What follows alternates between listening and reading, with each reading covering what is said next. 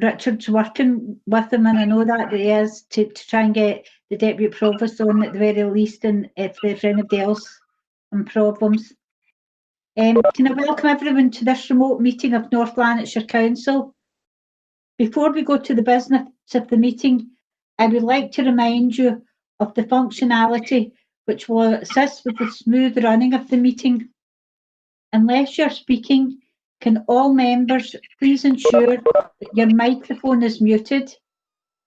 If you've declared an interest in a particular item of business, the clerk will remove you from the meeting to the lobby and reinstate you once that item of business has been dealt with. Can I remind members that if you wish to declare an interest during the meeting, please type in DEC in the chat bar and hit return. If you wish to raise a point of order, please type in the chat bar PO and hit return. If you wish to ask a question, please hit the space bar in the chat bar and then press enter, and the clerk will notify me of the order of speakers for each individual item. Please do not use the chat bar for any other purpose.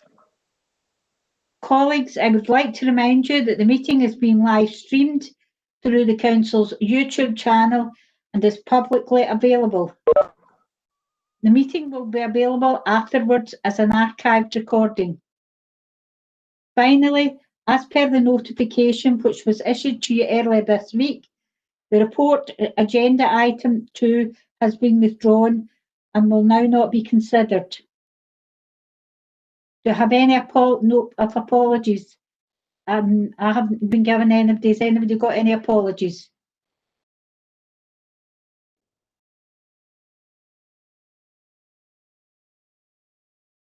Thanks very much.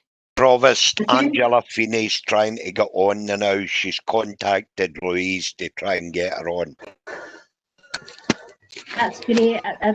I'm conscious there are a couple of members just having problems getting on. Provost,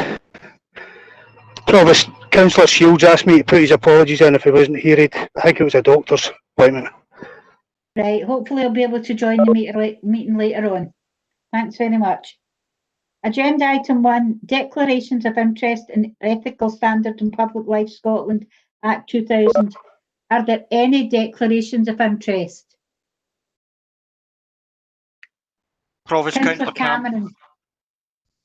Yes, thank you, Provost. And not to start something like when we had the discussion of the tax office, I've actually got to declare an interest in my own motion, as I am a member of a charity/club that uses culture and leisure facilities. I do not believe it prevents me from taking part in the item, though. Councillor Beveridge. Thanks, Provost. I forgot to put an apology in for Councillor Fannin. Thanks. Thank you very much. Councillor Stubbs. Provost, the Culture and Leisure motion. My wife works for Culture and Leisure, so I'll declare an interest. I always do, just in case anything crosses over. Thank you very much. Provost, I want to put. I work for leisure. I would like it noted. Thank you very much. If there's no other declarations of interest, agenda item 2 is amendment to protocol of remote meetings. This item has been withdrawn. Agenda item 3 is minutes of meetings of committees, subcommittees and panels for cycle 4. In accordance with Standing Order 21, the volume of minutes has been distributed to you. Can we approve the volume of minutes?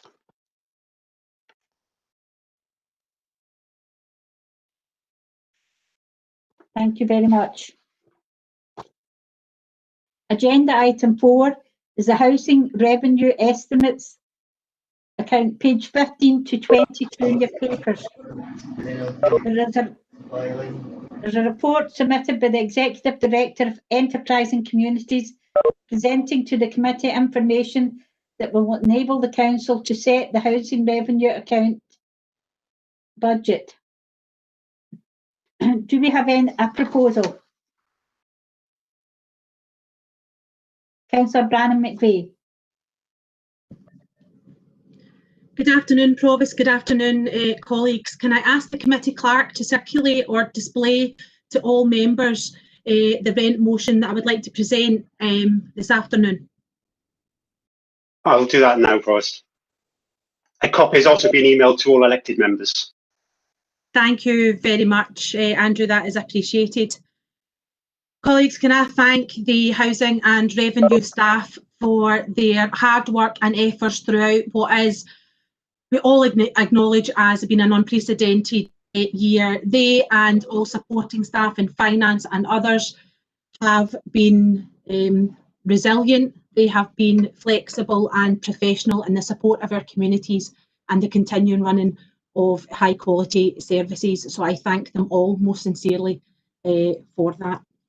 Colleagues, there will be no surprise in the motion that we have before us. It follows a trajectory that's been set at previous council meetings, that is an investment in ambition, but also an investment in compassion and support for our tenants.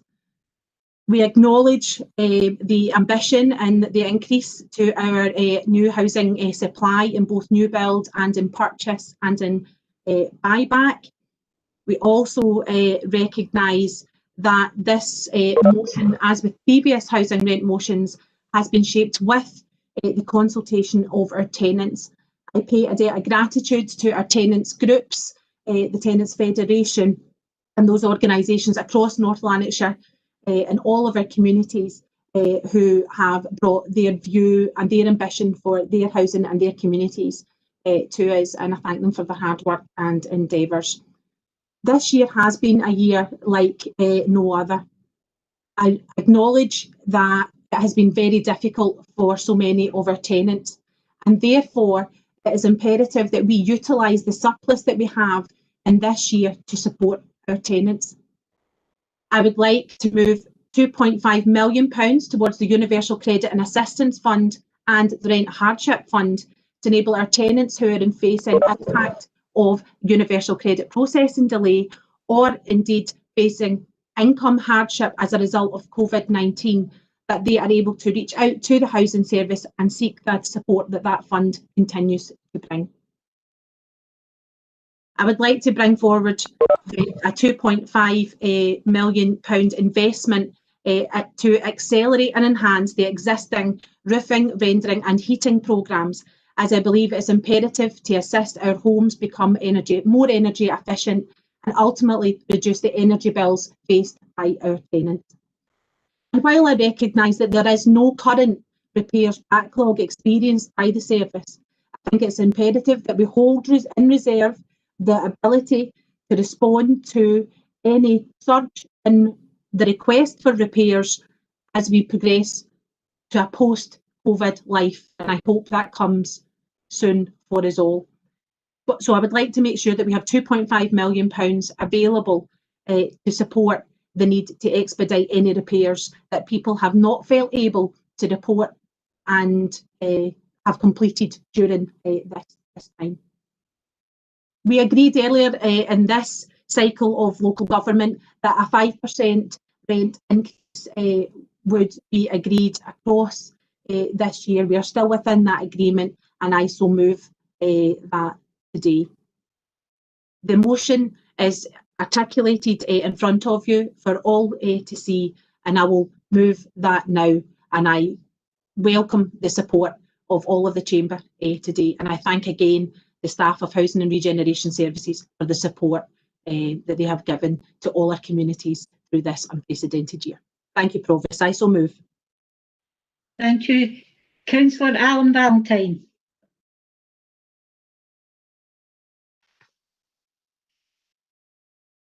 Hang on.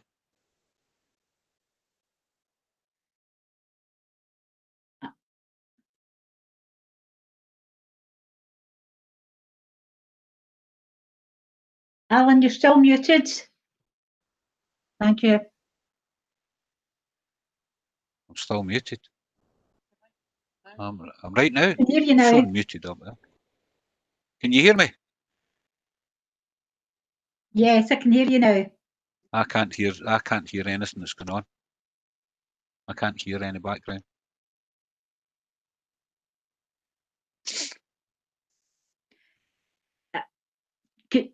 Problems connecting to. So we can hear you, Alan. Right, okay, I heard that through Annette's headset. Right. So I'm quite happy to say I'm still muted. Am I still muted? No, I can hear you. Well, we can hear you.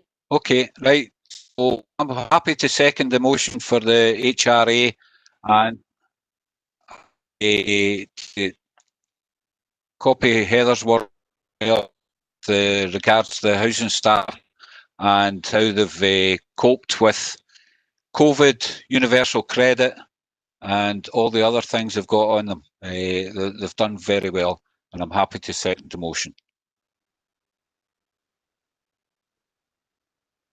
Thank you. Is there anybody otherwise minded?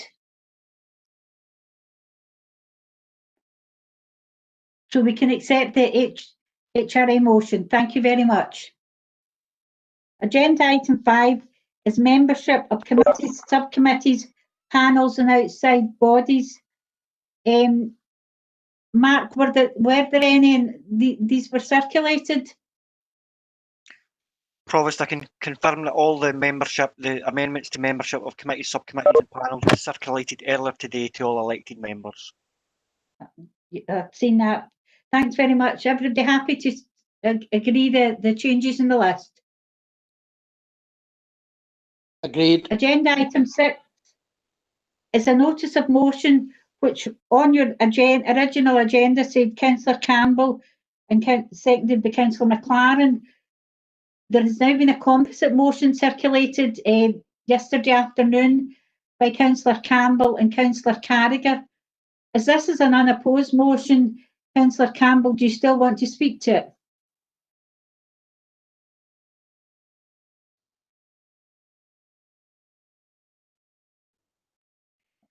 Yes, we would, please, if that's okay, Provost. Yeah? Yeah, on you go. Right. Thanks, Provost. I'll try to be brief. Firstly, I'm delighted that we're all in agreement that changes are needed regarding the use of fireworks.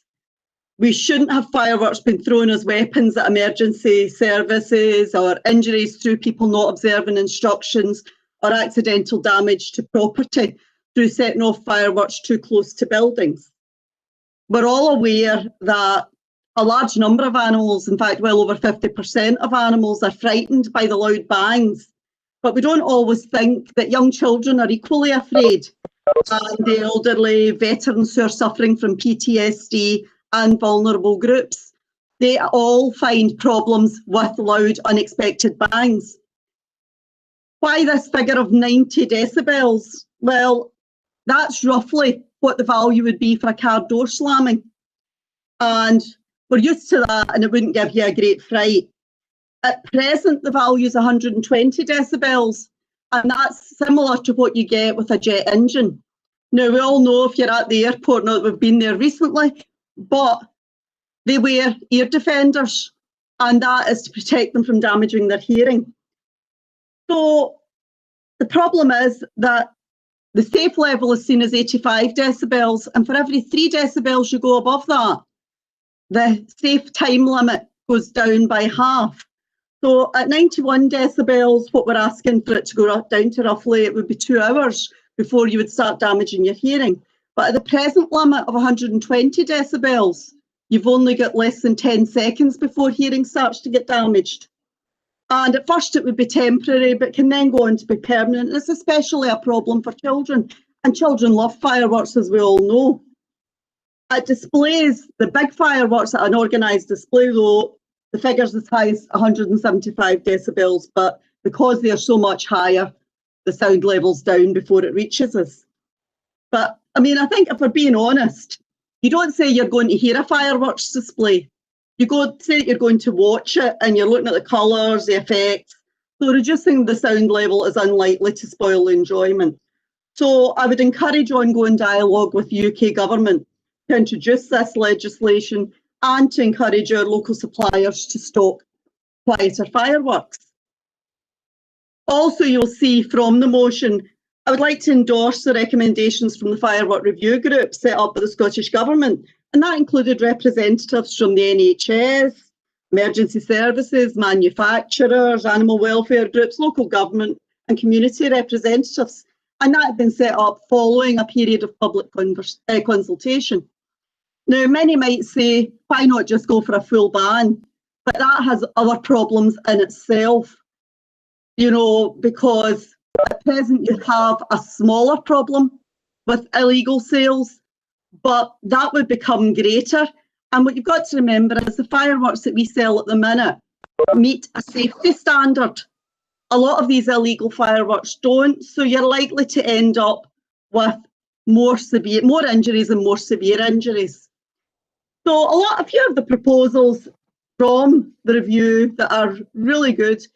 Additional restrictions on the days and times that fireworks can be set off, that is to be welcomed, and also the proposal of no firework zones in areas, and that would be negotiated with communities. Possible prosecution of adults who buy fireworks and hand them over to young people to use, also an excellent idea, and mandatory conditions put in place before anyone can purchase fireworks. That is a very, very welcome idea, because you wouldn't just hand an explosive to somebody and say, on you go, just use it. Say you were going to blow up a tower block, people are trained. So I think training is most important. An excellent set of very practical recommendations, and I am delighted to propose the motion. Thank you. Councillor Carragher, you're seconding it. Would you like to speak? Yes, please. So I'd like to start by recognising that all groups and none within North Lanarkshire Council are in agreement with this motion, and for that I'm very grateful. The response to the 14-week consultation undertaken by the Scottish Government highlights that there is strong public desire for tighter restrictions to be introduced in relation to how fireworks are sold, as well as how they're used.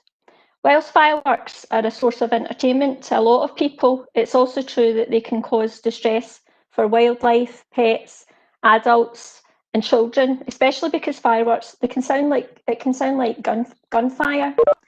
When I was a child, I only ever remember fireworks on bonfire night. Everyone knew when to expect some noise, and anyone that was affected negatively could take measures to reduce the impact on themselves, family members and pets.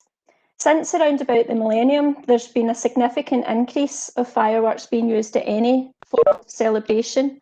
Well, this is entertainment for those present. It's not something that the wider public can prepare for.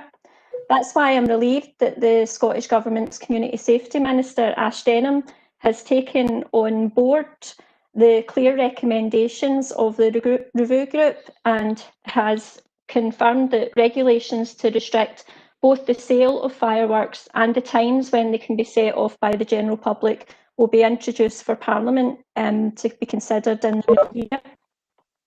I'm also pleased to note that some large chain supermarkets have made low noise fireworks available. This should be encouraged and taken up by local suppliers. As I said at the start, all parties and none within this council are in agreement that change is required, as are the Scottish Government.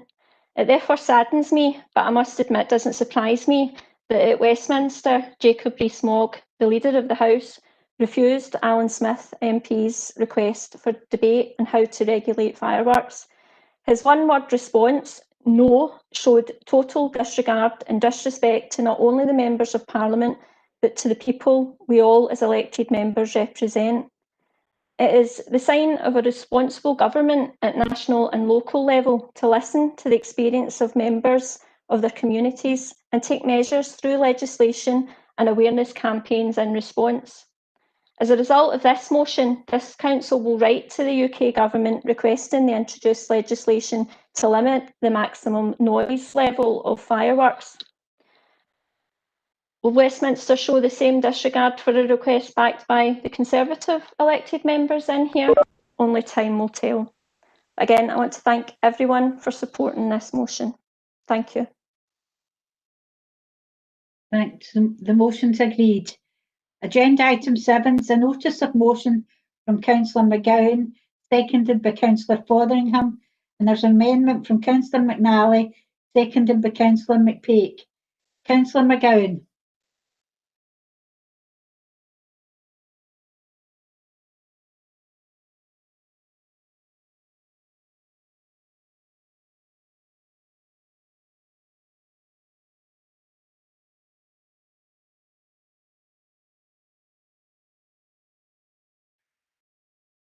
Councillor McGowan. Provost, I don't think Councillor McGowan is on the call, so someone may have to move the motion on her behalf. Yes, I'm. Oh, sorry, I couldn't see your name in the list. Apologies. Sorry, I wasn't. I'll start again.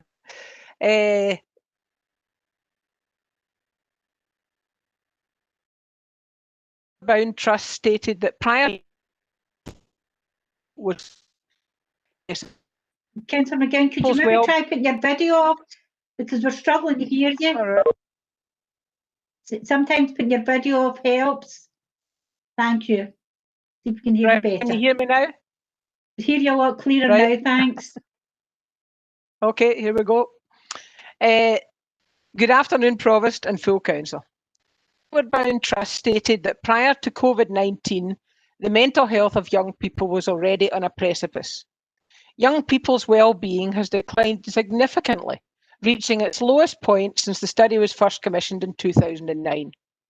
The Outward Bound Trust carried out a mental health and resilience survey in October 2020, which highlights two key barriers to promoting health and well-being, related to some distinct lifestyle changes. Young people are spending more time indoors and are less likely to be physically active, reducing the opportunity for them to benefit from the positive correlation between physical health and mental well-being. Young people are spending much more time on social media, which has been linked to increased rates of anxiety, depression, and poor sleep. It's very sad at this time when young people's sense of well-being is measured to have reached its lowest point since 2009 that North Lanarkshire closes its outdoor centre, where approximately 3,600 primary 7 pupils enjoyed a week of physical and social activity, which developed resilience, independence, leadership and team building. As a councillor, I meet many of my ex-S5, S6 pupils from Colt.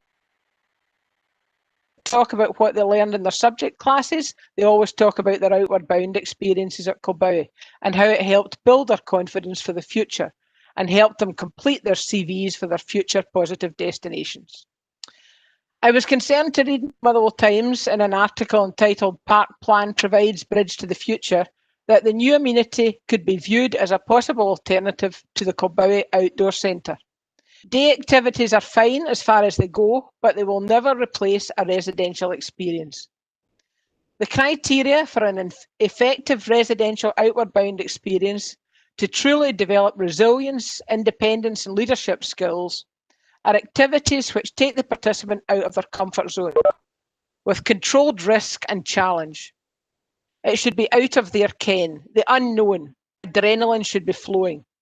There should be rocky cliffs to abseil down, gorges to climb in and jump 10 feet into deep pools, isolated places to take part in day weekend treks, exciting night lines in the evening, group session in the evening appointing leaders to direct the next day's activities and lead their group.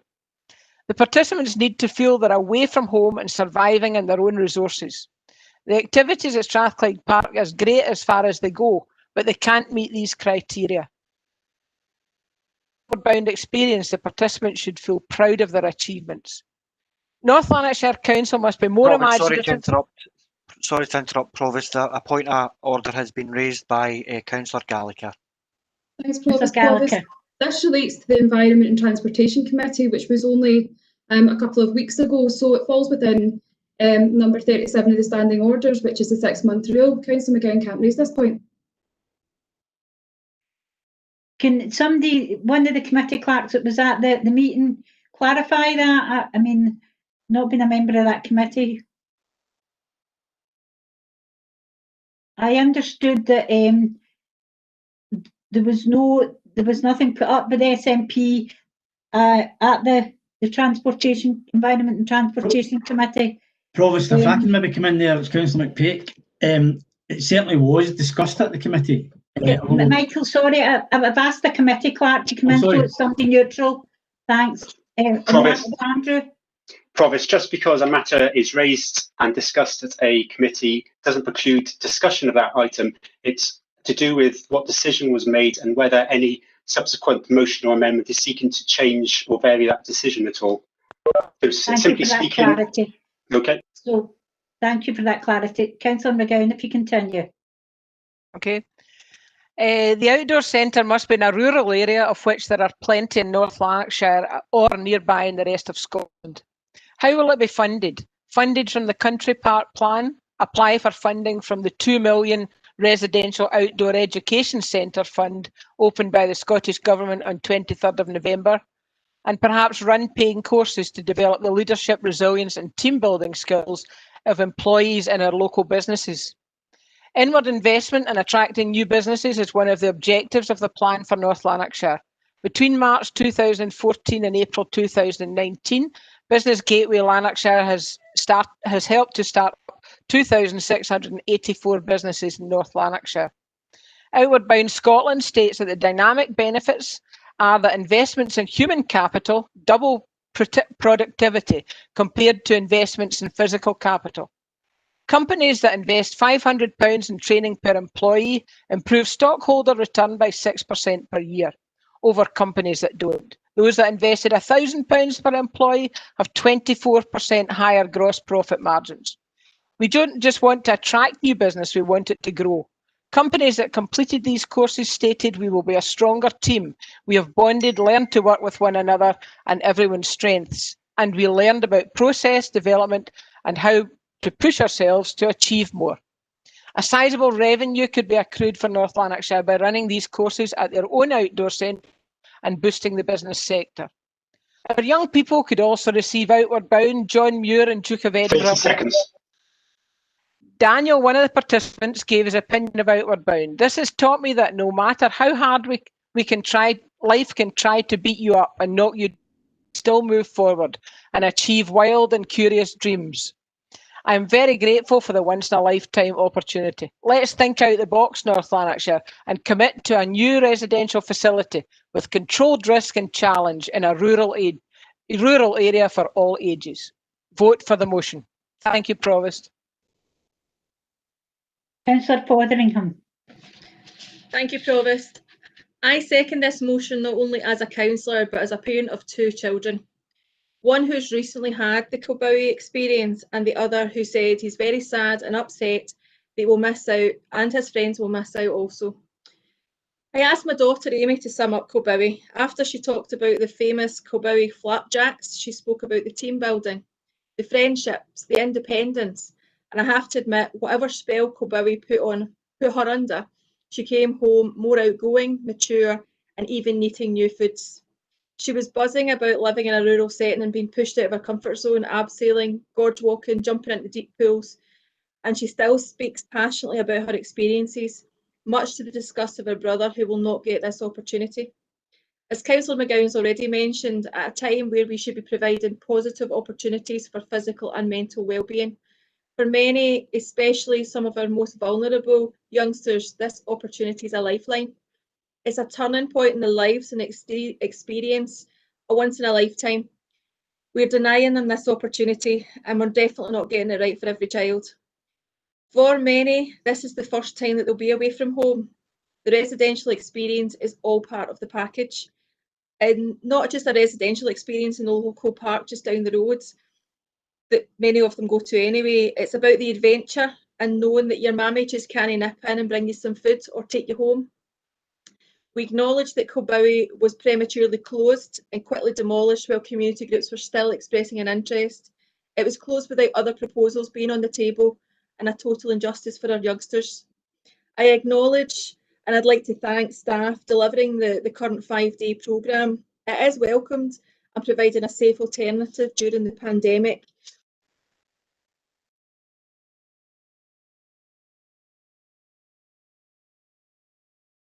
Councillor Fotheringham, you put your microphone off. Councillor Fotheringham. Yep. I'm going to just finish on a plea from my 10-year-old son, Ben. Mum, please tell them to get it sorted. It's not fair that my friends and I are going to miss out because you've shut Cobowie. Thank you. Councillor McNally. Thanks very much, Provost. I'm happy to move the amendment, and I think it's important at the outset to state the importance of outdoor education to young people in our communities and across the country. I'm sure, like me, many members remember with great fondness the time spent engaging in an outdoor education programme. It's vitally important to a young person's learner journey and beyond providing memories that last a lifetime and benefiting, as Councillor McGowan rightly says, physical and mental health. It helps to build important life skills, resilience, confidence, communication, teamwork, independence and leadership, to name but a few. Provost, in North Lanarkshire, we are absolutely committed to building on our strong history in this area and continuing to deliver high quality outdoor education. And as highlighted in the amendment, I greatly welcome the positive programme currently being piloted at Strathclyde Country Park. We need to remember, Provost, and with the greatest respect to Councillors McGowan and Councillors Fotheringham, the Cobowie experience this year would not have been able to go ahead because of the challenges around COVID-19. I think we need to put that into perspective. But the offering that's currently in place at Strathclyde Country Park is a very positive one, supported by active schools, supported by the Countryside Rangers. Since August, despite the challenges of COVID-19, 458 primary 7 pupils from 14 schools have attended the 5-day programme and participated in a range of activities from archery to bushcraft, from cycling and bikeability to orienteering and water sports and many more. They've even had a chance to go on that speedboat, which I've got to say I'm very jealous of, Provost. All the years I've been going to Strathclyde Park, I've never had the chance to do that. So they've had the opportunity to do that as well. And I've got to say the feedback has been excellent. The young people, and I'll just quote some of the feedback from the young people. It's helped me greatly build my confidence. It was a once in a lifetime experience. All the activities were amazing. The experience is the best I've had in a long time. That's the young people who've been engaged in this programme over the course of the last several months. So the feedback has been excellent. And of course, there will be a full evaluation, Provost, of the programme in the coming months. But as has been discussed on many occasions before, there are many opportunities across North Lanarkshire's parks and outdoor spaces to enhance that experience further. That is something that we have cognizance of, and it should excite us greatly that we can build on this pilot programme that's operating at the minute. The motion outlines the importance of residential provision, and we agree. We agree with that. That's why earlier this year, the leader of the council committed to the delivery of a new state-of-the-art, fit-for-purpose residential facility at Strathclyde Country Park that will be pursued through the new 5-year capital programme. And what a tremendous opportunity that will bring to enhance the outdoor experience even more and build on the ambitious Parks for the Future strategy that Councillor McPake may reference in his contribution in a few moments' time. I think it's also important, Provost, to remember that for many years, head teachers have had the discretion, and many have made use of a range of external providers that deliver a residential experience. That has been, as I said earlier, greatly hampered this year by rules around COVID-19, but I can advise that a tender exercise has taken place, which will allow schools to pick from an approved list of residential providers, should they choose that as an option for their school to complement the existing offering when this pandemic dissipates. Provost, I hope, frankly, there doesn't have to be a division on this matter, and that the mover and seconder of the motion will recognise the work that has been undertaken and the ambition for the future. And I do want to thank all those involved, our staff, for their efforts in making this new programme a success. The young people feedback has been incredibly welcome and really difficult and challenging circumstances this year with COVID-19, and I'm happy to move the amendment in my name. Councillor McPeak. Thank you, Provost. I'll be as brief as I possibly can here, and I'll happily second the amendment by Councillor McNally. Councillor McNally already referenced the Parks Master Plan that the Council has been working on for some time, as we know. It's been mentioned before, and the Parks Master Plan, in this case, Strathclyde Park, has had extensive consultation. We've moved on from there as well, and within the amendment, it mentions the next stage, which is the capital bid, the capital programme, 5-year programme, which will happen early February of next year. So these things are all moving on. We decided there was a commitment made by the leader of the council the 31st of January last year that we would have some sort of residential facility at Strathclyde Park. That will become more clear in the early part of next year and moving forward. And that's not to say one size fits all. Never does one size fit all. We all know that. I mean, we've heard reference there to somebody's son who's 10 years of age, and he speaks highly of Kilbowie. Well, I've got 2 sons as well. One of them was unfortunate enough, didn't get a chance to go to Kilbowie because at that time special needs children didn't go. But the other one loved it, absolutely.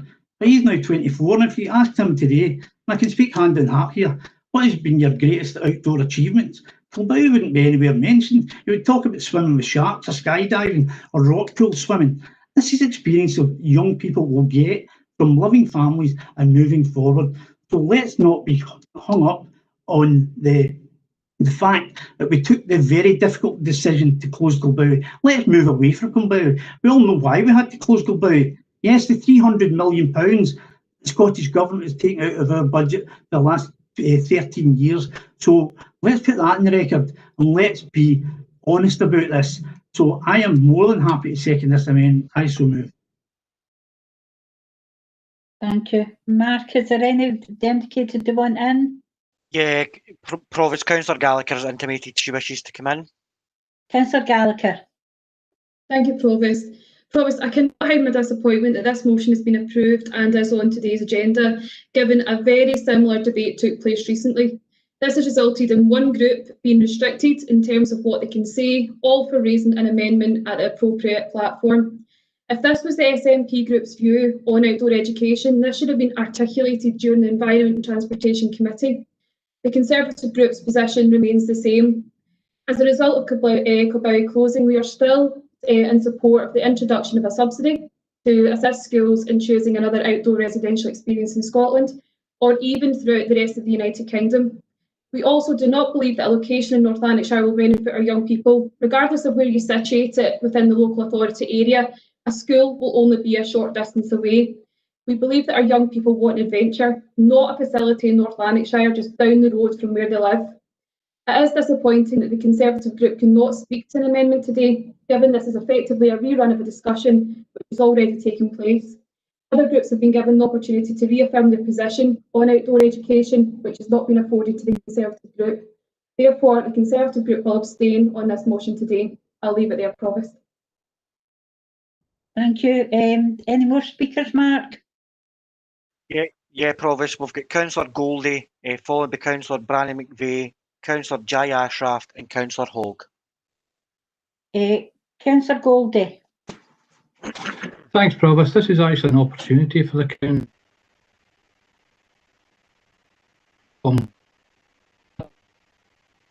Council. Park as many things else as a theme park or whatever.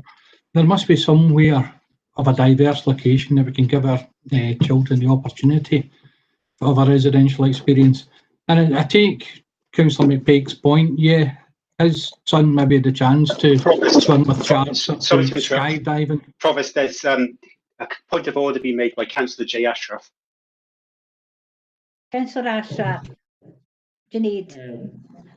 Thank you, Provost. So it was just in relation to obviously the point that Councillor Gallagher was making. I just didn't I didn't know if it could be corrected or not. But it was the point that she was making was that the Conservative group couldn't bring up the motion that the SNP group had brought up today, because they had brought this up as an amendment during the Environment and Transportation meeting. I don't think that's correct. That's What Councillor not a point Gallagher order. said. We clarified that during Councillor Gallagher's point order, so Councillor Gallagher is entitled to her opinion, but that was clarified with her during when she tried to raise a point order earlier on. Okay, but it's simply untrue. But okay, thank you. No worries, Provost. Thank you. Provost, if Councillor Hogg is looking to come in with a point order as well, thank you. Councillor Hogg. Sorry, Provost, it was just to make a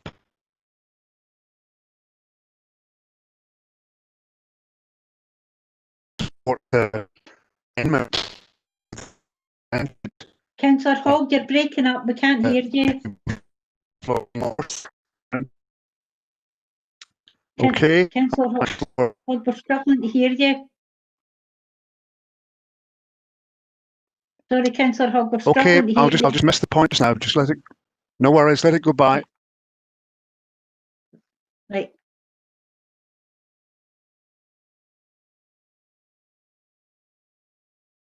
Sorry, Councillor Goldie. Thanks, Provost. It was just the point I was going to make was, as Councillor McBaig pointed out, maybe his son did have the opportunity to skydive or swim with sharks or whatever. Many of our underprivileged children within North Lanarkshire won't have that.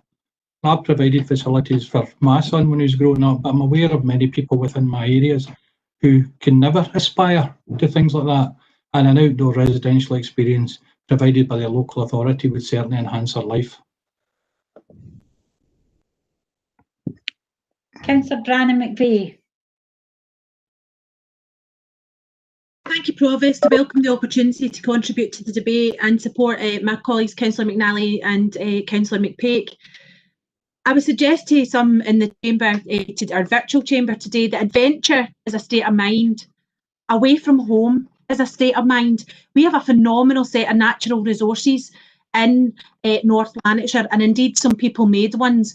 And this creates an opportunity to create a residential launch pad, if you could allow me some latitude, a launch pad within the park that can reach out across our communities to provide that rock climbing, I mean, in my own community, for example, I would be delighted to take members of this council for walks that would enable gorge walking. We can do that. We can do rock climbing. We can do kayaking and canoeing, all in the physical environment of North Lanarkshire.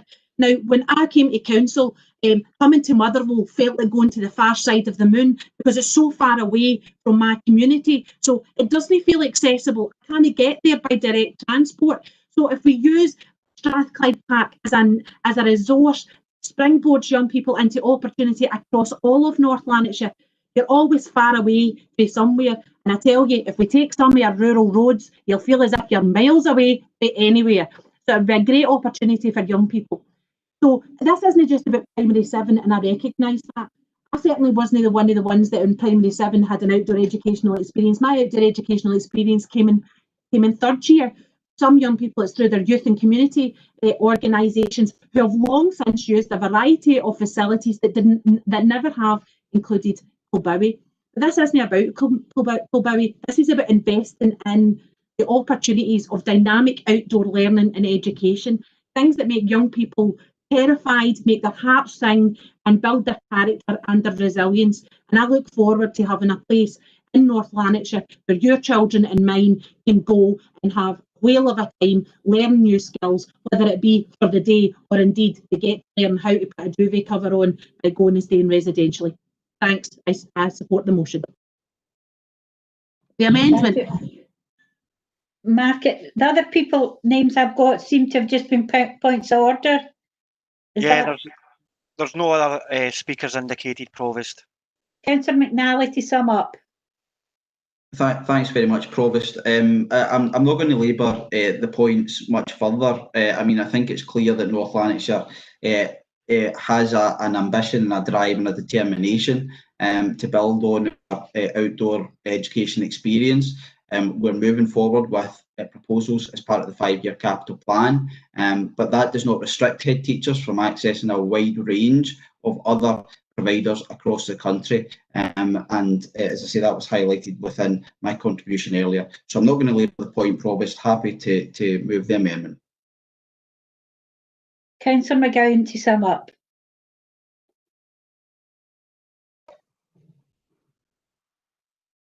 I'm not going to. Can you hear me this time, Provost? Yep. Say a lot about it. Just that there was a lot of talk about this year about COVID, that we couldn't do certain things because of COVID. That will pass. And we want to have for the future that will last 20, 30 years in North Lanarkshire. We want it for all different types of people. We want it for our primary sevens. We want it for our secondary pupils. We want to have people doing Duke of Edinburgh. We want it for our businesses, our employers. So we want to have a state of which we could take the pride of. I agree with Heather that there are plenty of facilities in North Lanarkshire for God's walking, for climbing, for abseiling. But I think the centre should be built in a more rural area. I think North Lanarkshire is a built up area. There's M&Ds, there's caravanning park, there's loads of things in Strathclyde Park already. And I think apart from anything else, it would be, actually supervising, having supervised children away and outward bound at night. Park, it could be quite difficult when you've got children living in a residential, keeping them actually there and them not wanting to go to M&Ds and go to things that are round about. So I would think that it would be much better built in a rural setting. I agree that children get, or young people get lots of different chances in life, but these are all expensive. The ones that Councillor McPake talked about are all expensive. One of the amazing things about Kilbowie, and it could be about our new outdoor centre, is that it's subsidised, that all children get. Everybody that wants to go gets, so they all get the one experience. Totally a supporter of Outward Bound. I think it could be all in North Lanarkshire, and I think that we could really show the way to other authorities and improve the mental health of our young people. Thank you, Provost. Thank you. Andrew, can we go to the vote, please? Yes, Provost. We have a motion by Councillor McGowan, an amendment by Councillor McNally. I'll call each member's name in turn, and if you can state whether you're supporting the motion, the amendment, or if you're abstaining. Councillor Anderson. Motion. Councillor Dinesh Ashraf. Motion. Councillor Junaid Ashraf. Motion. Councillor Baird. Motion. Councillor Barclay. Motion. Councillor Beveridge.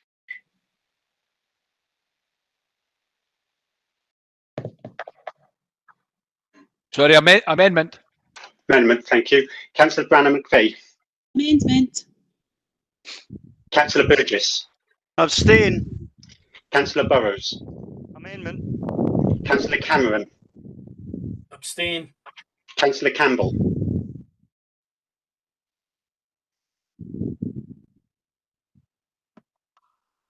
Councillor Campbell. Unmute. Sorry, I didn't hear your response, Councillor Campbell. It won't.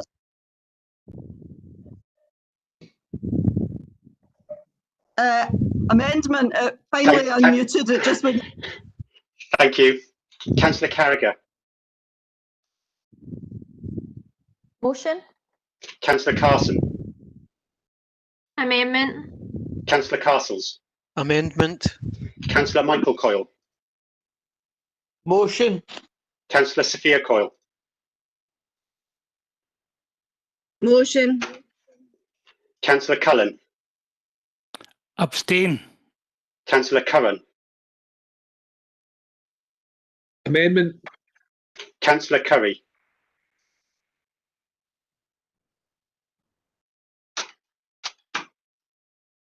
Councillor Curry. Councillor Damasio. Motion. Councillor Doherty.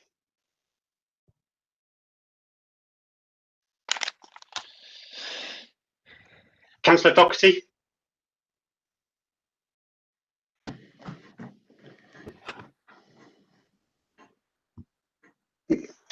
Councillor Doolan.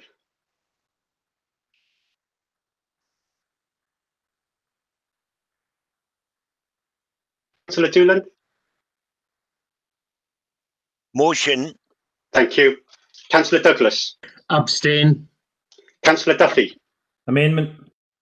Councillor Fannin, I believe, is not on the call. Councillor Farouk.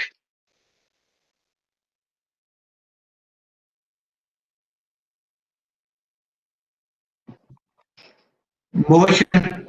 Thank you. Councillor Feeney's not here. Councillor Fisher. Amendment. Councillor Fotheringham. Motion. Councillor Gallagher. Abstain. Councillor Goldie. Motion. Councillor Goldsack. Amendment. Councillor Gurley. Amendment. Councillor Graham. Amendment. Councillor Hogg. Amendment. Councillor Hume. Motion. Councillor Catherine Johnson. Motion. Councillor Tom Johnson. Motion. Councillor Jones. Amendment. Councillor Kelly. Amendment. Councillor Kerr. Motion. Councillor Larson. Motion. Councillor Lennon. Motion. Councillor Linden. Motion. Councillor Logue. Amendment. Councillor McGregor. Motion. Councillor McGowan. Motion. Councillor Masterton. Motion. Councillor McCulloch. Amendment. Councillor McKendrick. Amendment. Councillor McLaren. Amendment. Councillor McManus. Motion. Councillor McNally. Amendment. Councillor McNeil. Amendment. Councillor McPake. Amendment. Councillor McVeigh. Amendment. Councillor Mooney. Amendment. Councillor Morgan. Amendment. Councillor O'Rourke. Amendment. Councillor Pettigrew.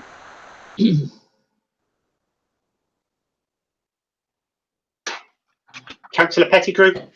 Sorry, Andrew. Motion. Motion. Councillor Quigley. Amendment. Councillor Reddin. Amendment. Councillor Rorty. Amendment. Councillor Shevlin. Amendment.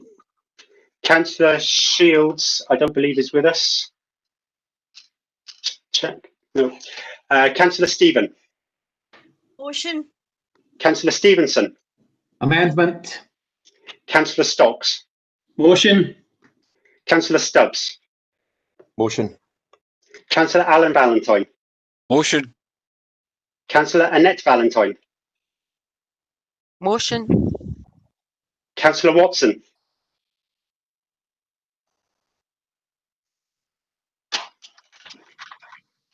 Councillor Watson. No, Councillor Weir.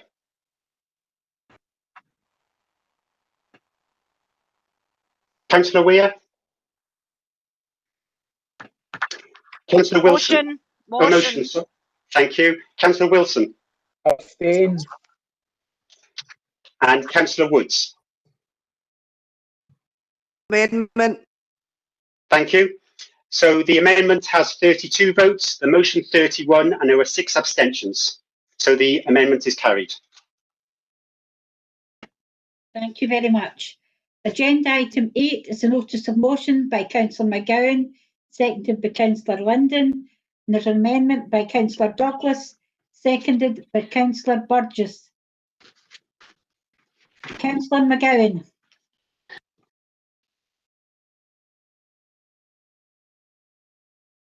Thank you, Provost, and good afternoon again. Abstain.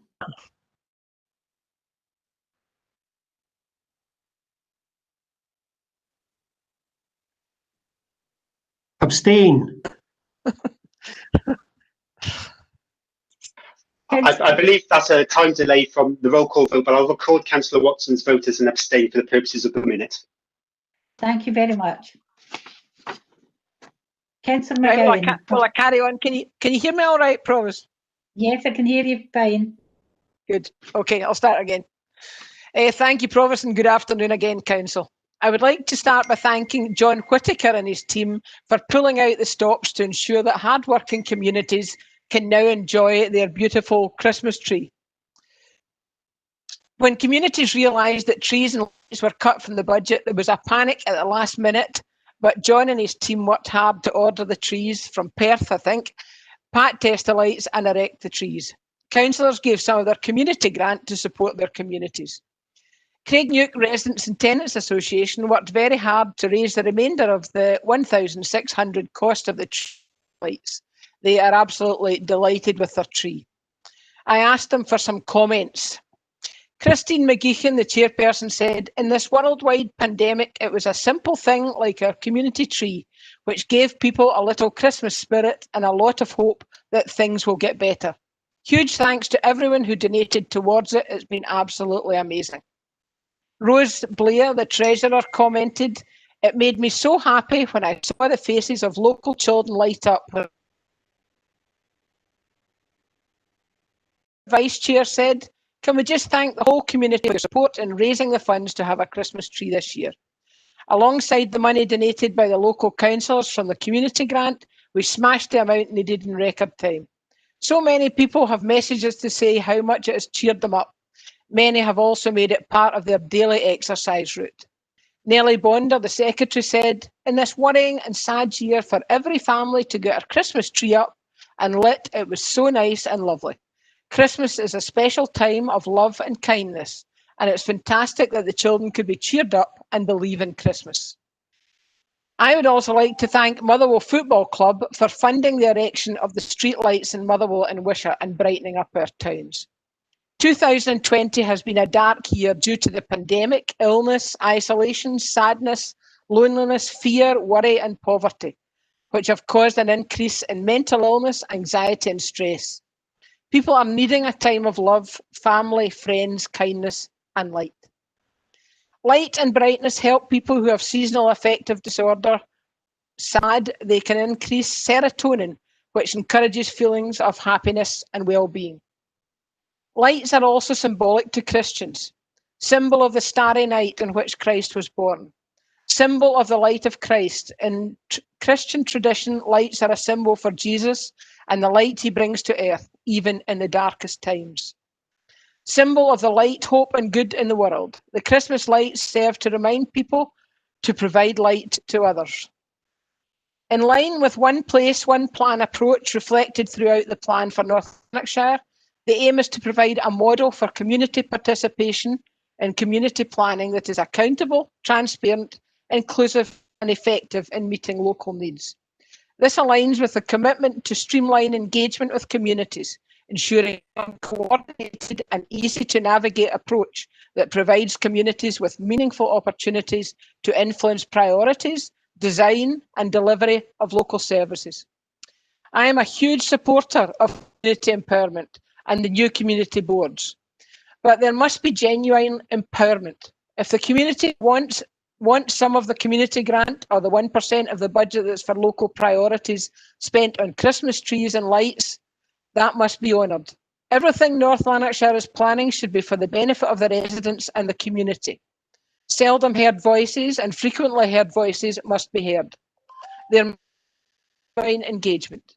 Allow the communities their Christmas trees and lights in 2021 and vote for the motion, Council. Thank you. Councillor London.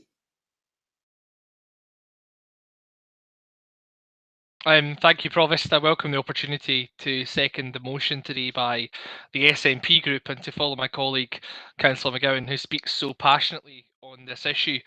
Provost, I want to be clear. I understand the immense strength of feeling and the emotive nature of this issue of Christmas lights and trees in our community throughout the festive period. Christmas is, for me, my favourite time of year. It brings a smile to people's faces and brings people together.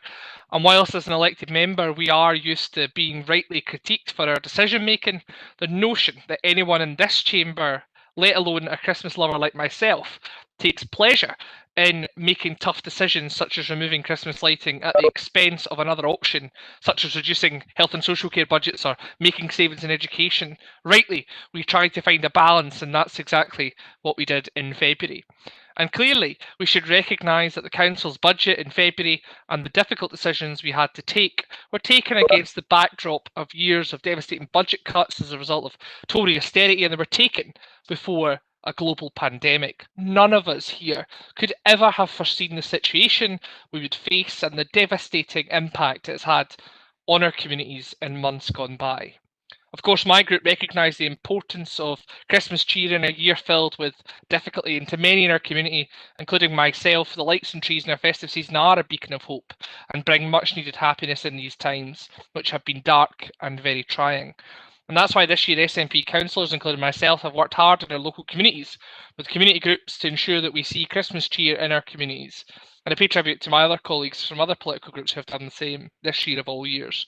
I want to take the opportunity whilst I'm speaking to pay tribute to Bellshill Community Council and Thorneywood Community Council, who have, like many community groups and community councils across North Lanarkshire, they've been truly working very hard in recent weeks and months for our community. I've been so proud to work with their dedicated and caring teams of office bearers and members, whether it's supporting their ideas or contributing council's community grant funds to their tree initiatives. These groups are truly a shining example of the importance of working together for our communities, and I thank them for everything they are doing for the towns and people of North Lanarkshire. I hope that their work helps bring a smile to local people at this difficult but nonetheless very special time of year. But this rightly cannot be a long-term solution, with community bearing the thrust of the work. So in order to recognise the successes of local groups and build on that work, whilst recognising the financial implications, our motion calls today to find a more long-term solution, working within an empowering communities framework to provide sustainable funding that's decided by local people to fund these ambitions. In supporting today's motion, members will agree that the Council's community section will work with community boards and other community stakeholders in the coming years to facilitate and support the opportunities to have festive lighting continue in our communities, whether that be utilising the pathways provided through the Scottish Government and COSLA's agreed position of the 1% Council budget being spent and determined by local communities, or whether it's by considering the scheme for community grants to support the initiatives as community projects desired by the public. All of this has the potential to deliver long-lasting and long-term solutions, working truly in partnership between the Council and key community partners to deliver on a shared commitment to bringing festivities back into our communities in one shape or the other. And I hope that members in that spirit and in the spirit of the season will support the motion today for our communities. Thank you, Provost. Councillor Douglas. Thank you, Provost. We all know the dire state of our finances in the current climate. Last year, councillors had to make a difficult decision based on what they thought was best at the time. During the setting of the last budget in February, it was a long way off. And here we are in the middle of a pandemic, and our high street and towns are absolutely on their knees. The cutting of the budget for the festive lights was short-sighted. No work was done afterwards to prepare our communities for what was to come. They would need to step in and fill the void that North Lanarkshire Council left behind. Thankfully, many community groups and organisations have come to the rescue, and I thank every one of them. Unfortunately, there are some towns and villages which don't have community groups or organisations who are able to assist with procuring and setting up the festive lights. I have much pleasure in proposing my amendment. Thank you. Councillor Burgess.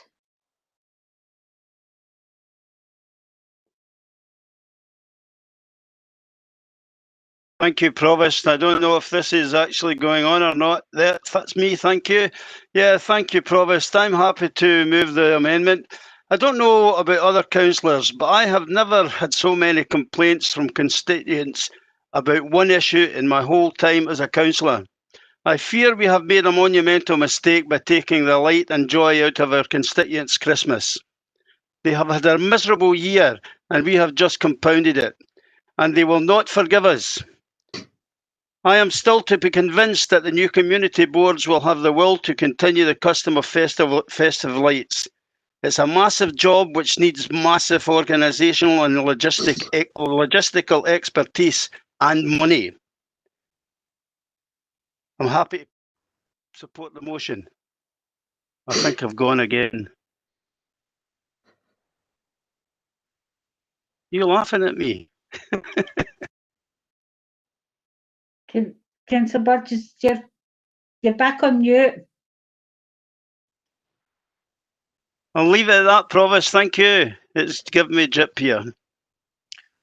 Provost, there's a point of order being raised by Councillor Stubbs.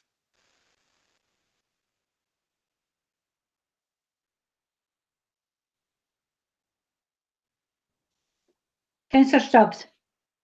Provost, I hope that I've done this in the right way. I waited until the mover and the seconder of the amendment had finished before, in case it had been clarified within their contributions, but it hasn't. I understood that amendments and motions to council had to be costed, and it had to be clear where the funds required would come from. The last paragraph of the amendment is quite clear that the decision is to be reversed and that lights are to be put back up, and perhaps the mover or the seconder would be willing to give us the information where that £150,000 recurring cost or so would come from. To be honest, when any of the motions and amendments come in from the Conservative group, it's the only group that has everything costed out within their, when they submit their amendments. They fill in the pro forma that was put out earlier on.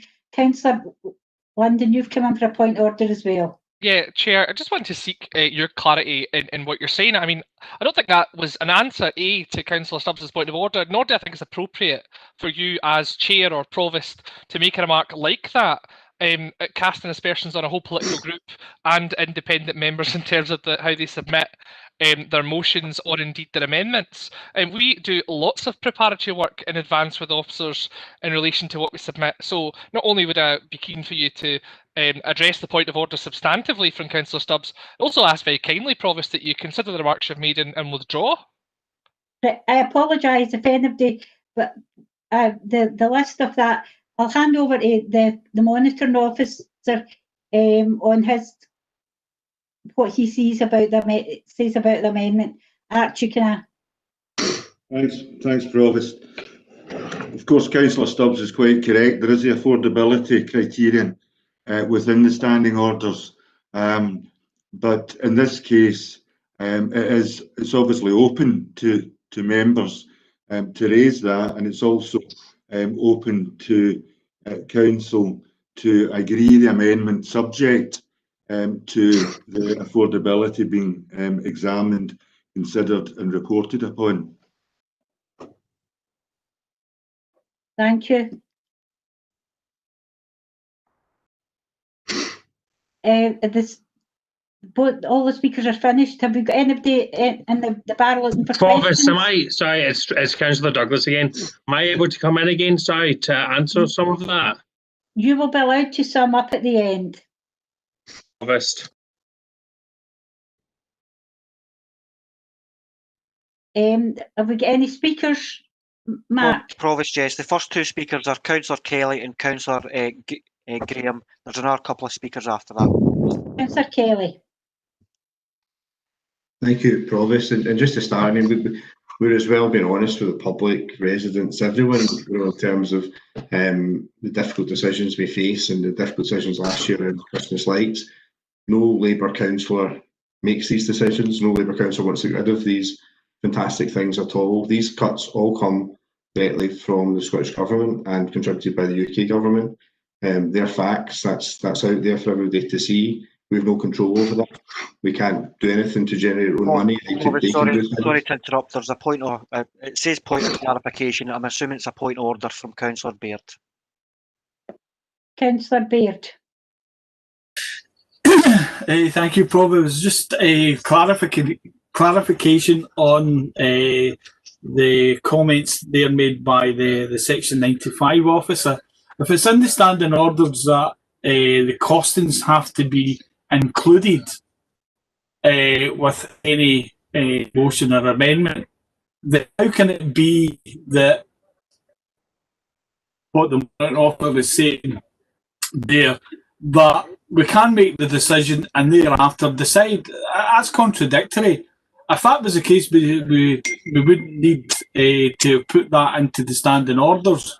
So, I mean, I think we really need to define, if we're putting motions or amendments in, have they to be costed to be accepted, or can they be accepted on the basis that thereafter we can find where we're going to find the monies for it? I think this has to be addressed. It can't be both. Right, I'll ask the monitoring officer to address your point of clarification. Archie, could you come back in on that?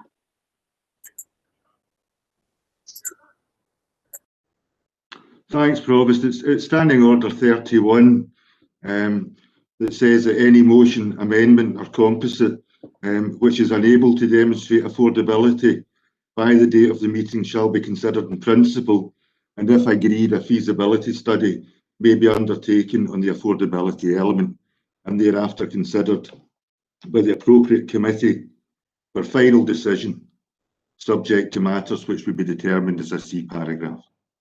So it's in the standing orders. Councillor Kelly, can we go back to you?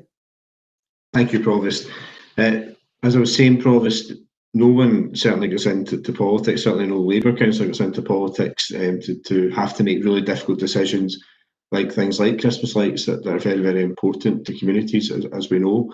But councils have been suffering from 13 years of direct Scottish Government cuts, and that has an impact on services, it has an impact on decision making and what we can and can't do, and we have to be very honest with residents around that. And the same contribution in terms of UK Government, in terms of we have no control over how our budget is in terms of generating cash. So we are left with difficult choices. We have to balance the books. We're very, very low down the order for the Scottish Government in terms of their priorities, and have been for a long time. So certainly, Councillor McGowan and Councillor Linden, it sounds like they aren't living in reality in terms of the difficult challenges faced by council and difficult decisions that have to be taken, and that those decisions come directly from their government. So at the end of the day, it is their government that's responsible for things like the removal of Christmas tree lights, and that's the case across the country and across the rest of Scotland. The position of Councillor Burgess in terms of we'll need to ask for forgiveness. Well, I actually think that, as I've said, we don't have choices in this. What we do have to do is we're in a pandemic. We have to prioritise every penny that we have to support our healthcare workers, social care workers, to support our staff, to get through it, to support residents through welfare and other things. So we have a whole list of priorities that are really, really important. But looking to the future and why we as a Labour group are going to support the motion, it is important we go out and work with our voluntary sector, work with our community boards, work with residents in terms of doing everything we can to try and have Christmas lights if that's what people want, but more importantly through community boards and other channels, see what the priorities are of our communities, see what they would like to do with the money that's available that we have through community boards, etc. So we are supporting the motion on the basis that we will, in the year ahead in particular, can work with our communities through the community boards and other channels to see what residents want, to see what we can afford to do, and to see how we can all work together, whether it's Christmas lights or other things for our communities that can be achieved. Thank you, Provost. Councillor Graham. Thank you, Provost. Excellent contributions across the virtual chamber by Jordan and others in the SNP group and colleagues in the Conservative group as well. However, a sense of reality needs to dawn here about the impact of the cuts. Now, undoubtedly, Westminster has form here as well, but equally the Scottish Government is a large part to blame here. Now, I would ask colleagues in the SNP to join the administration, fight for a just settlement. Season greetings to all. Mark, you said there was a couple more speakers. There's just one more speaker indicated, Provost, and that's Councillor Burrows. Councillor Burrows. Provost, I just want to endorse some things that's been said about our local community getting together. It's important to realise and acknowledge that. And as been said earlier, I know within my particular ward, Thornwood, the Community Council has done extremely well under a very tight circumstances. And what, as Paul Kelly said, that we'll be supporting the motion because of moving forward for next year. But the reality is, I need to say to Councillor Linden, is that as an SNP, rightfully you attack the UK and all the time, and I get that. We absolutely get that for the austerity. We get it, Jordan. We absolutely get it. But you never accept the massive cuts that come from Edinburgh to the 32 councils in Scotland. And my previous colleagues in the Labour group have actually said that there, so I'm not going over it. Let's have a denial. It's there. The SNP group, along with other cross-party groups, are working now with the finance team, and they know exactly how much money they're anticipating that's going to be cut. Well, maybe they don't know exactly, but the finance team in North Lanarkshire are never that far away. There's a pandemic going on there at the moment, so obviously there's additional money coming in to support any potential pandemic. But the reality of the grant that's been cut has been cut and cut and cut. For once in your life, SNP councillors, please accept that you know it's been cut. Don't denial. It's been cut. And when we make decisions, nobody wants to make decisions about cutting Christmas trees or Christmas lights. Paul Kelly's right. I think that's what we want to do. But we have priorities as well. So please, SNP, please, once in your life, accept that you know there are massive cuts. Roll your eyes. There's massive cuts coming from Edinburgh, and you know that. Thank you.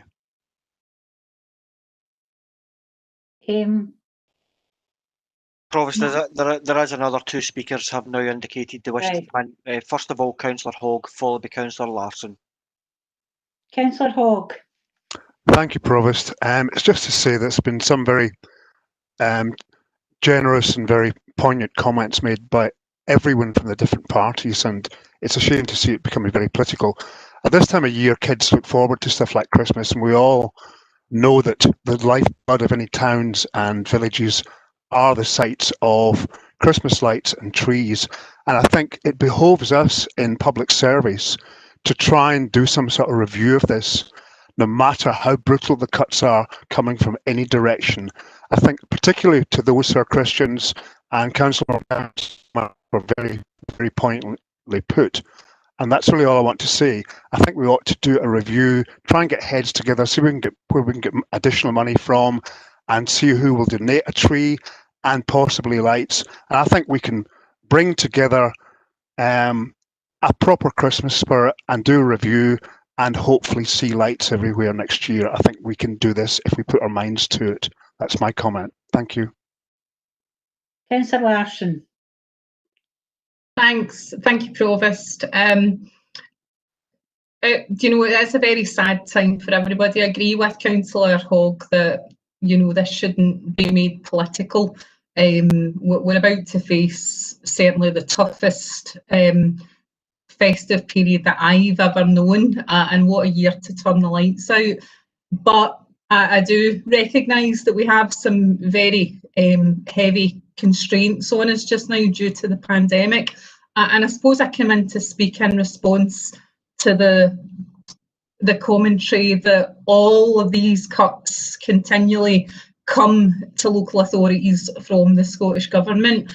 And it's just a reminder to me and to the general public why Labour are not succeeding, why they're not successful in Scotland, and why they haven't been for a number of years now. You have Labour on the left, you've got Conservative on the right, and everybody knows they want to capture the people in the middle, and so they've converged, they've came closer and closer together with their policy agenda till they've overlapped. Shutting down our choice in Scotland, quite rightly, in my mind, has taken its own humanitarian turn and has introduced a whole array of more left-leaning policies over the last number of years, which is why we're so successful.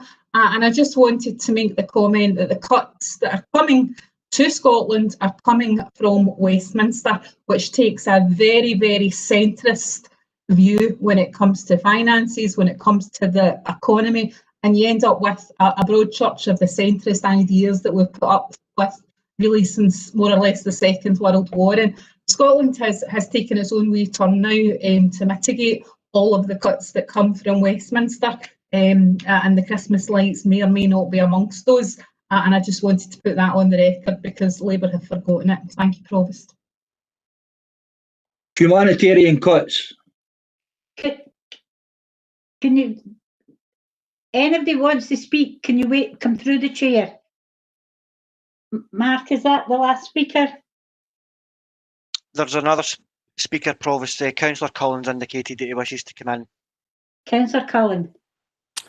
Thank you, Provost. A couple of minor points. I'm not going to take up much of everybody's time. But just so that I can educate the public from our perspective as well as Councillor Larson, along with any perceived cuts that come from the UK government to Scotland, also comes £10 to £12 billion of deficit that Scotland would have if it wasn't for their participation in being part of the United Kingdom. So let's not forget that, Councillor Larson. If Scotland ever chooses to be independent, they will need to find that deficit. And we've never had any explanation about where that will come from, other than tax, tax and tax. Right?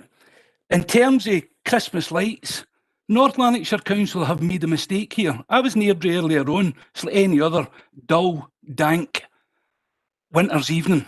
It's a week before Christmas, and people should know that it's Christmas coming up and there should be Christmas lights up down there.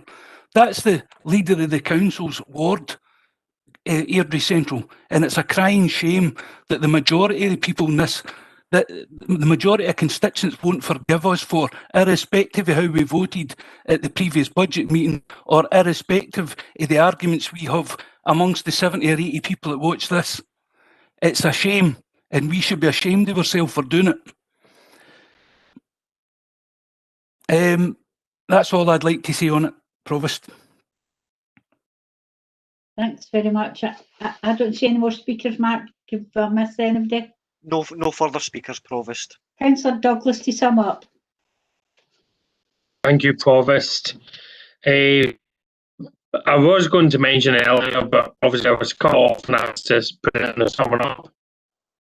If you really the funding, I'll be happy to take the funding for this. Take that from the £280,000 given from the restructure of the Chief Executive, along with the massive pay rises for the Chief Executive as well. We're not here to debate the restructure. That's all. Thank you, Provost. Councillor McGowan.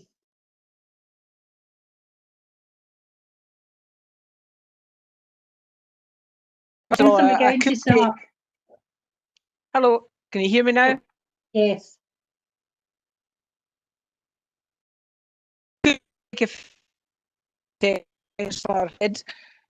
know I can be slightly mad at times, but not living in reality, I think, was a bit strong. I'm only joking. I'm glad that the Council acknowledges the incredible work of community and voluntary sector councils to realise Christmas trees and festive lighting in towns and villages across our communities. I totally agree that Christmas trees will be a beacon of hope and bring much happiness to many in these times. But I would just like to point out a few facts to Bob Burrows. I want to point out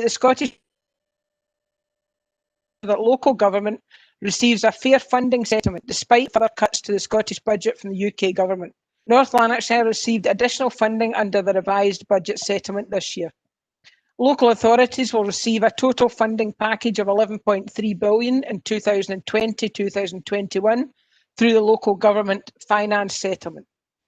Local authorities will again have the flexibility to increase council tax levels by up to 3% in real terms, providing up to an additional £135 million to help deliver essential local services. For North Lanarkshire, the Scottish Government's budget presents an overall increase £34.8 million for 2021 and represents an improvement in the anticipated funding position fund of £4 million. Now, I'm a councillor for my constituents, whatever the party, I'm there for the good of. And I want you to vote for the motion, and that the community grants and participatory budget should be used to alleviate mental health problems and give happiness and joy to the local people. Make sure community empowerment is genuine. Spend the budget on what the people want. Thank you, Provost. Thank you. Can we go to the vote, Andrew? Yes, Provost. We have a motion by Councillor McGowan, an amendment by Councillor Douglas, and I'll call each member's name out in turn if you could indicate. Councillor Anderson. Motion. Councillor Dinesh Ashraf. Motion. Councillor Junaid Ashraf. Motion. Councillor Baird. Motion. Councillor Barclay. Motion. Councillor Beveridge. Motion. Councillor Branham McVeigh. Motion. Councillor Burgess. Amendment. Councillor Burrows. Motion. Councillor Cameron. Amendment. Councillor Campbell. Motion. Councillor Carragher. Motion. Councillor Carson. Motion. Councillor Castles. Motion. Councillor Michael Coyle. Motion. Councillor Sophia Coyle. Motion. Councillor Cullen.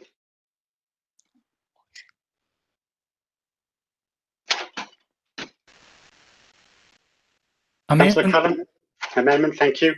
Councillor Curran. Motion. Councillor Curry. Amendment. Councillor Damasio.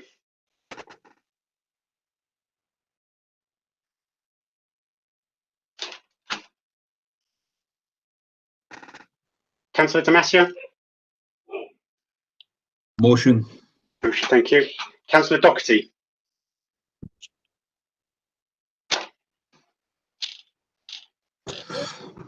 Councillor Doherty. Sorry, is that a motion? Councillor Doolan.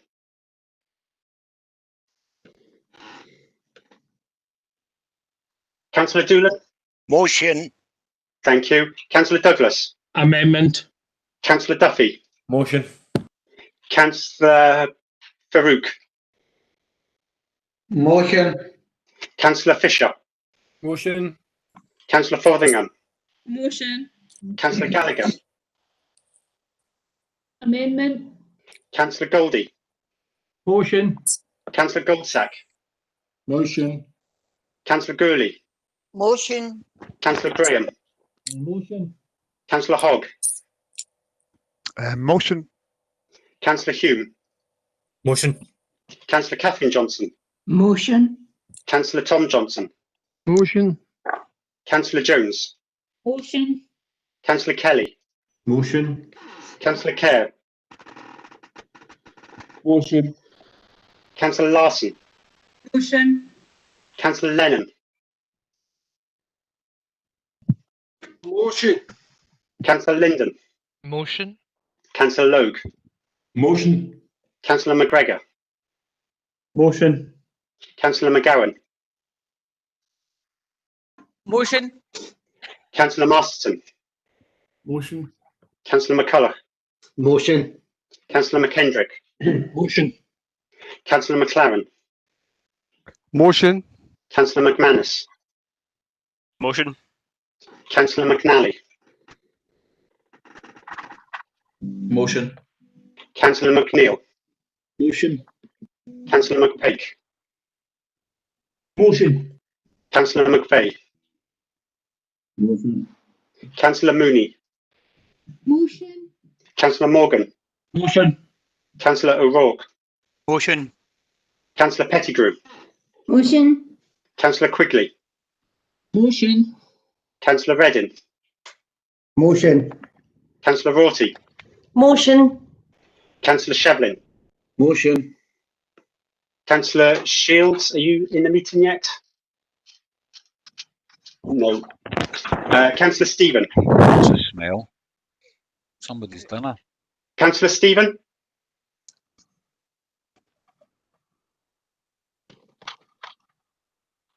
Did you get that? Motion? No, I didn't. Motion, thank Sorry, you. motion. Councillor Stevenson? Motion. Councillor Stocks? Motion. Councillor Stubbs? Motion. Councillor Alan Valentine? Motion. Councillor Annette Valentine, I don't think is here. Yes, you are, sorry. Motion. Thank you, sorry. Councillor Watson? Amendment. Councillor Weir? Motion. Councillor Wilson? Amendment. Councillor Woods? Motion. Thank you. So the amendment has 8 votes, the motion 64 with no abstentions, so the motion is carried. Thank you very much. Can I remind members to keep their microphone, keep themselves muted when they're not speaking, because I don't want to know what somebody's having for their dinner. Thanks very much. Can we move on to agenda item 9, which is a notice of motion from Councillor Cameron and seconded by Councillor Watson. There is no amendment indicated to your motion. Do you still wish to speak, Councillor Cameron? I would like to, yes, thank you, Provost. On you go. Thank you. I'll keep this brief. The reason I've put forward this motion, and I think many of us are well aware, is there's not been a lot of information coming out about what's forthcoming from Culture and Leisure North Lanarkshire. Culture and Leisure North Lanarkshire deals with beyond just the swimming pool facilities, etc. And this lack of information is affecting many community groups and charities, let alone the individual people that use the facilities. And just having an idea of the route that they would use to reopen, or whatever the plan is, would help all of these individuals and groups plan for the future.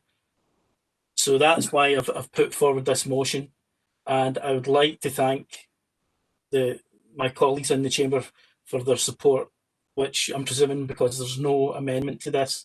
So I'd like to thank my colleagues for their cross-party support on this issue. Thank you. Councillor Watson. Thank you, Chair. I have pleasure in seconding this motion. Thank you. Thank you very much. As there is no amendment, the motion's approved. Agenda item 10 is a notice of motion from Councillor McManus and seconded by Councillor Junaid Ashraf. Councillor McManus, there is no amendment indicated to your motion. Do you still wish to speak? I'll be brief, Provost. Thank you very much. On you go. This is a motion I've been thinking of bringing to council for quite some time now, especially with the rise of racism, transphobia and continued sectarianism within Scotland. There seems to be no better time. By adopting this policy, we are following companies like the BBC, the Civil Service, the NHS, and also Network Rail in an attempt to eliminate any possible unconscious bias within the hiring process. Candidates' name, for example, may give signals about their socio-economic background, ethnicity, and immigration status, and many employers are likely to employ between the ages of 28 and 48, and only hiring below 25 to pay a lower wage, yet expecting a similar standard and quality of work. The place of education gives signals of someone's religious beliefs or religion. As someone who's been discriminated on before and been refused employment due to my religion and place of education, this one strikes home most. I'm glad we've been able to come together for this motion, and there's no amendments in. Thanks, Provost. Thank you. Councillor Junaid Ashraf. Cool. Thank you, Provost. Today's motion is calling for the standardisation of North Lanarkshire Council's job application process to incorporate the use of name-blind recruitment processes and blind CVs to minimise the impact of unconscious bias whilst hiring or promoting staff members. This process is revolutionary, having been adopted by a substantial cohort of private sector companies, as Councillor McManus has said. However, the idea that's been proposed today is to improve the infrastructure of the council to allow for a job application process to be more transparent and straightforward in hiring the most capable candidate for the job. We all know that North Lanarkshire Council continues to strive to be the place to work. However, more consideration is required to ensure that there is a level field when applying for a role. This motion will support many characteristics, protected characteristics, to have a level chance when applying for a job at the council. This includes gender, ethnicity, religion, and age, just to mention a few. An example of an issue that this motion will help to tackle is that in 2017, the second largest number of job applications received to North Lanarkshire Council were from Black, Asian, minority ethnic people. However, applicants from this group were the least successful in being appointed. This was also the case in 2018. A potential factor in this is of this being the case is unconscious bias, which can be tackled through the use of name-blind recruitment processes and blind CVs. In practice, just to give the rest of the councillors a little bit of a taste of what's to come, is that there's very little that will change from people applying to jobs to the council, who will still need to submit information regarding their past experiences. However, the council's online portal that collates the information for managers who review potential staff members will see less information that is not relevant to the experience required to the role. The information that will be retracted before managers see the submitted application include the date of birth, so that candidates are not assessed by their age. Their name will not be included due to the potential unconscious bias related to ethnicity or gender, as well as high school names in the case of sectarianism. We've had confirmation from officers that implementing name-blind recruitment processes and blind CVs should be a relatively easy process to implement. You may not know, but in the past you may have yourself applied through a job portal that utilises the processes we are proposing today when a CV is not accepted online, and you have to copy and paste your experiences onto the online application form. I'm glad that today we don't have any amendments to the motion, and I'm proud to see that North Lanarkshire Council is once again leading the way for equalities work. Thank you for supporting the motion. Thank you very much. As there was no amendment, the motion's approved. Agenda item 11 is a notice of motions from Councillor Goldie and seconded by Councillor Stubbs. Councillor Goldie, there's no amendment indicated to your motion. Do you wish to speak? Yes, Provost, but extremely brief.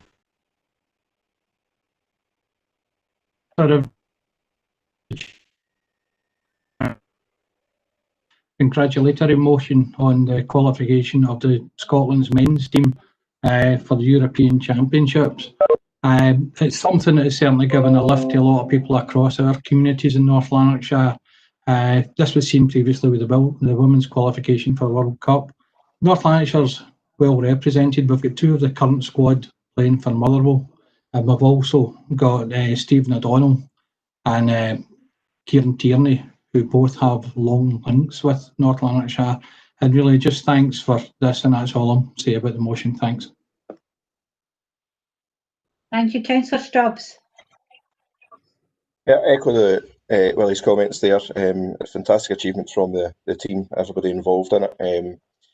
Maybe an appeal to officers and the administration we seem to clash quite often, our council meetings with Scotland games. If we can try and avoid that, certainly on the run up to and during the European Championships, I think that will make things a lot easier. I'm not talking about for myself, Provost. I wouldn't want it to come across that, but we want people to be able to engage with us, and we don't want us clashing with it. Thanks very much, everybody, for supporting the motion. I second. Thank you very much. As there was no amendment, the motion's approved. Agenda item 12, the notice of motion from Councillor Wilson, seconded by Councillor Cullen, and there's an amendment from Councillor Damasio, seconded by Councillor Lennon. Councillor Wilson. Thank you.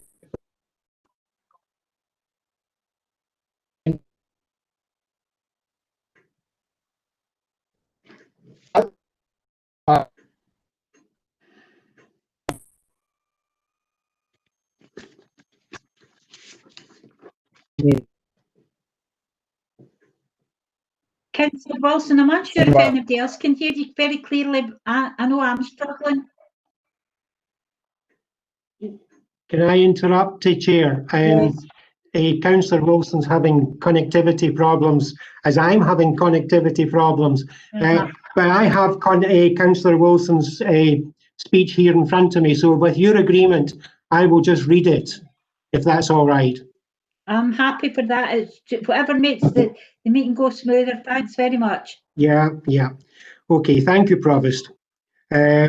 We've had debates on various support packages put in place over the COVID-19 national emergency in previous full councils. But the motion submitted today solely concerns the UK government's bounce back loan scheme and coronavirus business interruption loan scheme. As it is set out in the motion, data made available by the Treasury in October shows that up to the point this data was released, an incredible £2.9 billion has been made available to businesses in Scotland through both of these loan schemes. In North Lanarkshire, there has been vast support for local businesses with a hugely significant number of loans agreed. Broken down by the 4 parliamentary constituencies covering the North Lanarkshire local authority area, the financial aid offered to businesses is as follows. In Adrian Shot's 1,227 loans have been provided with a value of 43 million. In Coatbridge, Christen and Bellsill, there have been 1,384 loans to the value of £52 million. In Cumbernauld, Kilsyth and Kirkintilloch East, 1,036 loans have been offered and a value of £34 million. Finally, in Motherwell and Wishaw, there have been 1,114 loans with a total value of £35 million. This level of financial support by the UK government in North Lanarkshire is astonishing, with the total number of loans in the 4 constituencies so far standing at 4,761 and worth an incredible £165 million. I hope a majority of councillors will welcome this support and vote in favour of the motion. The financial aid on offer through the 2 loan programmes put together by the Chancellor shows that the UK government has backed local businesses every step of the way through the unprecedented challenges of the last 9 months. And the reach of support is quite breathtaking. Both the bounce back loan and coronavirus business interruption loan schemes remain open until 31st of January 2020, after they were extended by the Chancellor in recent weeks, and they stand ready to fund further support for North Lanarkshire businesses in need. Turning now to the amendment, I note that all of my original motion remains intact in the counter proposition brought forward by SNP councillors. Given this is the case, it is difficult to reach any other conclusion than the amendment has been submitted simply for the sake of it, and because the SNP can't bring themselves to actually welcome vital UK government support for businesses in North Lanarkshire on its own. This is evidenced by the closing remarks of the amendment when the SNP take a pop at Westminster and turn what should be a consensual debate into one that is more divisive. On a further point, the SNP amendment makes reference to the £30 million discretionary fund for taxi drivers and other small businesses hit by the pandemic. This particular fund was announced by the First Minister on 17th November, and 4 weeks later, it has yet to pay out a single penny.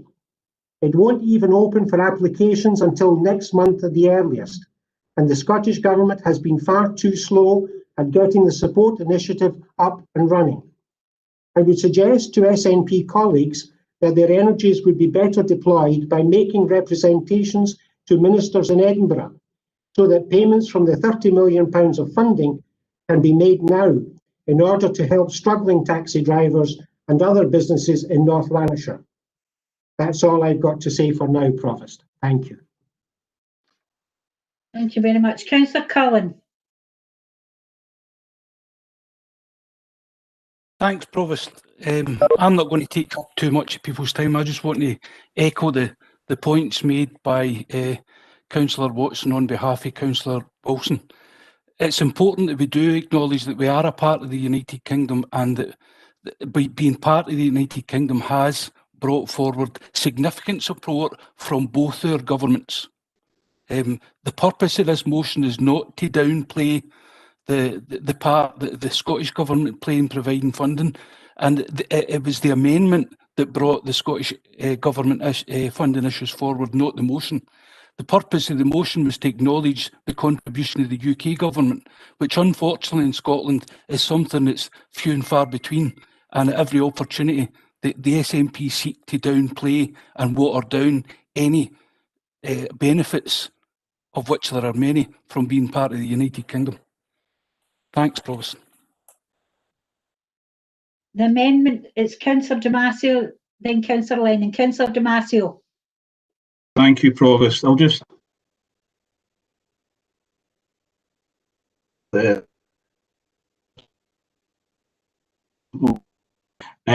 you know, the amendment, there is an amendment. Scottish Government funding wasn't included within the motion. That's why there was an amendment quite clearly. So I don't know who was playing politics with that one. I think it goes without saying we should all, of course, welcome the funding that comes from Westminster. As around the world, governments must step in and step up during this global pandemic. All funding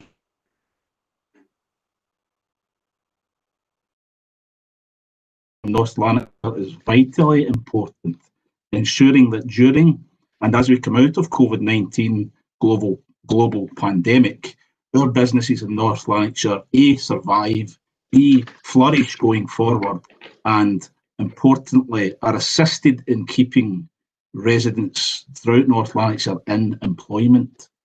The Scottish Government has most certainly stepped up to the plate and then some.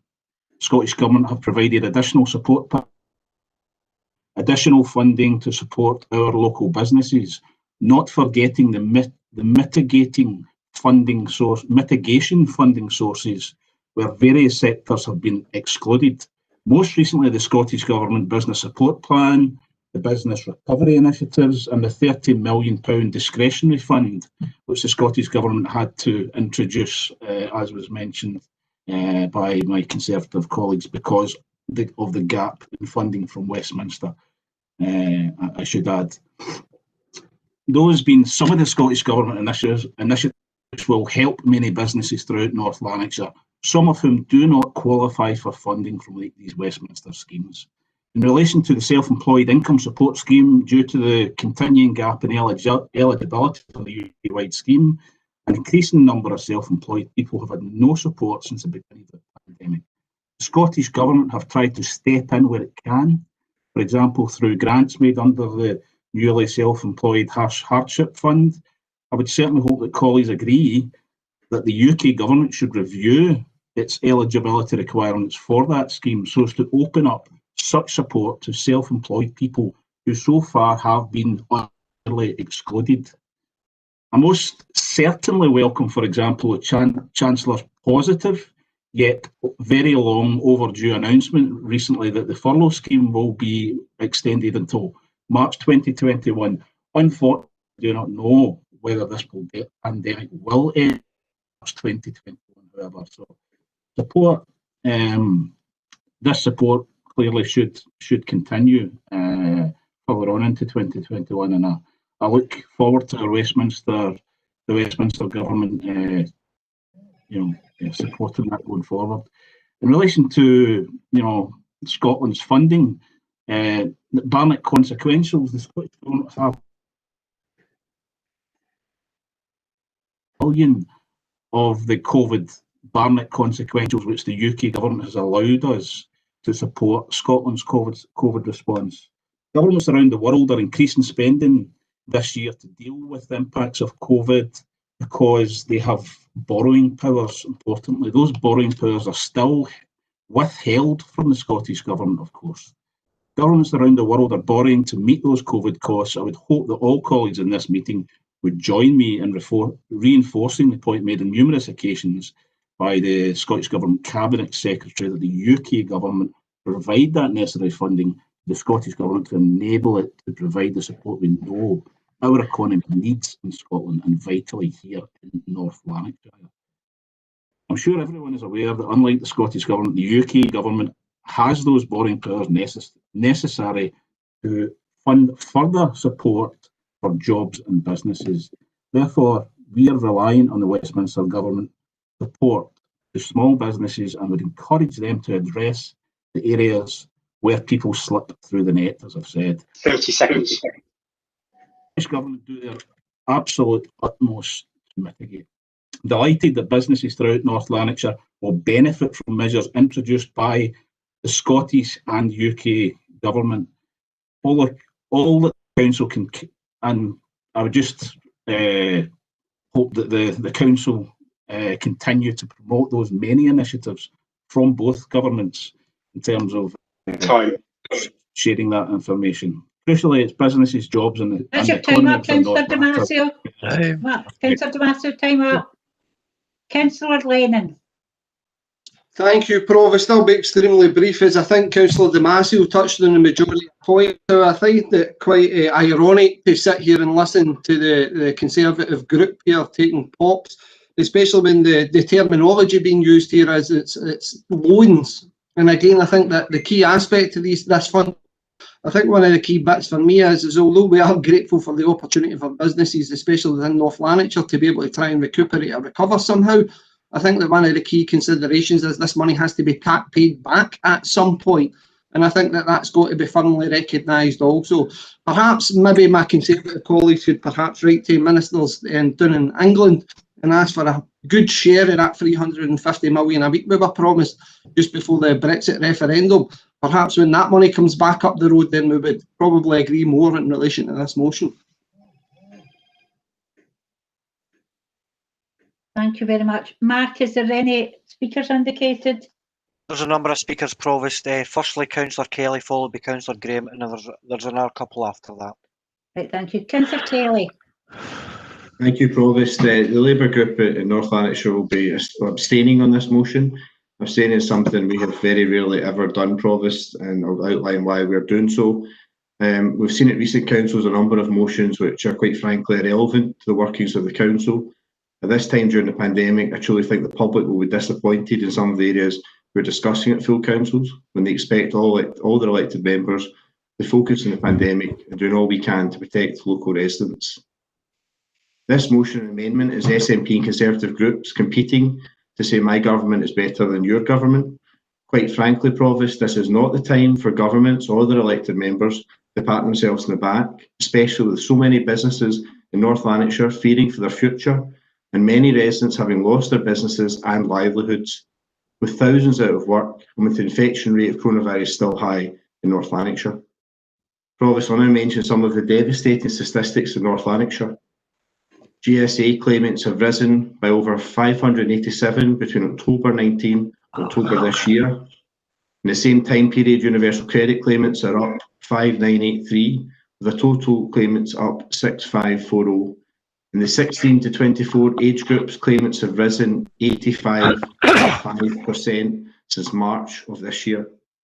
These are real people, young and old, our residents, some right now struggling to have money, not just for Christmas, but for their next meal.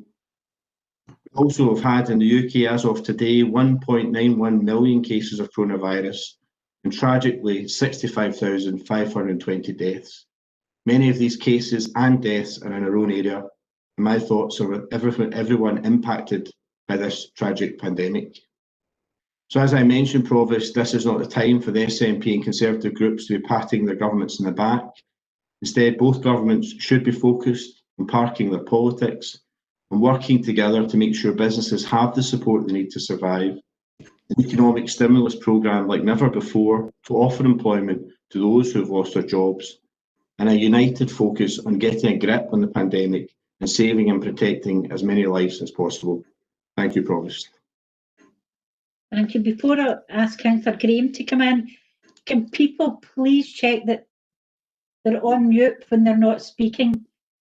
Because I'm getting some feedback, and I'm sure others are, and it makes it difficult to concentrate on how we're speaking if we're getting feedback.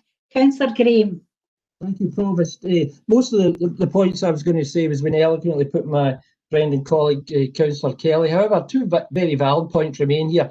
And one was mentioned by Greg Lennon, to his credit. These are loans, and some people will undoubtedly default on them. The second point is that's what both governments should be doing, is supporting their respective economies. That's what they need to do. And however, we could argue about how they should be doing it and how effective they've been. Now, that's an argument for another day. Thank you. Thank you, Mark. You said there was some more speakers. Yeah, Councillor Beveridge, followed by Councillor Carricker.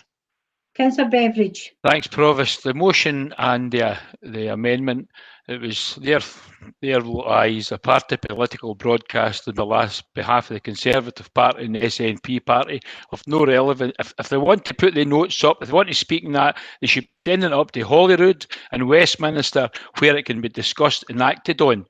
Thanks. I'll be abstaining. Thanks. Councillor Carriger. Thanks, Provost. You know, I'm actually really pleased to support the amendment brought forward by my SNP colleagues, because it is important to acknowledge the support that's been provided for people in North Lanarkshire Council by both the UK Government and the Scottish Government. I'm absolutely, honestly, completely sickened by the comments from Paul Kelly that this is not relevant to North Lanarkshire Council. I'm a North Lanarkshire Council resident. My family have not been given support by the UK Government. We were given support by the Scottish Government Hardship Fund. My husband is one of the excluded UK. We are North Lanarkshire residents. This affects us, and this is why it's important that it's brought to this council. We are not playing party politics. I'm afraid, Labour, you are right now. Honestly, I'm disgusted. This is about supporting the people in North Lanarkshire. We've got 4 kids to support, a mortgage to pay, finances like everybody else, like everyone else in North Lanarkshire and throughout the whole of the United Kingdom. It's been mentioned before, the support that is mentioned in this motion by the Tories, it's loans. It has to be paid back. The support offered by the Scottish Government are grants, and it's to cover the gap for the people that have not been covered by the UK Government. I don't know what else to say, but I really am. I'm absolutely disgusted by Labour's comments here. Disgusted. Mark, is there no other speakers? Provost, there are no further speakers indicated. Councillor Damasio to sum up.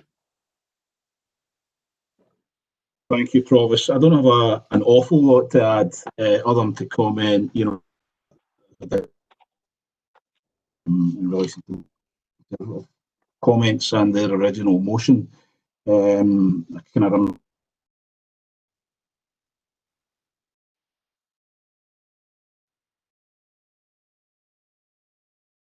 Councillor Damasio, we're struggling. Councillor Damasio seems to have fallen out the meeting.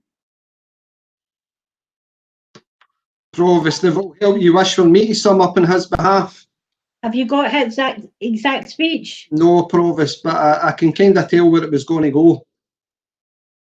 It's very, very unusual that I would let this happen, but because I let Councillor Watson read, but he was reading Councillor Wilson's speech, which you could tell with the wording, but I'll let you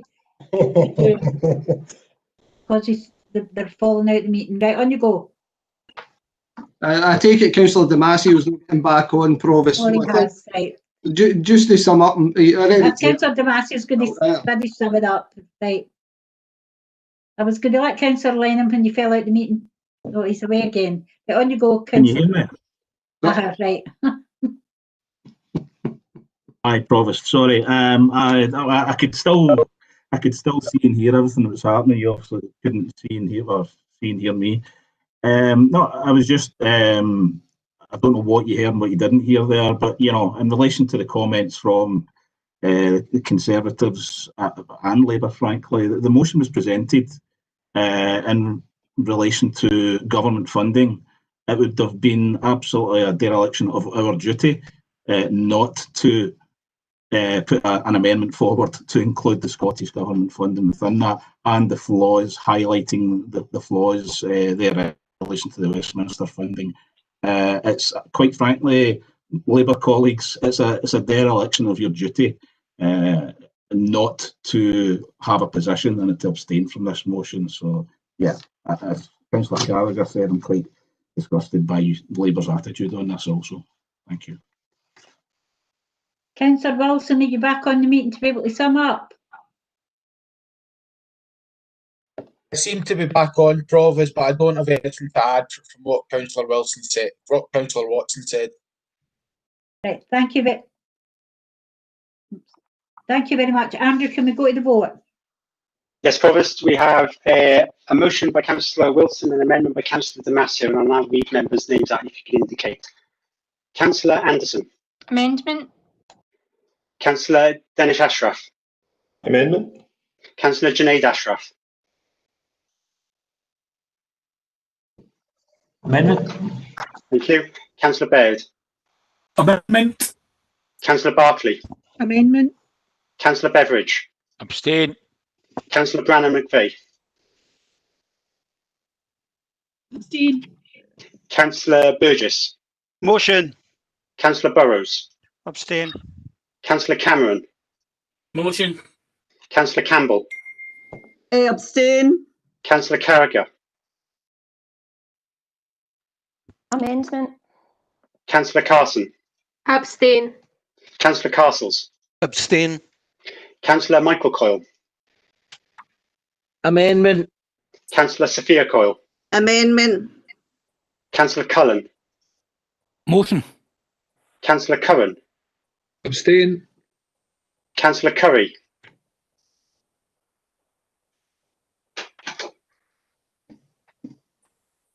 Councillor Curry. I think you've fallen off the call. Councillor Damasio. Amendment. Councillor Doherty. Abstain. Councillor Doolan. Abstain. Councillor Douglas. Motion. Councillor Duffy. Abstain. Councillor Farouk. Amendment. Councillor Fisher. Abstain. Councillor Fotheringham. Amendment. Councillor Gallagher. Motion. Councillor Goldie. Amendment. Councillor Goldsack. Motion. Councillor Gurley. Abstain. Councillor Graham. Abstain.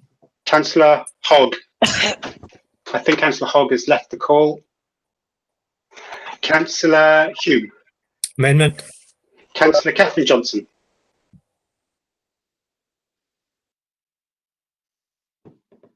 Councillor Catherine Johnson. Amendment. Councillor Tom Johnson. Amendment. Councillor Jones. Abstain. Councillor Kelly. Abstain. Councillor Kerr.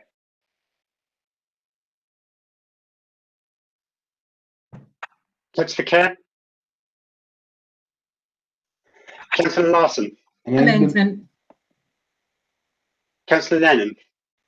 Amendment. Councillor Linden. Amendment. Councillor Logue. Abstain. Councillor McGregor. Amendment. Councillor McGowan. Amendment. Councillor Masterton.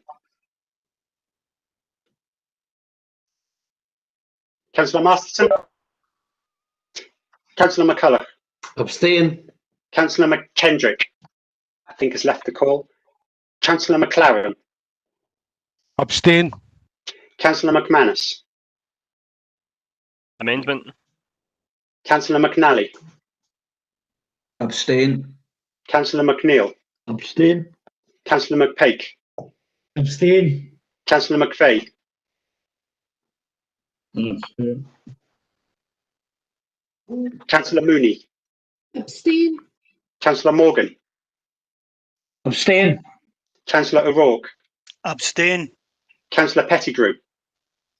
Amendment. Councillor Quigley. Abstain. Councillor Reddin. Abstain. Councillor Rorty. Abstain. Councillor Shevlin. Abstain. Councillor Stephen. Abstain. Oh, sorry, no, I've got that wrong. I do apologise. It's an amendment.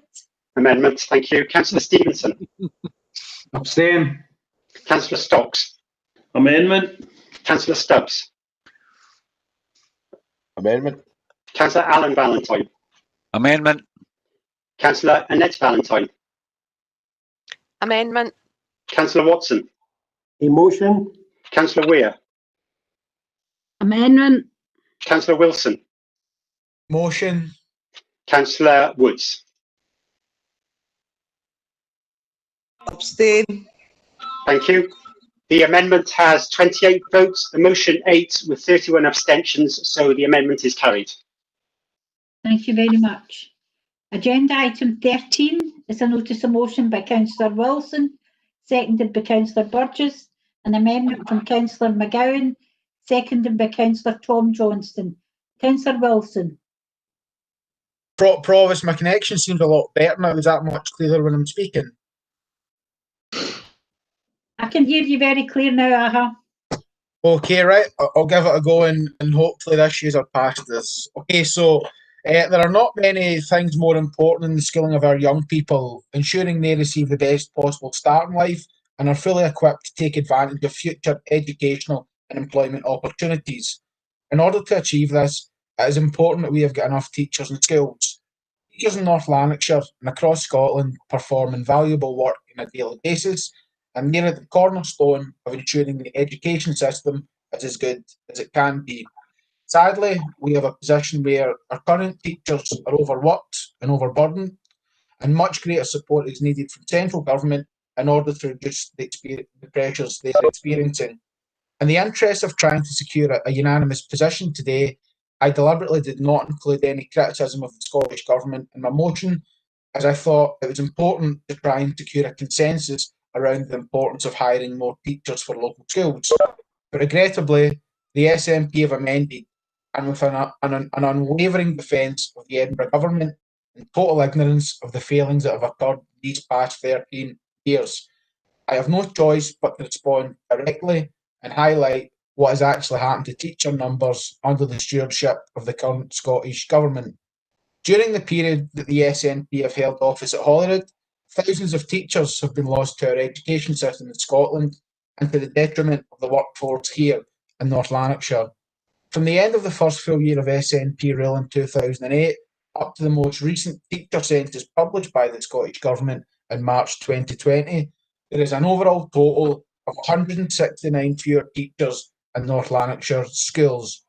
It is totally unacceptable that the SNP have allowed this to happen. The declines in teacher numbers under the SNP simply must end. The Scottish Conservatives are clear that 3,000 extra teachers should be recruited across Scotland.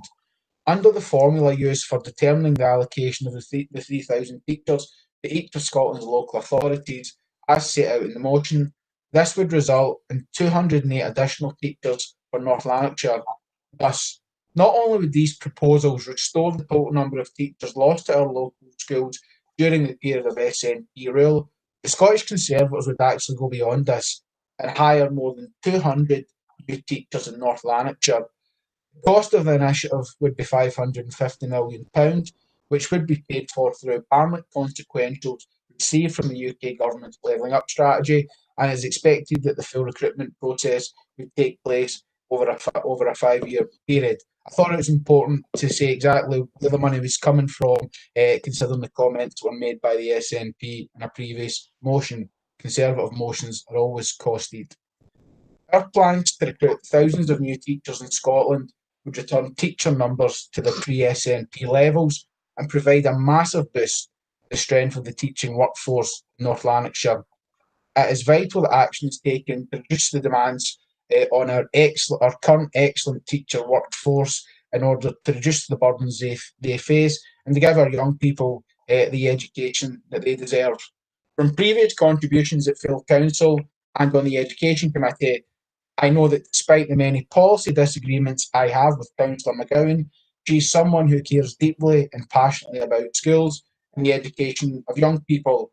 Therefore, I am saddened that it is Councillor McGowan who is leading the SNP charge against the plans to recruit 208 new teachers in North Lanarkshire, and I hope that a majority of members will vote in favour of our motion today. Thank you. Thank you. Councillor Burgess. Thank you, Provost. Over the course of the SNP's time in power from 2007, thousands of teachers have been lost to schools across Scotland, and this has been a massive failure of government. And I'm pleased to second the Councillor Wilson's motion. Thank you. Councillor McGowan.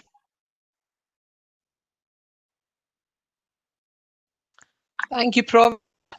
Good afternoon again. I make no apologies. Yep. You're breaking up a little bit. Oh, wait, I'll try. I make no apologies by reiterating. Can you hear me? That's a lot clearer. Thank you very much. Okay. I make no apologies by reiterating some of the points in the amendment because they're irrefutable facts. In Scotland, we have quality and of teaching staff. The Council acknowledges that by far the most important resource in our school, and I truly believe this, is the professionally trained teaching staff. Council notes that the number of teaching staff are increasing. There are 51,449 teachers in Scottish schools, compared with 51,138 in 2018. Council is also pleased to note the pupil-teacher ratio in Scotland compares favourably with other areas in the UK, such as England, at a level of 13.6 compared with 16.6 in England, ensuring that Scottish students receive preferential treatment in our establishments. Council are interested to note that all teachers in Scotland, emphasise all, are fully qualified. Qualified teachers are allowed in other areas of the UK. I was extremely worried to read in the tests on the 24th of September 2020 that the internal market bill could force Scotland to take teachers who do not meet national standards, and the standard of teaching in Scotland could be diluted by controversial Brexit legislation. In its response to a consultation on the internal market bill, the GTC, of greatest importance to GTC Scotland, is maintaining the highest standard of teaching with Scotland's devolved education system, and to do so, careful consideration and assessment of individuals' qualifications must be carried out. Education is and has long been a devolved function for the 4 UK nations, and as a result, different parts of the UK have different approaches to the employment, registration, if any, and regulation of teachers. In an article in The Guardian, the 25th of July 2017, it stated Michael Gove, the former Education Secretary, introduced the right for free schools and academies to use unqualified teachers in 2019. But the education correspondent, it's that government's flagship academies programme is widening class-based inequality, as pupils are more likely to be denied access to qualified teachers than in council-run schools. The number of schools becoming academies is growing. There are now more than 7,000. Nearly 3 in 4 secondary schools are academies, as well as more than a quarter of primary schools. The standards for registration in Scotland, set by the General Teaching Council, are the standard for provisional registration, the standard for full registration, the standard for career-long professional learning, the standard for middle leadership, the standard for headship, illustrating that we have a very, very professional, skilled workforce. North Lanarkshire uses the criterion-led selection procedure when appointing teachers to ensure the teacher appointed meets the standards. North Lanarkshire... Provost, apologies to interrupt. Councillor Baird is to send me a private message and making a point of order. Councillor Baird, you made the point of order. Yes, Provost, but I had hoped that Andrew would have waited until Councillor McGowan had finished her speech, because it's actually on what Councillor Wilson had said. So I'll carry on with it, and I'm very sorry, my apologies. You should raise a point of order when somebody's speaking that you've got an issue with. Well, I did, but that's just went through to Andrew Right. previously at the time. Basically, picking up upon what Councillor Wilson had said, I want to tie it back to the letter that Councillor Aitken, Councillor That's not a point of order. You can raise that in the discussion. Well, it's not a point of order. It's not a point of order. Point of order. I'm pretty sure it is a point of order, given the prohibition of political publicity and the nature that was carried out and campaigning. Now, Councillor Wilson, in his statement, made a point. That's not a point of order, Councillor Baird. I mean, I'm happy to bring the monitoring officer in on what Councillor Wilson said if you want, but I don't see it as a point of order. Well, very much, because he made a statement. I've ruled it as not a point of order. 300 people and 550 million pounds for Barnett consequentials. Councillor Baird, it is not a point of order. Councillor McGowan, could you continue? Okay, thank you, Provost. So I'm just talking about evaluation techniques used in North Lanarkshire.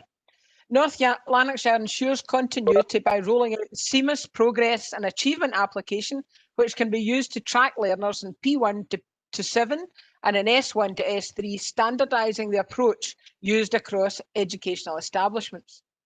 Assessment and moderation in North Lanarkshire is now being refreshed to reflect the learning, teaching and assessment cycle. Schools will embark on training via digital platforms to further improve consistency and approaches to learning, teaching and assessment in order to improve teacher professional judgment. Curriculum leadership in North Lanarkshire is provided in schools by head teachers and other managers. Their career pathways have ensured they have significant strengths in curriculum leadership. Scottish schools are well managed and professionally staffed.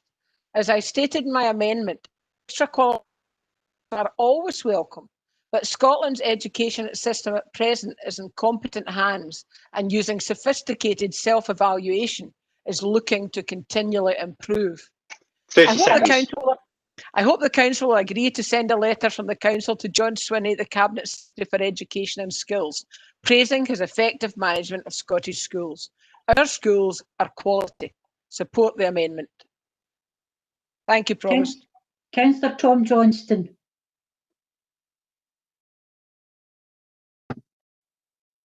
Thank you, Provost. I was looking at the Conservative figures in their motion there, where they say there's 52,247 teachers. But in the newspapers yesterday, we were told that the figure is now 53,400.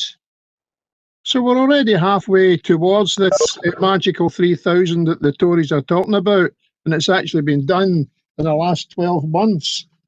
The other news is that the pupil-to-teacher ratio has now dropped to 13.3. This is the latest figures that were announced more or less yesterday.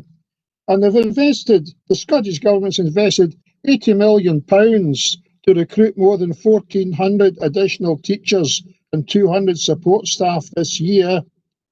And the average class size in primary schools has been falling from 23.5 down to 23.1. Another important thing that's been changing is we now find that the level of pupils with some form of ASN needs is now a massive 33%. So we know far more about our pupils than we ever did. I've sat in this council for 15 years, and as I remember, the recognised ASN problems were round about 10% or so, then they started to jump towards 20%. So it's obviously there's far deeper knowledge of the actual pupils now through the period of the Scottish Government working. And this Tory motion concentrates on about one actual figure. And if you actually look at the massive social revolution that's taken place in Scottish education under the SNP government, for instance, they're spending in North Lanarkshire over 4 years 37.9 million on the massive rollout of 11,040 hours of nursery time per child, compared with the previous 600 hours. The council's got 9 new nurseries. 200 new nursery posts are being created in addition to the current 728 jobs. Well, that was about 2 years ago. 200 added to that. So that is boosting local employment. Every 3 to 5 year old child and eligible 2-year-olds will have 1140 hours. So these are massive social changes that are taking place. And also North Lanarkshire is one of the most deprived areas, is benefiting massively from £7 million in the authority through the Scottish Attainment Challenge. That's only given to about 11 local authorities out of the 32 because it's based on social needs. And there's another £8 million in pupil equity funding, which again is concentrated by the Scottish Government in the most needy areas. And North Lanarkshire generally will get a larger share of that than certain other local authorities. So there's massive changes taking place. If you take from 2014 to 2018, literacy level 4 in North Lanarkshire has jumped from 84% to 99%, and numeracy level 4 up from 73% to 96%. Why did the Tories not mention that? A massive social and educational revolution that's taking place. And remember, the First Minister based most of her policies on making education and equality in education a priority. Thank you. Mark, is there anybody indicated they want in? Provost Councillor Castles has intimated he wanted to come in, and Councillor Gallagher. Councillor Castles. Thanks very much, Chair. It's interesting to see the Conservative motion as to increase the number of teachers. I've absolutely no argument against that. Of course we want to do that. Just a suggestion about the 550 million. You might want us to join us in a campaign to get some of that money. Maybe we could start a campaign to say end tax cuts to the wealthiest residents in the country. That would be something. But the figures, 23.5 is about the average class size, which isn't much to teachers if you're teaching a maximum size, but let's look at that figure, 23.1. In 2012, it was 22.7. And the reason for that was since 2007, 1,700 jobs have gone. Full-time equivalent teaching jobs have gone since 2000. I remember campaigning to save jobs, not to increase jobs, to try and save people's jobs. So what we're doing now, if we increase the numbers, we're actually working our way back or forward to 2007. But I cannot possibly support the SNP motion. And it's that John Swinney letter. Have you seen the Herald today? The headline is, unclean classrooms are COVID risk worm teachers. We have councils across Scotland are preparing for strike action. The teachers are pushing the unions for strike action because they're so appalled at the risks they've been put under John Swinney's leadership. Here's another one. Remember blended learning from John Swinney? We will have blended learning. I watched my local primary school putting tape out so the children would be isolated. 50% in, 50% in computers, a day gap. Last minute, everybody's in. Everybody's in. The schools are running round trying to get this. All the schools are in under John Swinney's leadership, and you want me to congratulate him. Exams, there were no exams. It was a fiasco. The exams were cancelled. We're having exams, we're having exams, oh no, we're not having exams. And we're going to have a teacher assessment. So the teachers find themselves totally responsible for the future of the pupils. So they do their best, they hand in the reports, and we have the dreaded algorithm. 124,000 grades were downgraded, affecting 75,000 pupils, virtually all of them from areas of deprivation in attending schools. I met a girl who was in tears. She had really good grades off a teacher and she said, I'm not going to get them. You know why? My school isn't academically successful. I won't get an A unless somebody last year got an A. I won't get a B unless somebody last year. And I said, that won't happen. And guess what? It did. And John Swinney said, it's effectively statistical moderation. Effectively statistical moderation. Guess what? He did a U-turn. Do you know why? Because kids were out in George Square demonstrating. Because it was on the radio, it was on television. Teachers were demonstrating. Parents were demonstrating. The community were up in arms because they saw the appalling things that were happening because of the way the exam grades were being given out, and everybody knew it was awful, apart from John Swinney, who eventually, under immense pressure, came round and changed his mind. You want me to send a letter? Who are we doing it for? The community? Have you asked the teachers what they think about sending a letter? We would be a laughing stock. And here's the last one. Do you know there's a report on the senior phase of secondary education about the width of the curriculum, because there are deep concerns that there's a narrowing of subject choice. It has been going on a curriculum for excellence for a long time. I can't read from the report. You know why? It was meant to be released 3 months ago. Guess when it's going to be released? In May, after the government elections. Now, why is that? I'll tell you something. In the Herald, COVID classrooms failed. Blended learning failed. Exam fiasco failed. Report on the senior phase. I think that's a reset. But I'll tell you something, 3 fails out of 4. That's a complete failure for me. Do you know the only letter I want to see from John Swinney with his name on it? I want the one that says, I resign. That's it. I cannot possibly support that amendment. It's an absolutely appalling amendment, and it doesn't give the real face of what's happening in our schools. Councillor Cullen, you've come in with a point of order. I have, Chair. Sorry to interrupt you, Councillor Castles. But could I ask Councillor Linden if he wants to be so animated, for the audience, then can switch his camera off. That's not a point of order, Councillor Cullen. Councillor Gallagher. Thank you, Provost. I'd like to go back to the comments that Councillor McGowan made in terms of teachers throughout the United Kingdom, because I think within her contribution, she might have insinuated that teachers down south are not teaching young people properly. Now, if so, I find that xenophobic. And if so, Councillor McGowan must apologise for that, because I don't think any teacher gets into the education profession to not teach our young people properly. And I think it's absolutely disgraceful if she has made that point. Mark, if there's anybody else indicated they want in? No further speakers are in fact, Councillor, just there, Councillor Morgan has intimated he wishes to come in, Provost. Councillor Morgan. Chair, I've listened to the debate and I've listened to all debates tonight, but I have to come in and reinforce the comments by Tom Castles, because of all the paperwork that's come out, this is the one that I find the most unedifying to read as an elected member of council. I will be brief, because obviously the amendment as tabled by the SNP, the last sentence there clearly shows that the people that are prepared to put forward a letter to John Swinney, and I quote, praising his effective management of Scottish education, have obviously got to get off of this screen and go and do their letters to Santa Claus. Chair, we learn something every day, as I've said before. Today I've interested and I learned about humanitarian cuts. That's something I'll need to go and read up on, and I'll maybe get some SNP literature in that. But however, I remember, just to summarise it, and without getting away and getting caught in the comparative of figures and an exercise like that, it's difficult to do that in the council chamber. It's even more difficult to sit and listen to it on screen, certainly if you're like me.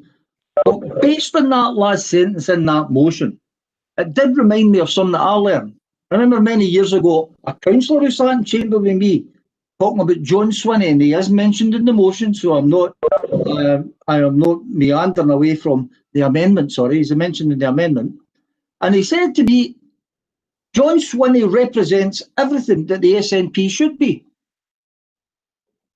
But it was when he finished his sentence that the penny really dropped. He says, that's something that nobody in their right mind ever should or could take seriously. Now, I thought he was being a bit strong then, but when I saw the paperwork and the paperwork was received, and I saw that there are, unfortunately, former teachers prepared to ask a council to send a letter of congratulations to probably the most incompetent education secretary that this devolved administration has ever seen. Chair, rather than just a vote here tonight, I'm looking at the content of that. I now recognise that that old colleague of mine, who's moved on to the political graveyard in the sky, was right. They are an organisation that obviously can't be taken seriously. And if they're prepared to vote in an amendment like this, if it'd been the motion, they would still speaking on it. I think the public, and Tom Castle's touched on it, I think our teachers, our parents, pupils are entitled to know what and how our representatives are voting on. And therefore, Chair, I know it's late and I considered just letting this go. But in view of the comments and for the sake of the public record and in the interest of transparency, rather than just making this a roll call vote recorded by a number, could we make this a roll call vote with everybody's name against the amendment or the motion so that people can identify those councillors that are elected to North Lanarkshire Council that think that John Swinney is doing such an effective job with Scottish education that he is to be congratulated. That's an appeal that's come late on. I can understand there may well be problems with the administration of that, but I think we have to get this down on record that that's the mentality of some of the councillors on North Lanarkshire regarding this, as somebody said, vital, crucial service to the young people that we've got in our communities. I hope you yield to my appeal, Chair, and obviously I'll be voting for the motion. Thank you. Can I say, Councillor Morgan, is that the meeting's live, everybody can see how everybody's voted when it's a roll call vote. Mark, any more speakers wanting in? Yeah, Provost, Councillor Larson followed by Councillor Linden. Councillor Larson. Thank you, Provost. Is the education system perfect? No, it's not, but our government, the SNP government, has done everything it can really to try and close the attainment gap over recent years, and it's been a sincere attempt. They've introduced new innovative policies that are making a difference. So, you know, when we are seeing signs in areas that the attainment gap is closing. We've seen an attainment gap fund in recent years. I think it was 750 million. I can't remember. I'm looking for it. We've seen the 750 million. We've seen the care experienced children and young people funds. And do you know what I know about the SNP when it comes to education? Very, very simple things make a difference. For example, you know, you will learn better when you're well fed. What does a school meal cost you under a Labour administration in North Lanarkshire? £3. What does an SNP school meal cost? £1.90. £1.90. Our government is looking at the real issues, and the real issues that underpin attainment in this country beyond the pandemic, even before it, they're deep-rooted. They're deep-rooted in poverty and deprivation. And that's why they target the money. That's why they ring-fence the money, to bring it closer to the people that know how to spend it. And I know that you guys across the chamber don't like that. I know that you weren't a fan of the People Equity Fund. I know that you're not a fan of ring-fencing. I know that you're not a fan of reducing the cost of school meals or outdoor education. But it sticks in my throat when I hear you talk about how badly the SNP are doing in government. My experience since I've been at the council is that you've done absolutely everything within your power to undermine all attempts that they make to make things better for young people here in North Lanarkshire. And is it perfect? Back to where I started, no, it's not. But every attempt that's been made has been sincere and motivated to do better for the young people that we serve. Thank you, Provost. Councillor Linden. Thanks very much, Provost, for the opportunity to speak. I hadn't intended on coming in the debate, but I thought that Councillor Cullen's point of order was less of a point of order and more of an invitation for me to share my animation with the meeting as opposed to simply keeping it to myself on mute. So that's exactly what I'm going to do, Provost, because I've sat and listened to what I hoped was going to be a relatively good-tempered debate. And towards the end, it started with Councillor Castles. It turned into an absolute tirade against the record of the SNP Scottish Government on education. It moved away from teacher numbers and became an attack on an individual in John Swinney, who Tommy Morgan described as the most incompetent minister. Well, let me tell Tommy Morgan and let me tell everybody here, John Swinney is a minister of immense talent. He's not served as Deputy First Minister of this country for so long if he is incompetent. He's presided over record investment in the National Health Service. During this crisis of COVID, he has chaired the Resilience Partnership that has supported our ongoing work. As Deputy First Minister, he's led transformational programmes in education on children and young people, and is the Minister ultimately responsible for the work that we're doing to make Scotland the best place to grow up. So to listen to individuals from Labour whose record either in other places across the United Kingdom or in their own time in government dare to describe somebody as talented as John Swinney as the most incompetent minister is frankly appalling. And what John Swinney did is something that Labour politicians should learn to do. When they got it wrong, John Swinney learned, came to the chamber and apologised, and that's a testament to the individual that he is, that he acknowledged that he got it wrong, and it was young people that won the day on that point. But I'm not going to sit and listen whilst people have a tirade against an education record when we are delivering record investment and making it the sole focus of our government. Since 2007, under this SNP government, these facts are relevant to North Lanarkshire because we are, after all, Labour want the local context. So I'll deliver that because we are working to tackle the attainment gap in North Lanarkshire. 847 schools have been refurbished or rebuilt under this SNP Scottish Government, 31 of them in North Lanarkshire since we took power. A £1.8 billion school building programme has saw that investment, and £55 million of that is in North Lanarkshire. Schools are benefiting from the £750 million Attainment Scotland Fund, and we see that continually in the pupil equity funding that's been delivered to our schools, £8.7 million of that £120 million programme in 2019-20, for example. Our increase in free childcare to 1140 saved to 600 hours saved £2,500 per child per year in total, and our expansion to 1140, which I'm proud that we've worked in partnership with to deliver, saves families over £4,500 per child per year. Who's the minister that presides over that programme? Ultimately, it's John Swinney, saving families in North Lanarkshire pounds in their pockets, whilst we get Labour describing him as the most incompetent minister. And I could go on, Provost, in terms of the capital funding that's provided, in terms of the benefit of free school meals. 13,214 children and young people in total, and 9,124 of them in P1 and P3 are now benefiting from free school meals in North Lanarkshire under this SNP Scottish Government, putting food into the mouths of our young people and providing them with the best start in life. And then we come to the baby box, the message that we delivered, that at the heart of it is about fairness and opportunity, and that again is an educational record to be proud of. 80,000 boxes across Scotland, 9,000 of them in Lanarkshire since 2017. So to listen, you would think it was doom and gloom, a failure and an F in the education report. But we'll wait till May to see what the educational report says. But I think that Labour's obviously an F and they'll still be in third place. Mark, I can only see Councillor McNally wanting in, is that correct? That's correct, Provost. Councillor McNally. Thanks very much, Provost. I actually, believe it or not, wasn't going to come in because I thought Tom Castle's covered the points incredibly well, but I do think there has to be some level of response to the last two speakers.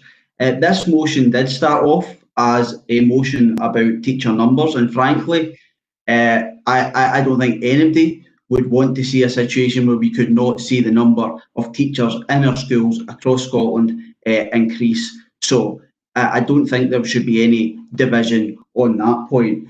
I think it's important to highlight as well that North Lanarkshire were the first council to come.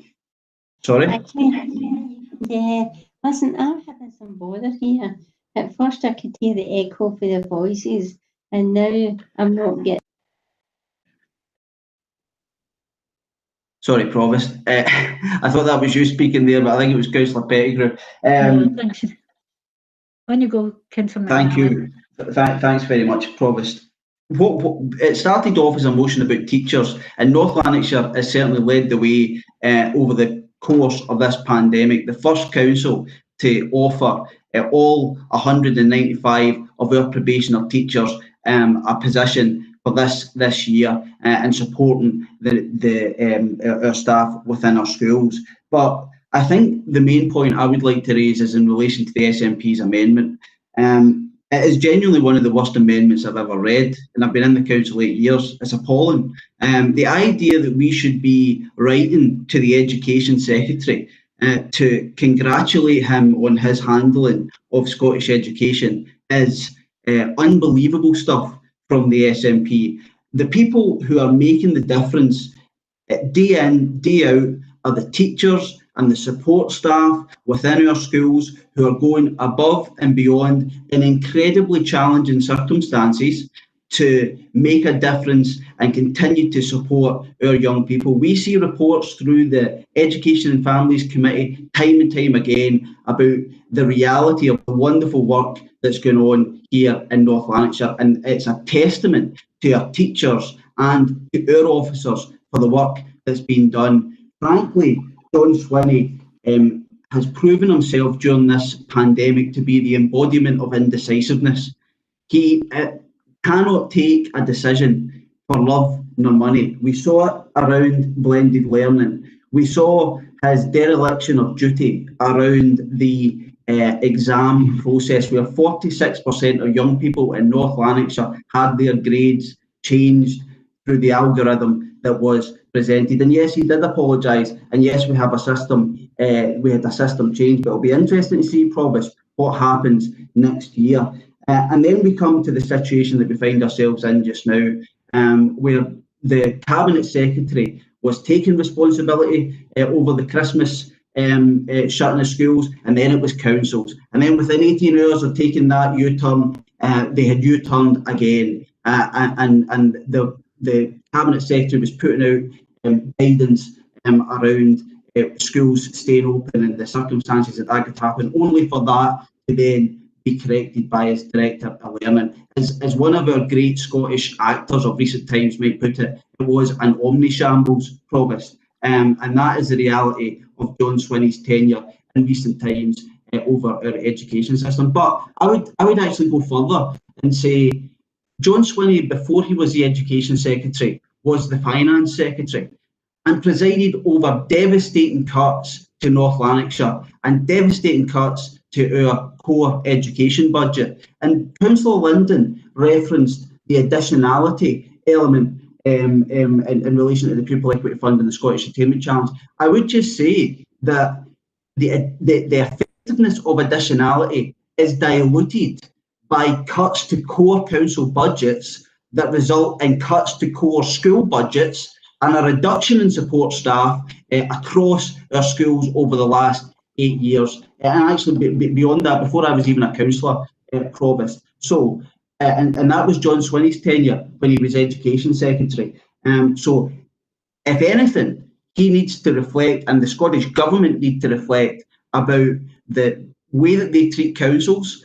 The priority list that Paul Kelly mentioned earlier on is really important, and that's something that we need to reflect on as well. And I will just close by saying I do think that Councillor Larson is on shaky ground when she comes to a full council in North Lanarkshire, the council that introduced Club 365, and talk about our failure to support those children in the most need and who are facing food poverty. That was this council that drove that forward, and the government came late to the dance on that. And so she's on shaky ground. She's talking about the actions of food poverty in North Lanarkshire. Councillor McNally.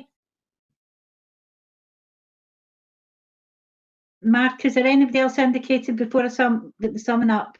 Yeah, Provost, Councillor McNeil's indicated he wishes to come in, and also Councillor Pettigrew, but she's got connectivity issues, so it's not in the chat bar, and she did say she was having problems trying to unmute. Right, that's great. Councillor McNeil, then Councillor Pettigrew. Okay, thanks, Provost. I will be brief.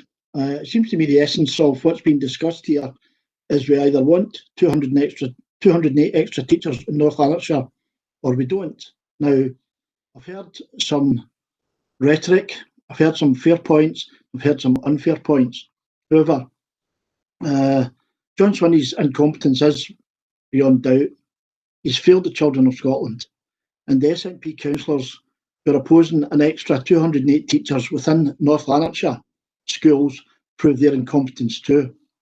Of course, we should know that, because the SNP claim a fair financial settlement has been delivered to Scotland. So why then did they bring forward a budget cutting millions of pounds from North Lanarkshire Council? Because they didn't deliver a fair financial settlement. They delivered austerity, turbocharged austerity, as they have done consistently since they've taken power in Scotland. So I would just like to leave you with the thought, anyone who opposes 208 extra teachers in North Lanarkshire, they're not a friend of the children of North Lanarkshire. Thanks, Provost. Councillor Pettigrew. Thank you, Provost. I've just been listening to all my colleagues here, and I think we've all got short memories. When we go right back here, we look at a way back to Higher Still.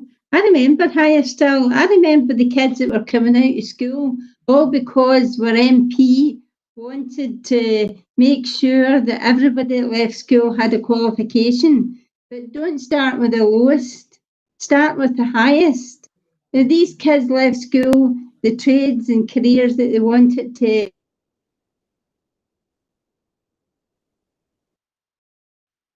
year for them. As I said, I was on BBC Scotland at that, through school boards, etc. And I was really appalled at what our MP had done at that point. And that was a Labour MP, by the way. But as I say, it's all right kicking the horse, you know, when it's down. But I'm sorry, I says, John Swinney has made a great deal here for Scotland through education. Now, the man, as you said, was Finance Minister, but give him his turn. You could have been down south, and look what's happened down there. At least they had the decency to turn it around. Thanks, Provost. Thanks, Mark. I don't see anybody else, so I'll get Councillor McGowan to sum up.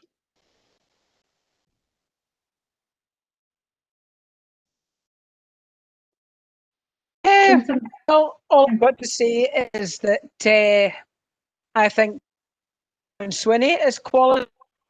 I think he's honest, thoughtful, clever man who deals with things in a calm manner and has been very, very innovative in education in Scotland. And as an ex-teacher and as an ex-deputy head, I really appreciate what he has done for schools in Scotland. And the councillors in North Lanarkshire should appreciate what he has done for the schools in North Lanarkshire. I think the people very vindictive and venomous against John Swinney should be ashamed of themselves. As to Megan's comments that I should apologise in some way, I didn't criticise the teachers who were unqualified. I just said and stated that they were unqualified. Now, I don't know whether Megan would like her teeth taken out by an unqualified dentist, or an appendix taken out by an unqualified doctor, or her house sold by an unqualified lawyer. To the point, you're not meant, Councillor McGowan, you're straying from the point. Well, I was asked to apologise. Well, my last point is points were in the quality of Scottish teachers. And today I was reading in now ASN, we were ASN review group, and I was delighted with the work that they did and how ASN is changing in North Lanarkshire, very, very positive. I read in the National and in the Herald today that teacher training is to be changed to ensure all those studying for a career in the classroom are better informed about autism. Forms part of an action plan described by campaigners as life-changing for both pupils and teachers. The plan produced by the Scottish Government, believe it or not, that maligned group, the General Teaching Council for Scotland, Education Scotland and the Scottish Council of Deans of Education bids to improve autism awareness and training within schools and other educational settings. Provost, apologies, I've So got a there point of order been raised by Councillor McPake. Councillor McPake. Thanks, Provost. The point of order here relates to bringing new evidence when you're summing up. I don't think you should be bringing new stuff into it. The debate kind of went far and wide, and I've already pulled it up for doing that. Councillor McGowan, can we sum up to the points that have already been in the debate? Right, my summing it up is that Scottish schools are quality. I agree with my colleague Kirsten that is ever perfect, but then nothing is. But we're all striving for excellence. We're striving for. I attended Dale High School, of which the motto was Summa Potenda, which for anyone that doesn't aim for the highest. And that is certainly what I'm always doing. And I think that that is what John Swinney does. I think he aims for the highest. I think he is a very thoughtful, clever, and for people to pick in that last sentence and malign John Swinney, I think is disgraceful. Thank you, Provost. Thank you, Councillor McGowan. Councillor Wilson. Thanks, Provost. With the length of the debate, so I'll be brief when I'm summing up. Councillor McGowan's raised comments about unqualified teachers a couple of times. She's not specified that specifically, but what I think Councillor McGowan and SNP referred to as the Teach First initiative that is in place in England. What Teach First is all about is to help boost the teacher workforce. It means that people who have professional expertise out with the classroom in areas such as politics, science and sport, that those highly skilled and experienced individuals can convert those skills into the classroom and become teachers at a later stage in their career. I wouldn't consider that as being teachers being unqualified, because there is additional training which comes alongside people into that programme, and I think that's a great strength of the education system. And people who've got a background in areas such as science, sport and political affairs, I think they can really add something to the education of young people. So as I say, I think that's a strength of the English system, and I think it's something we should certainly be doing in Scotland. I think Councillor McNeill in the start of his comment really summed up the whole thing perfectly. This was a motion specifically about teacher recruitment, teacher numbers and increasing teacher numbers, and really have been off a tangent to the extent actually I think it was Councillor McGowan that mentioned Brexit. Education has fully devolved to the Scottish Parliament, and Brexit has been raised in a debate about teacher numbers. I really think that's not anything which is to do with this debate. And on a final point, Councillor Johnson also praised Nicola Sturgeon for the priority she's given to education.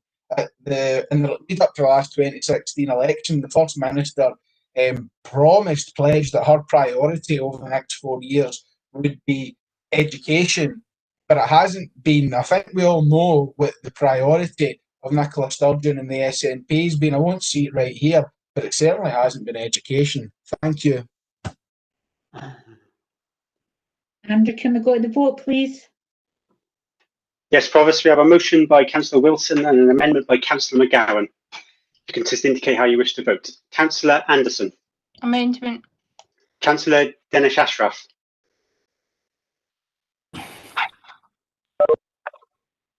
Councillor Dinesh Ashraf. Amendment. Thank you. Councillor Junaid Ashraf.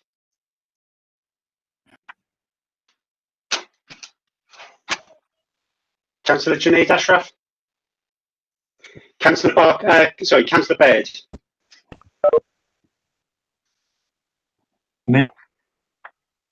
Amendment. Thank you. Councillor Barclay. Amendment. Councillor Beveridge has left. Councillor Brannan McVeigh. Motion. Motion. Thank you. Councillor Burgess. Motion. Councillor Burrows. Motion. Councillor Cameron. Motion. Councillor Campbell. Motion. Councillor Carragher. Amendment. Councillor Carson. Motion. Councillor Castles. Motion. Councillor Michael Coyle. Amendment. Councillor Sophia Coyle.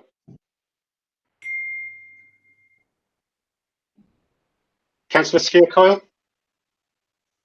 Amendment. Thank you. Councillor Cullen. Motion. Councillor Curran.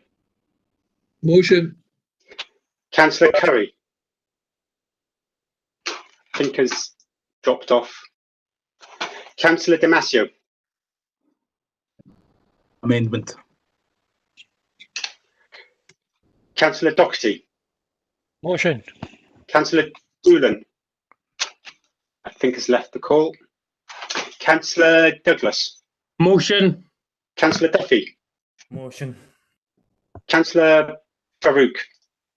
Amendment. Councillor Fisher. Motion. Councillor Fotheringham. Amendment. Councillor Gallagher. Motion. Councillor Goldie. Amendment. Councillor Goldsack. Motion. Motion. Motion, thank you. Councillor Gooley. Motion. Councillor Graham. Councillor Hogg, I think, has left the call. Councillor Hume. Amendment. Councillor Catherine Johnson. Amendment. Councillor Tom Johnson. Amendment. Councillor Jones. Motion. Councillor Kelly. Motion. Councillor Kerr. Amendment. Councillor Larson. Amendment. Councillor Lennon. Amendment. Councillor Linden. Amendment. Councillor Logue. Motion. Councillor McGregor. Amendment. Councillor McGowan. Amendment. Councillor Marston has left the call. Councillor McCulloch. Motion. Councillor McKendrick has left the call.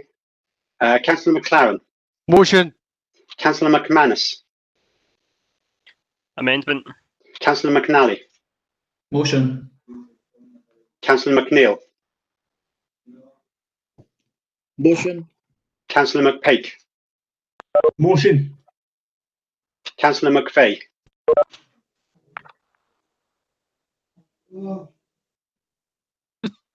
So I didn't hear that, Councillor McVeigh. Could you repeat that, please?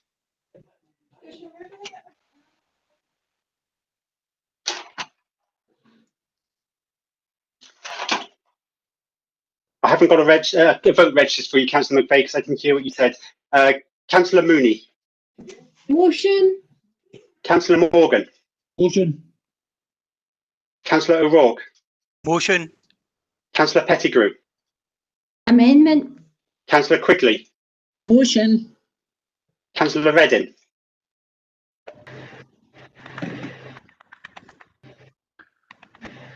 Councillor Redding. Thank you. Councillor Rorty. Motion. Councillor Shevlin. Motion. Councillor Shields. Motion. Councillor Stephen. Amendment. Councillor Stevenson. Motion. Councillor Stocks. Amendment. Councillor Stubbs. Amendment. Councillor Alan Valentine. Amendment. Councillor Annette Valentine. Amendment. Councillor Watson. A motion. Councillor Weir. Amendment. Councillor Wilson. Motion. Councillor Woods. Motion. Motion, thank you. The amendment has 28 votes, the motion 37 with no abstentions, so the motion is carried. Thank you very much. Agenda item 14 is a notice of motion from Councillor Wilson, seconded by Councillor Gallagher, with an amendment from Councillor Linden, seconded by Councillor Tom Johnson. Councillor Wilson. Thank you, Provost. In the current council term of office, and even in the period before 2017, the local authority has been faced with a horrendous financial situation and with massive having to be implemented each year during the annual budget setting process. The cuts the local authority has been required to make have decimated core council service provision, and the communities we represent are being asked to pay ever greater sums in council tax each year, but for the provision of fewer and fewer local services. That is an appalling set of circumstances. When drafting this motion for submission, I included a particular reference to the higher UK government budget settlements for Scotland because I knew it was inevitable the SNP would amend, and with an attempt to paint their colleagues in Edinburgh as angels and Westminster as devils, when the reality is the only institution that can be blamed for the Council's perilous financial circumstances is that of the Scottish Government. Now let me read out the block grant funding from the UK Government to the Scottish Government in the period since May 2017 and compare it to what the SNP's decision making has meant for North Lanarkshire Council. 2018-19, the first budget setting process of the current council term, the UK Government produced a £500 million increase in the Scottish Government block grant. For 2019-20, this was almost doubled, with the UK Government delivering a £950 million block grant funding boost for Scotland. For 2020-21, this year's budget, the block grant rose by over £1 billion in real terms, and this doesn't include the massive emergency COVID support. However, despite the massive and sustained funding increases for Scotland, the SNP have chose to continue cutting deep into North Lanarkshire's core finances, and the three budgets of the current council term have resulted in the local authority being forced to make unsustainable cuts to core services in the region of between £20 to £30 million each year, with a variance between that amount during each annual budget setting process.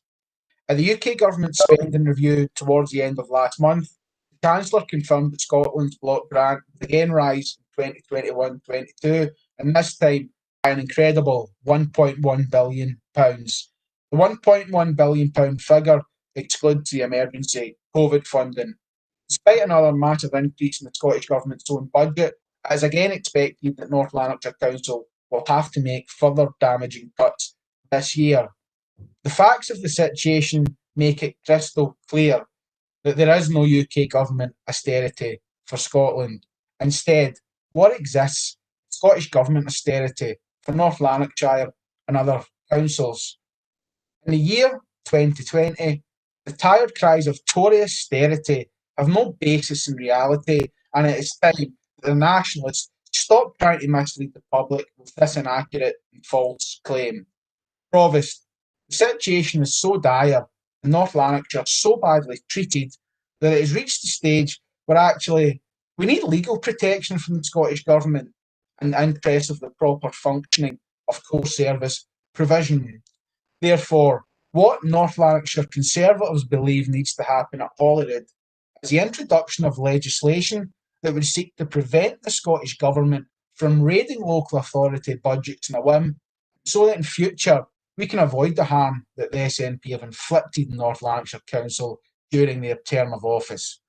Quite simply, what we now need is fair funding for councils enshrined in law.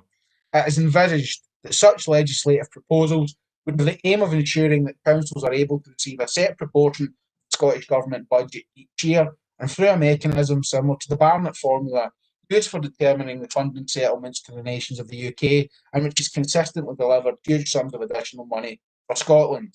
Colleague, once the next budget setting process concludes in the first quarter of 2021, it is highly likely that well over £300 million of core funding will have been stripped from North Lanarkshire Council by the SNP during their time in government.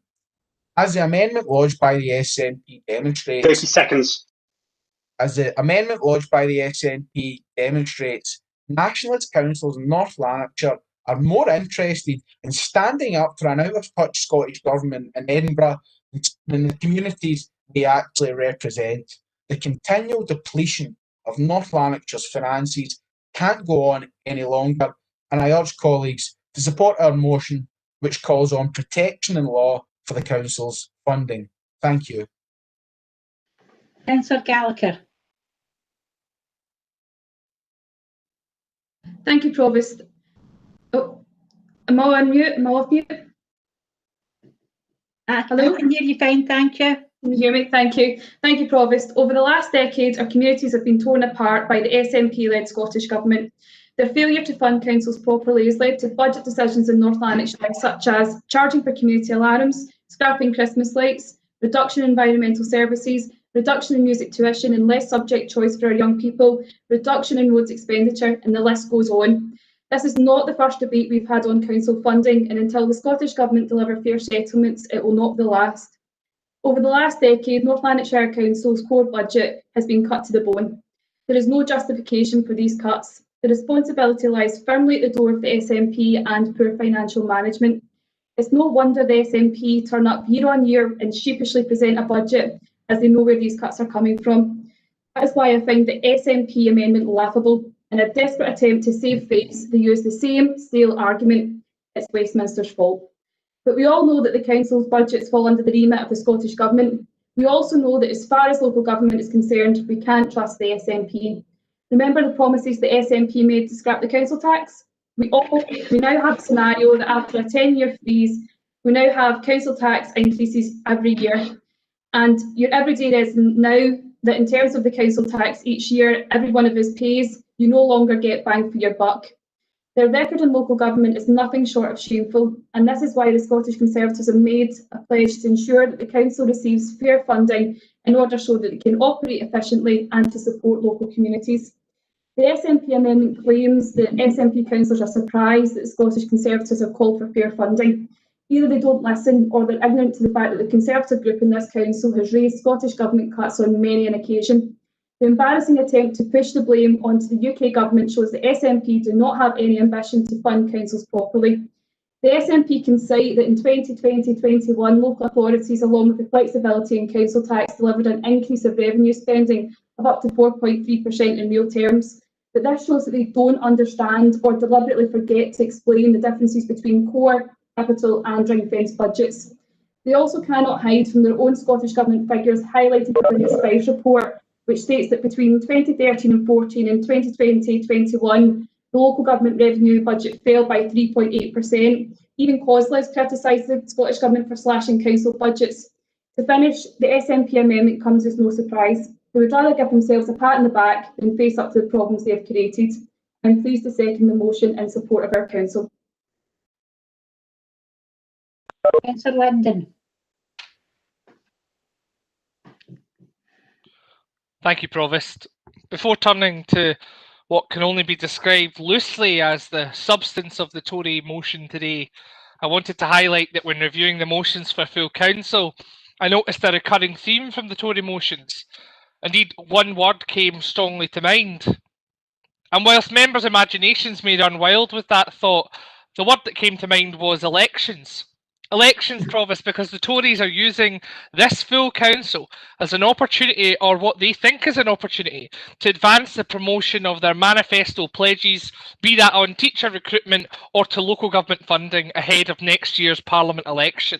And whilst I suspect that that'll be a continuing theme of the Tory group motions, interested not in making a difference, but sowing the seeds of difference, for my group and I, we'll leave making the case for re-electing an SNP Scottish Government to our activists and members across North Lanarkshire and beyond, whilst we get on with the day job of delivering for our communities, and whilst the Tories continue to deliver us increasing support for independence. And turning to the motion, Provost, I want to begin by addressing the issue of the Scottish Government's support for local authorities and the claims, and I use the word claims deliberately, in respect to the funding from the UK Government to our Scottish Government. Reading the Tory motion, you'd be forgiven for thinking that the UK Government were somehow free of blame in the budget setting process. But we should be utterly clear. The Scottish Government budget this year, which facilitates local government funding, is a budget set against an ever-decreasing resource from Westminster, with Scotland's annual budget having fallen in real terms by £1.5 billion over the last decade of Westminster Tory rule. Tory rule which sees us next year alone using Scottish Government funding of nearly £100 million mitigating the worst effects of the UK Government's policies on welfare reform.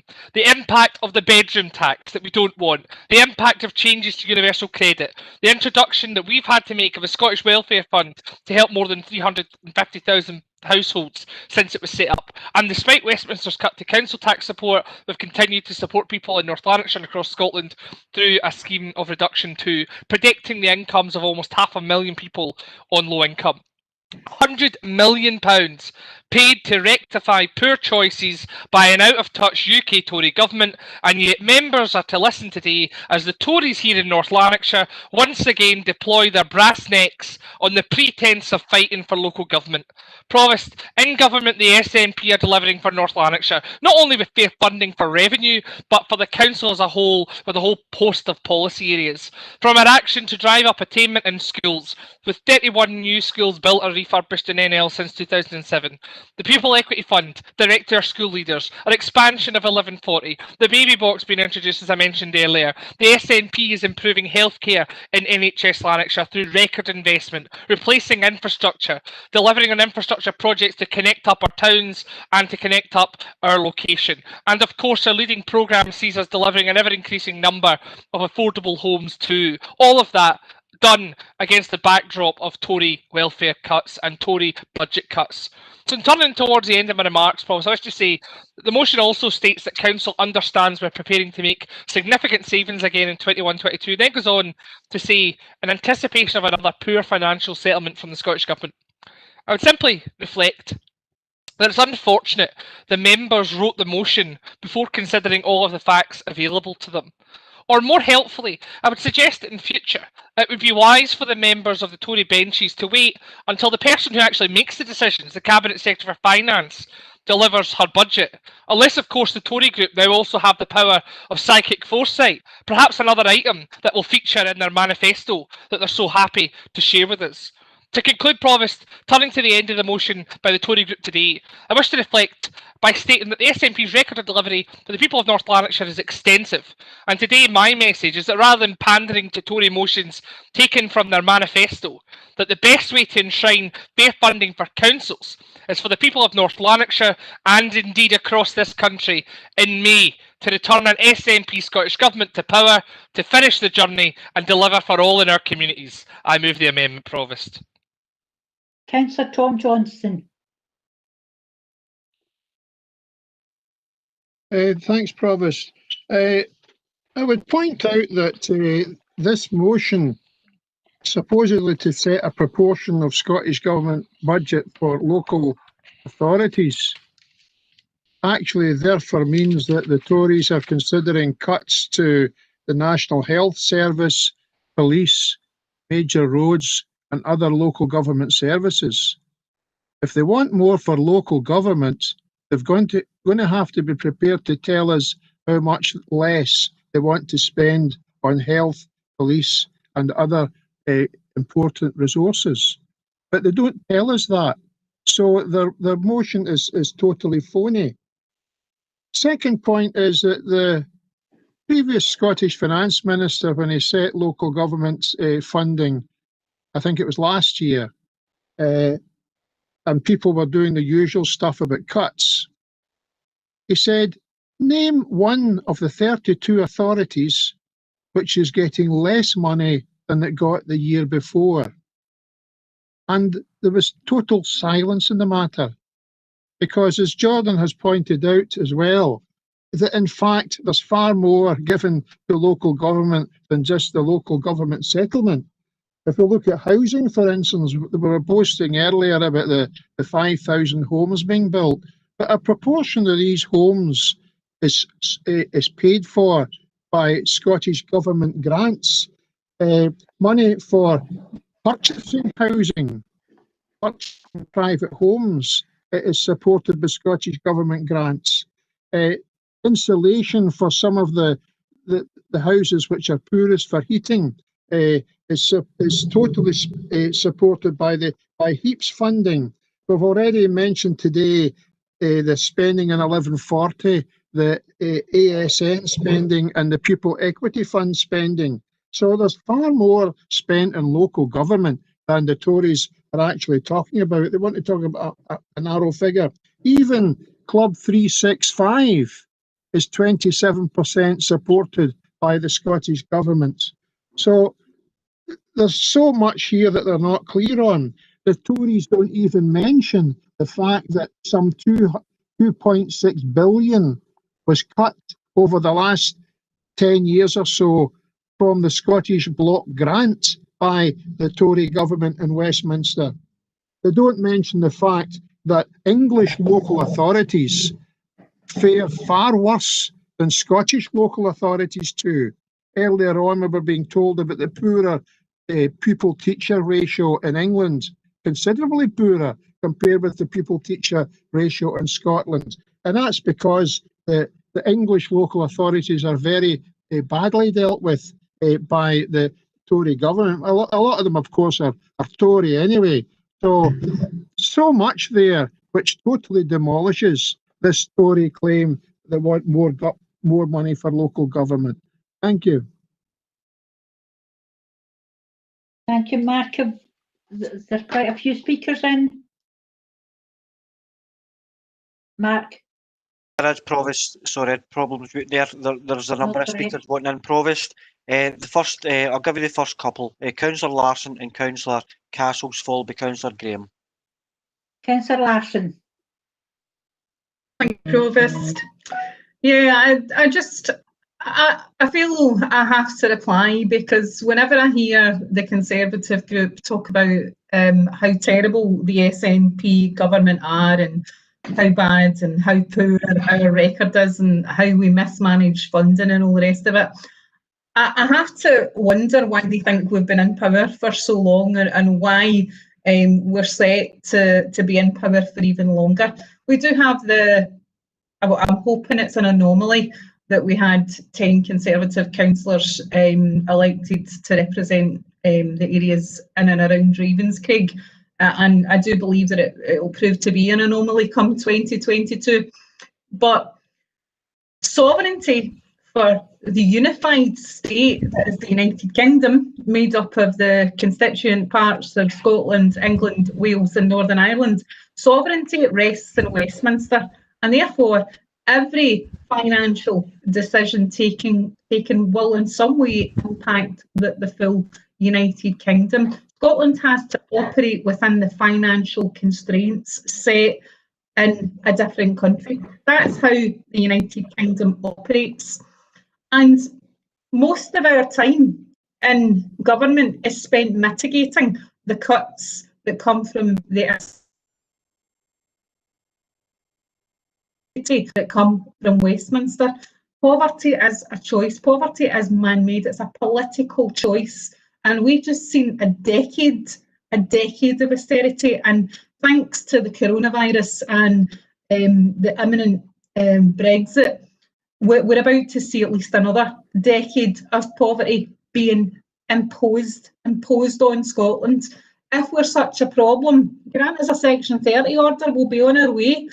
But you can't say that we are mismanaging money when we've fully mitigated the bedroom tax, when we have mitigated universal credit, when we've introduced our own dynamic social security, new benefit system for people living with disabilities, when we've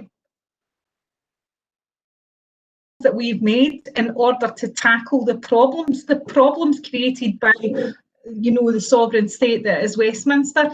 If governance is about anything, it should be about creating opportunities for the common good of society. What good 20 years worth of austerity is going to do me and my family, I don't know, but I really am tired of the illogical, irrational statements that are being broadcast to God knows who that don't really have any bearing in fact and are not backed up by the evidence that is the voting electorate of this country, that is Scotland. Thank you, Provost. Councillor Castles. Provost, it's difficult to decide which to vote for on this one because both parties have a history of making cuts. The Tories have a history of making cuts to the revenue budget and the SNP have a history of making cuts to local councils. And I'm going to try and restrict that to local councils. We're elected members, we've got to look at what's happening to the council and not decide it doesn't matter if you're getting slaughtered, look at the nice things that are happening outside. Now, you can't vote for an austerity budgets and then pretend that's not going to cause cuts. But let's look at some of the figures. In the last debate, nobody picked up any of the points I raised. They were a bit shocked at what I said, but nobody answered them. So I'll give you a chance to if I raise these, maybe you want to answer the points I'm making. Accounts Commission, 6.7% drop in real terms since 2013 to local government. Other services, 0.4% drop in funding. 23 out of 32 local councils have dipped into the reserves to try and balance their budgets. The red herring, council tax, 80 to 85% of a council budget comes from Scottish Government, not from the council tax. If the Scottish Government cut it, then we suffer. 2019, there was a rise in local government funding, but it was mainly through ring fencing, things like social care and the expansion of early years care. Non-ring fenced, the weak areas that can be attacked, the non-ring fenced, the non-protected areas fell by 3.4% in real terms in 2018-19 and 2019-20. That was money going to the early years pupil funding. Scottish Parliament Information Centre. Between 2013-14 and 2018-19, the Scottish Government revenue budget was cut. It was cut by 2.8%. Do you know what cuts to the council were? Filtered through from the Scottish Government, 7.5%. Let's go back to the budgets. The great extra money Tom Johnson will tell us that we got. Labour Group budget motion. It notes that North Lanarkshire received a cash increase of over 15.5 million, 2.5%. Once account is taken of ring-fence funding and funding the new commitments, the cut to core funding was over 9.5 million, a cut of 1.7% to core funding. I'll turn now to the SNP's budget. We're getting extra money, so we'll have extra things. Your second priority on your budget, that was roads. What happened with roads? Over 1.7 million cut to roads, your second priority, and the extra money that we've been given, you made a 1.7 million cut. Your top priority was education. Let's see what extra money oh no, it didn't. It got a 2.6 million pound cut because our budget was cut to core funding. Not just us. Let's have a look at, go on and look at some of the councils. Dumfries and Galloway, 2020-2021, expect an £8 million gap. Glasgow, 21st of February 2019, 3% council tax rise. They expect in excess of 40 million funding gap. Argyll and Bute, let's take it to 2018, 13th of December, expected a funding gap of 9 million. That was 2.5% cut. Aberdeen Council, November 2016, expected funding of 40 million. And I know Councillor Johnson's going to say, where's the money coming from? It's not about increasing money, it's spreading it about fairly. This is about fair budgets, and there never has been a fair budget. You've given local government a kicking every single year so that you can get your prestige projects through, so you can create publicity. And you've got something in common. The SNP and the Tories, you both seem to hate local government. And that is just absolutely ridiculous. If you're talking about people hitting the reserves, evening out the hurt, I suppose you want to say, this is what the debate's about. Now, I've just made those points. I would like those points answered. So, fair funding, that's what we're talking about, and that's what we should have, and that's what you should be writing back. You're meant to be defending local government, not turn around and saying, never mind the way that you can't have Christmas trees and you have to cut this and we've got potholes in the roads. We've got baby boxes because that's a national commitment. You should be writing to the Scottish Government and saying, we demand fair funding, and criticising the people who are absolutely slaughtering us year on year. Councillor Graham. Thank you, Provost. We North Lanarkshire could be forgiven for thinking that Scrooge is alive and well in Bute House. Now, while Westminster seriously has form in this area as well, NLC's main budget misery comes from Bute House and supported ably by the Deputy First Minister, otherwise known as Mr. Bean. Now, Tom Johnson said earlier on, where's the extra money going to come? Where are we going to do this? What we're going to do that? Now, Tom went a good way to answering that here. But let's go back in the record here. A council tax freeze, who did that benefit? Seriously? Seriously, who did that benefit? Those in well-to-do establishments. You've not introduced one policy that's redistributed wealth in any shape or form. Not one.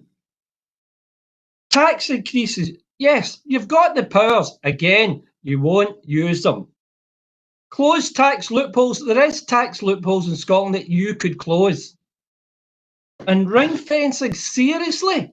All you do is repackage the same money and say it's new money and make cuts and leave us to pick up the pieces.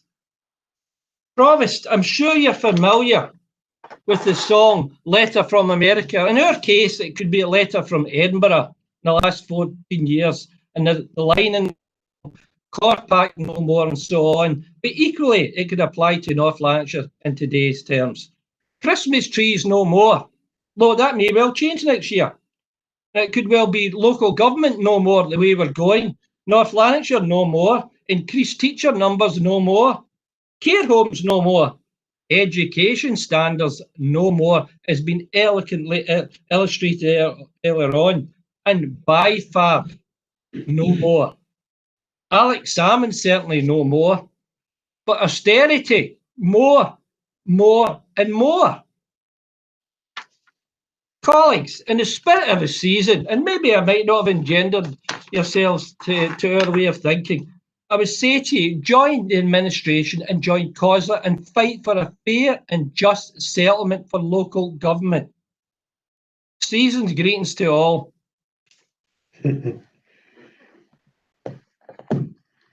Thank you, Mark. Can we get some more speakers?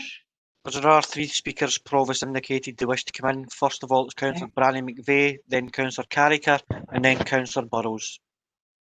Councillor Branny McVeigh. Thank you, Provost, and afternoon again, colleagues. I've spoken many times in our chamber that cuts to councils are cuts to communities. We cannot shy away from that fact. I'm very much aware that the architects of austerity reside in Westminster, but the turbo boosters of that reside in Holyrood. That is fact. My colleague articulated that based on the SPICE reports and others from Audit Scotland earlier in this debate. As COSLA Council of Europe representative for local councils, you would expect me to speak about the European Charter of Local Self-Government, where it enshrines in legislation the need, Article 9, I believe, for local authorities, in whatever size they be, to be devolved the responsibility of budget commensurate to the responsibility of the services that they facilitate. There is the opportunity in the coming year for the Scottish Parliament to vote on a member's bill not from a member of my political party, but one who, Andy Whiteman, is bringing the member's bill on the European Charter of Local Self-Government to Scotland. The UK has signed the Charter, but yet no part of the United Kingdom has enacted it into law. We are now the only pan-European country who has signed the Charter that has not enacted it. Enacting it would do 2 things. One, it would enable us to actually say to government, you must give us money commensurate to our services. But 2, it creates an empowered local government, which enables us to consider not only the responsibilities that we have based on statute, but also to respond to local priorities and ambitions through local flexibility to raise funding. So I find myself in the uncomfortable position of supporting a conservative premise of having funding to local councils enshrined in legislation. Yes, let's do that. Let's have empowered local government. Let's have European focused local government where we have the European Charter and Local Self-Government fully, not in part, fully enshrined into Scottish legislation that enables us to be a real driving force for local government. We know we're ambitious. I am delighted that policies that have come out of this Labour administration that have now been endorsed by the SNP government and now form part of their policy. Why? Because we should recognise good ideas that respond to community needs from wherever they come from. That is good governance. So the fact that Club 365 was our idea and has now been endorsed by government should be welcomed. So I would encourage all parties to consider the enshrining of the European Charter of Local Self-Government to legislation in Scotland. Why? Because cuts to councils are cuts to communities, and it is imperative that we receive the funding that we need to deliver the services that not only our communities need, but for the priorities and ambitions that our communities have going forward. So as I will support this motion, and I would ask us all to think carefully as we go forward, because none of us wants to stand at the council meeting in February or whenever it will be when we set our budget to yet again facilitate cuts that have been made in Westminster but turbo boosted in Holyrood. And to be quite frank, my colleagues, if you can't understand those basic economics, sit down, relax and carry on reading Jack and Ori, because maybe you should be reading an Audit Scotland report. Merry Christmas. Tracy Carragher. Thanks, Provost. Kirsten made the point that Scotland operates within the financial constraints. Some money that were allocated from Westminster. Both Kirsten, Tom and Jordan all highlighted the job that the Scottish Government do and the way that which it funds the people within Scotland. I find it really, really ironic that it is Tory councillors that have brought forward this motion, and I just wondered maybe they can answer this in their summing up. What have you got to say about the English councils that are currently at risk of bankruptcy?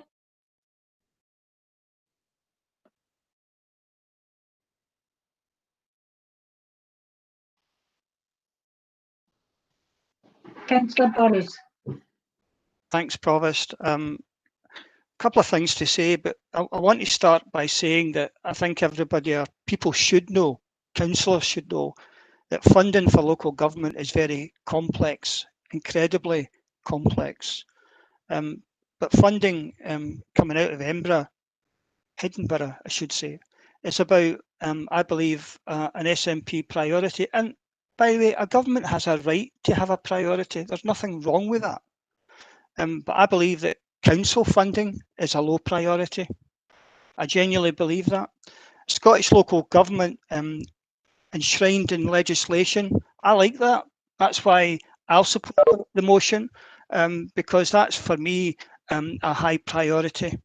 But let me just say a couple of things. We accept, and this is important for everybody, we accept that in some years finance cuts to Scotland from the UK have been there, are there? There's no doubt about that. So this isn't just about an SNP bash, as people will say it.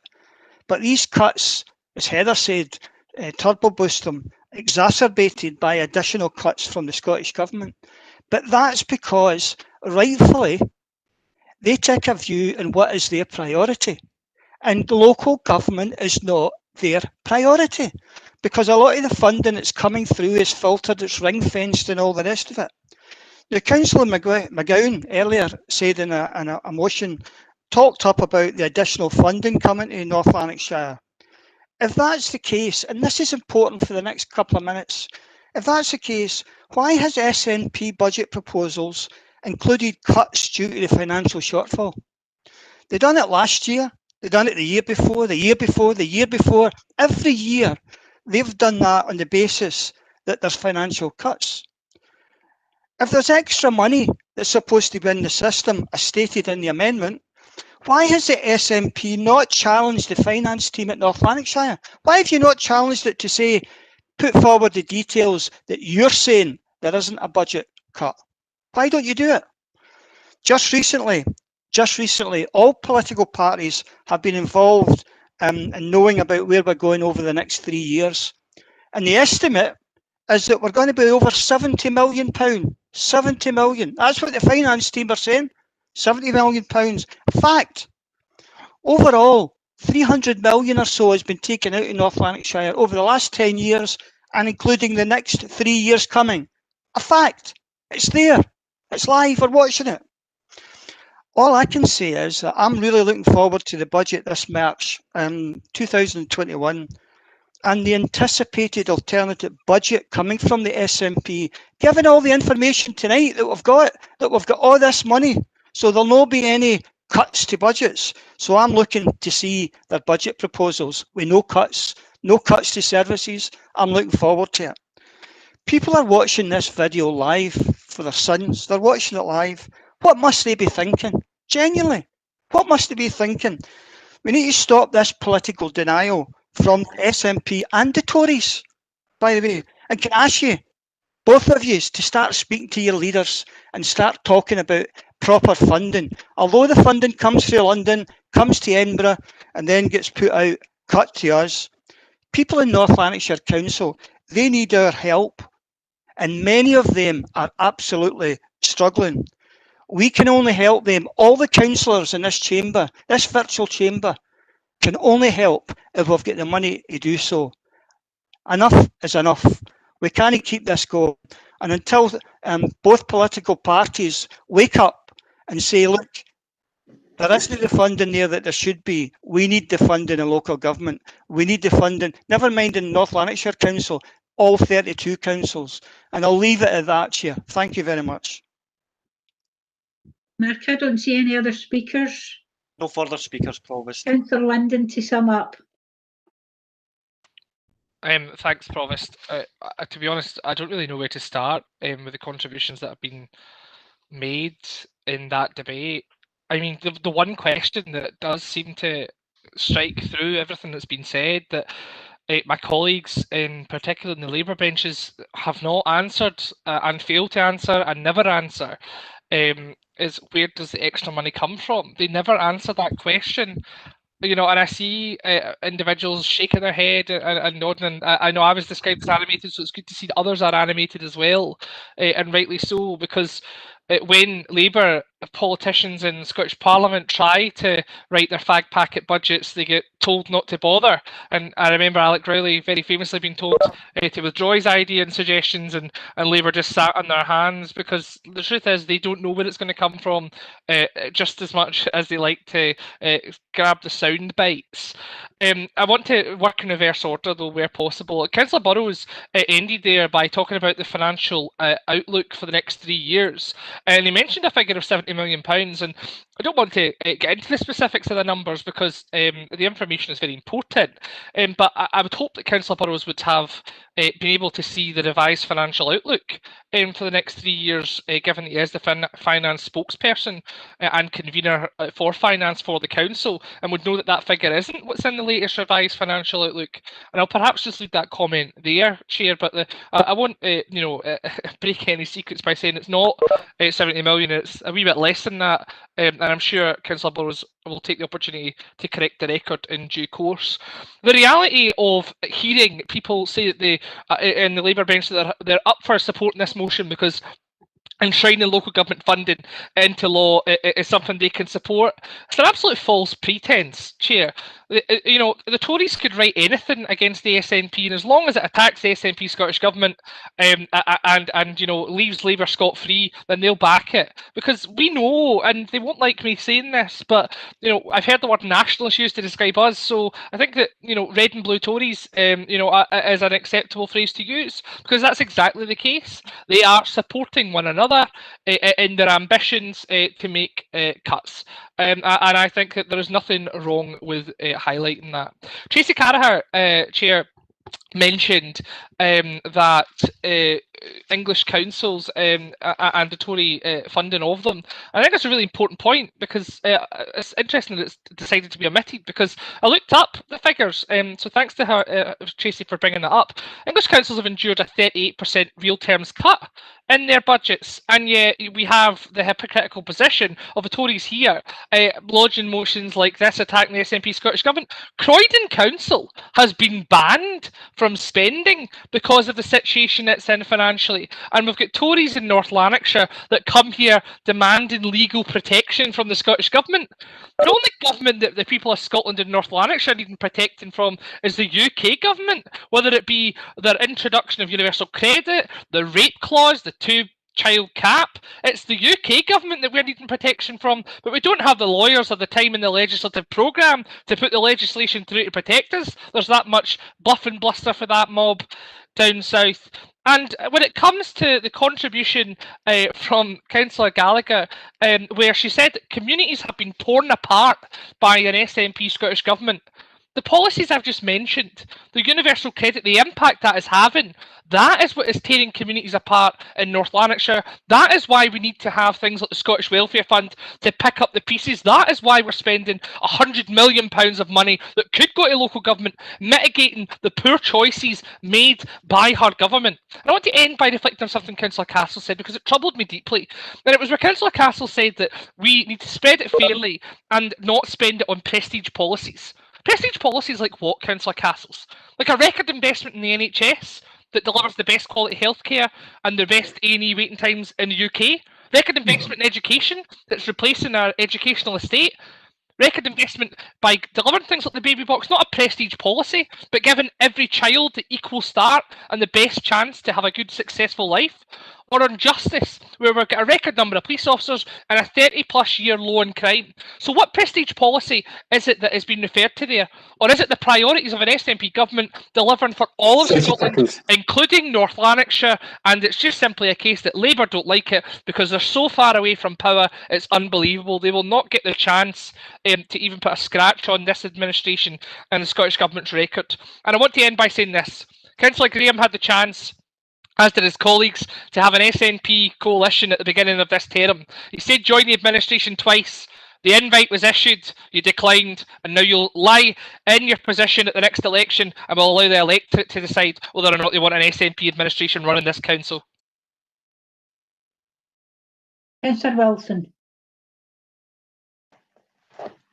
Thank you, Provost. I'm conscious we're nearly 8 o'clock, so I'll just respond very quickly to a couple of the points which have been raised from SNP, which are looking for answers and us from. So Councillor Carragher mentioned the issue of English councils, and it is a popular SNP line of deflection that in order to hide behind their own failings, they try to raise current affairs in England and what's happening down south. The reality is, I'm a Scottish representative. I'm an elected councillor in Scotland. What's the priority for me is what the SNP government are doing to my council in North Lanarkshire and other local authorities across Scotland. The reality is they're passing on year of very difficult cuts to core council service provision.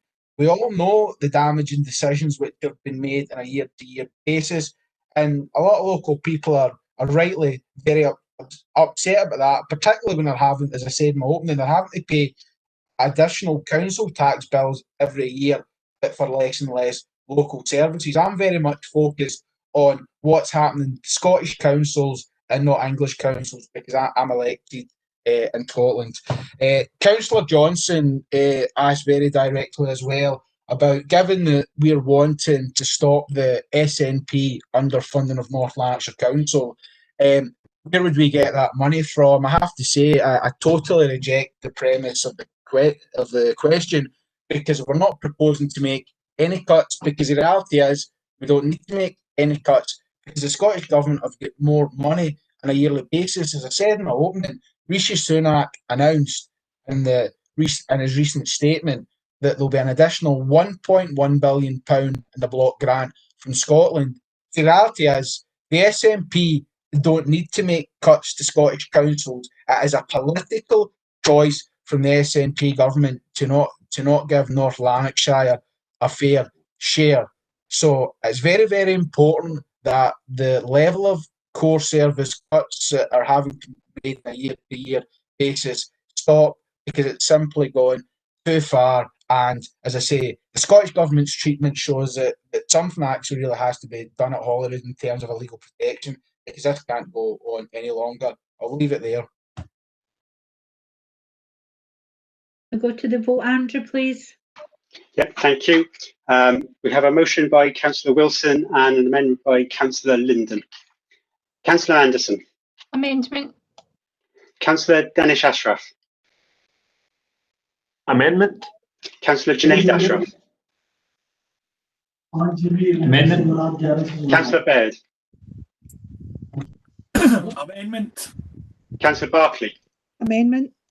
Councillor Beveridge is left. Councillor Brannan McVeigh.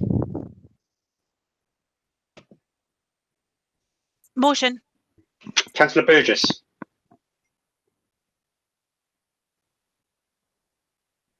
Councillor Burgess.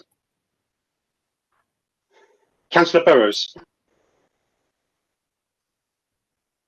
Motion. Councillor Cameron. Motion. Councillor Campbell. Motion. Councillor Carragher.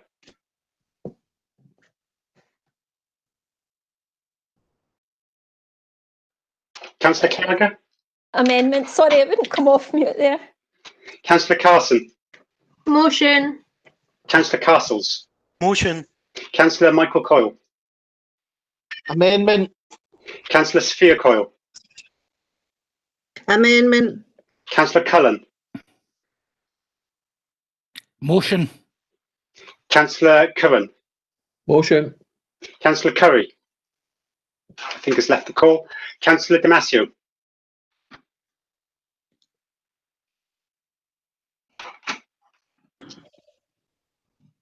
Councillor Damasio. Apologies. Amendment. Thank you. Councillor Doherty.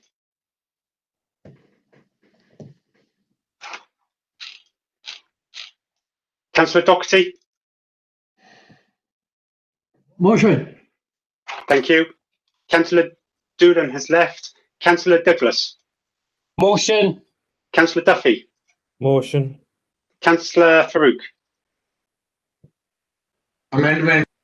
Councillor Fisher. Motion. Councillor Fotheringham. Amendment. Councillor Gallagher. Motion. Councillor Goldie. Amendment. Councillor Goldsack. Motion. Councillor Gourley. Motion. Councillor Graham. Motion. Councillor Hogg has left. Councillor Hume. Amendment. Councillor Catherine Johnson. Amendment. Could I Councillor say, excuse me, Councillor Tom Johnson wants to vote from here. Is that all right? He's been thrown off. That's fine. Councillor Tom Johnson. Amendment. Thank you. Councillor Jones. Motion. Councillor Kelly. Motion. Councillor Kerr has left the meeting, I believe. Yep. Councillor Larson. Amendment. Councillor Lennon. Amendment. Councillor Linden. Amendment. Councillor Logue. Motion. Councillor McGregor. Amendment. Councillor McGowan. Amendment. Councillor Marston's left. Councillor McCulloch. Motion. Councillor McKendrick has left. Councillor McLaren. Motion. Councillor McManus. Amendment. Councillor McNally. Motion. Councillor McNeil. Motion. Councillor McPake. Motion. Councillor McVeigh.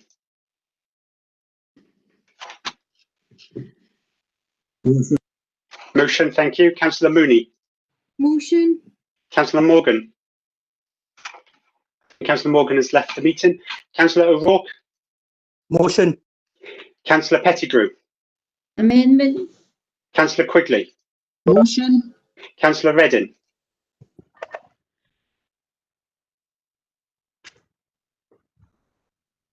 Councillor Reddin. Motion. Thank you. Councillor Rorty. Motion. Councillor Shevlin. Motion. Councillor Shields. I think he has left again. Councillor Stephen. Amendment. Councillor Stevenson. Motion. Councillor Stocks. Amendment. Councillor Stubbs. Amendment. Councillor Alan Valentine. Amendment. Councillor Annette Valentine. Amendment. Councillor Watson. Motion. Councillor Weir. Amendment. Councillor Wilson. Motion. Councillor Woods. Motion.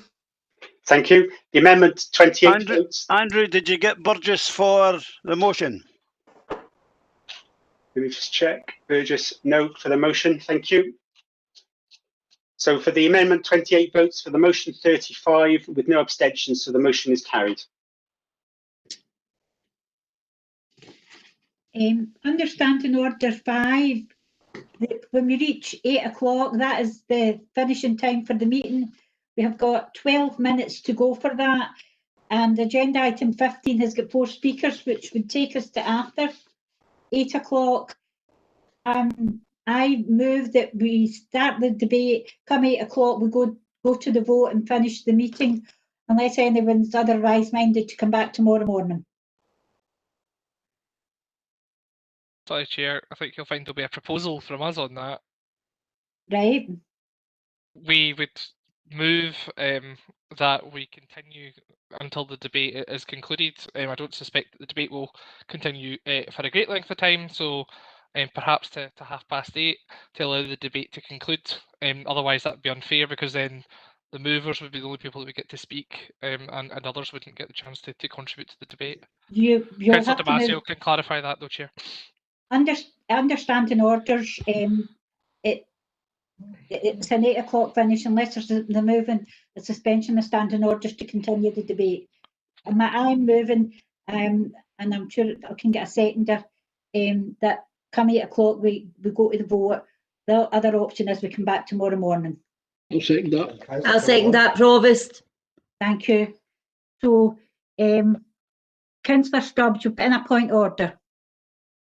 Obviously, that's not my understanding of the standing orders. My understanding is that you have to get agreement to either continue the meeting or come back tomorrow. It's not that we just unilaterally just stop at 8 o'clock and go straight to a vote when a debate isn't even concluded, when it's been started prior to 8. So the only thing that you can move, my understanding of standing orders, and maybe Andrew could I'll just give you an invite on that one.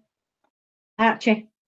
Thanks, Provost. Yeah, you're correct to refer members to Standing Order 5.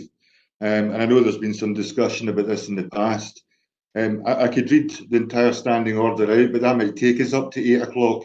But in summary, if you get to a point at 8 o'clock, then you're right, the meeting would require to be adjourned until the next morning at 10 o'clock. However, if a motion to continue the meeting beyond 8 p.m. is approved, then the business on the agenda is transacted as follows. Any motion or amendment which has been formally moved and seconded is put to the vote, as you've said, Provost. Any report or motion remaining will be considered in order, and on each remaining item it may be moved and seconded, but without the right of the mover and seconder to enter into any discussion about it, unless you, Provost, rule that, in your opinion, discussion is necessary for a proper consideration of the item. And anything not moved and seconded falls from the agenda. So the options that you've put out to Council tonight are correct in terms of Standing Order 5. So I've moved it and Councillor Rorty's seconded it. Come 8 o'clock, we go to the vote. Sorry to interrupt. We've got a point order for Councillor Damasio. Point order, Councillor Damasio. Hi, Provost. Yeah, no, I did try to come in earlier, quite a few minutes ago, and I think you must have missed me in the chat bar. Yeah, it was just to say, I mean, frankly, it'd be ridiculous if for the sake of a few minutes, that we don't have a discussion and a debate on the very last motion in front of us. So yeah, I would move that we remove standing orders to continue, as it's not as if we have a lot of agenda items to go. There's this last motion and questions, and that's it. I think it'd be ridiculous not to do so. I'll second that, Chair. Sorry, Chair. Provost, there's another point order. Thanks. Just for clarity, whilst I appreciate the monitoring officer's contribution, I've read Standing Order 5 on the standing orders, and it's clear if all business at a meeting of the Council has not been transacted by 8 p.m, the meeting shall adjourn and shall recommence at 10 a.m. on the working day immediately following, unless on a motion to continue the meeting beyond that time for the further specified period has been moved, seconded and voted on without discussion. On that basis, then, I would move that, alongside Councillor Damasio, that debate will continue until 8:30 to allow the business to be transacted. So, is that, are we able to go to the vote on these two? Or Sorry, Provost, it remains my view that what is set out in Standing Order 5 clearly, on the basis that the meeting continues beyond 8 p.m, it sets out how the business is to be conducted. Now, Councillor Damasio has moved to suspend standing orders, and in my view, that's really the only option other than what's being proposed by yourself. So I don't know if you want to go to the vote to see if you get 2/3 of members wishing to do what Councillor Damasio is suggesting. I'm happy to go to the vote on the suspension of standing orders. Shall I proceed with the vote, Provost? Yes, please. So there's been a motion to suspend standing orders. If I can just ask members when I call name to indicate either yes, you support the motion to suspend standing orders, or no, or if you wish to abstain. Councillor Anderson. Yes. Councillor Danish Ashraf.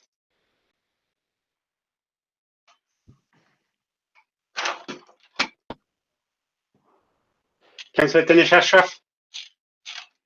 I've had to leave the meeting, Andrew. Okay, thank you. Councillor Junaid Ashraf.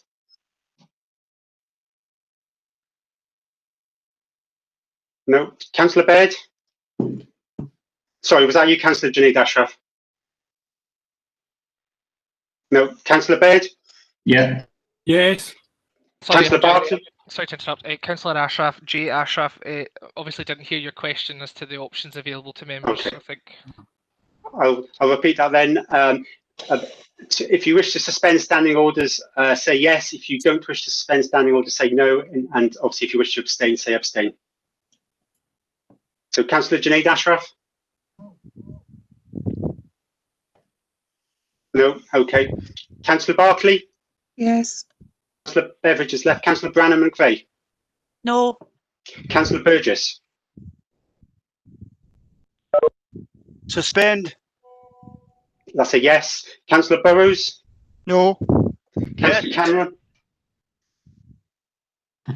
Sorry, who was saying yes? Councillor Cameron? Yes. Thank you. Councillor Campbell? Councillor Campbell? No. No, thank you. Councillor Carragher? 2 minutes, 2 minutes.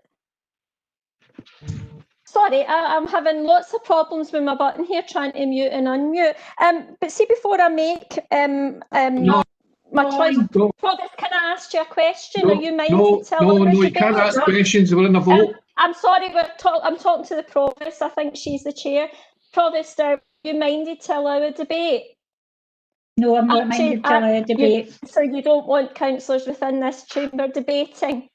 It's not that I've got an issue with debating, but I'm happy to come back tomorrow morning and debate it, but I'm not happy to continue after 8 o'clock. I think there's a licensing board tomorrow morning, so it means that some councillors wouldn't be able to join in. It is the last agenda item, and I think it would be like Tracy, can you vote, please? This is not for a debate at the moment. Provost, there's a number of points order. Okay, so you're not minded to debate, just so I can make the right choice. Councillor McNeill and Councillor McPay. Councillor McNeill, you've made a point order. The point of order is we're in the middle of a vote and she can conclude the vote before there's any further discussion. That's what I'm just saying that to Councillor Carragher. Councillor McPay, is yours along similar lines? Absolutely. We're getting continuous interruptions. We've wasted 8 minutes in this already. So can we just get your vote, Councillor Carragher? Who's calling? Councillor Carragher, can I confirm, are you yes, no, or abstain? I won't unmute. Yes, we can hear you. Can you hear me? Right, sorry, Yeah. still. If there's going to be no debate allowed, then I propose that we suspend standing orders, please. Thank you. Councillor Carson? No. Councillor Castles? No. Councillor Michael Coyle? Provost, Provost, there's a point order by Councillor Jan Ashraf. Councillor Ashraf. Councillor Junaid Ashraf. Apologies, Jean, I was having, sorry, Provost, I was having issues with my internet and couldn't come back in. Sorry, could I vote yes for standing orders, for suspending standing orders? Apologies. That's fine, we've got that. Andrew will get that. Yeah, thank you. Councillor Michael Coyle? Yes. Councillor Sophia Coyle? Yes. Councillor Cullen? Yes. Councillor Curran? No. Councillor Curry has left. Councillor Damasio? Yes. Councillor Doherty? No. No. Councillor Douglas? No. Yes. So, yes. Councillor Duffy? No. Councillor Farouk? Yeah. Councillor Fisher? No. Councillor Fotheringham? Yes. Councillor Gallagher? Yes. Councillor Goldie? Yes. Councillor Goldsack? No. No. No. Councillor Gourley? No. Councillor Graham? No. Councillor Hume? Yes. Councillor Catherine Johnson? Yes. Yes. Did you hear me? Yes. Yeah, thank you. Councillor Tom Johnson? Yes. Councillor Jones? No. Councillor Kelly? No. Councillor Larson?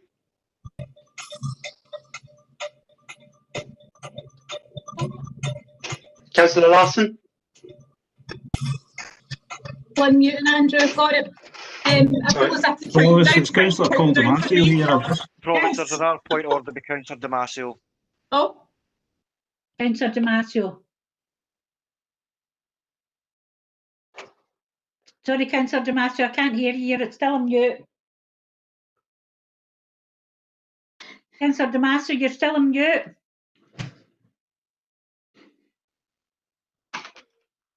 Councillor Damasio, you're still on mute. Unfortunately, officers are unable to unmute people on WebEx now. Thank you. Councillor Sorry about that. My apologies. I was talking to myself there. Just to clarify, as it's now after 8 p.m, the meeting should now be adjourned until tomorrow at 10 a.m, as per standing orders. We're in the middle of a vote and we're allowed to finish the vote. Councillor Brannan McVeigh, you had asked for a point of order as well. I have, Provost. I feel it's absolutely appalling that we have a member in this chamber playing the countdown theme tune while we are in a debate. And if the microphone notice was to say it was Councillor Baird that has done so, and that is just wholly wrong. Thank you very much. Can we get back to the vote, Andrew? Yeah, thank you. Councillor Larson? Yes. Councillor Lennon? Andrew, I'm having technical difficulties. Can you tell me the options again, please? So say yes to suspend standing orders, no not to suspend standing orders, or if you wish to abstain. Yes. Councillor Linden? Yes, Andrew. Councillor Logue? No. Councillor McGregor? Yes. Councillor McGowan? Yes. Councillor McCulloch? No. Councillor McLaren? No. Councillor McManus? No, we're changing the goalposts. I'll be after about 10 minutes. Yes. Councillor McNally? No. Councillor McNeil? No. Councillor McPake? No. Councillor McVeigh?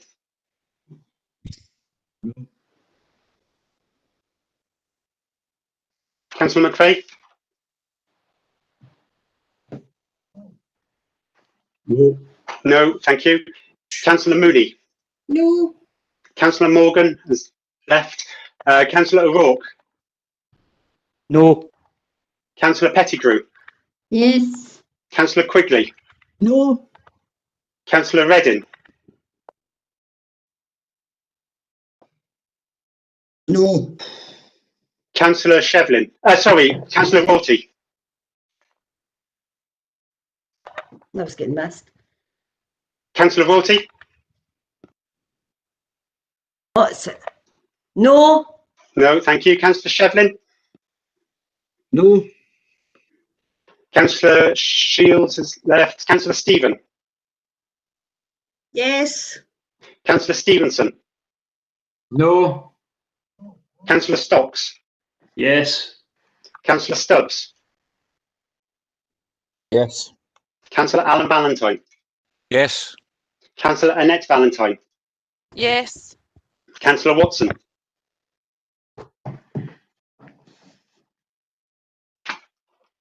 Councillor Watson? Okay, Councillor Weir? Yes. Councillor Wilson? Yes. And Councillor Woods? No. No. So 62 members have voted. 2/3 would be 41 members, but only 33 members have voted yes. Therefore, the 2/3 required has not been achieved. Provost, there's another point of order by Councillor Damasio.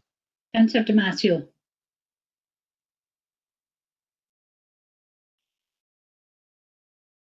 Councillor Damasio, you put a point order in.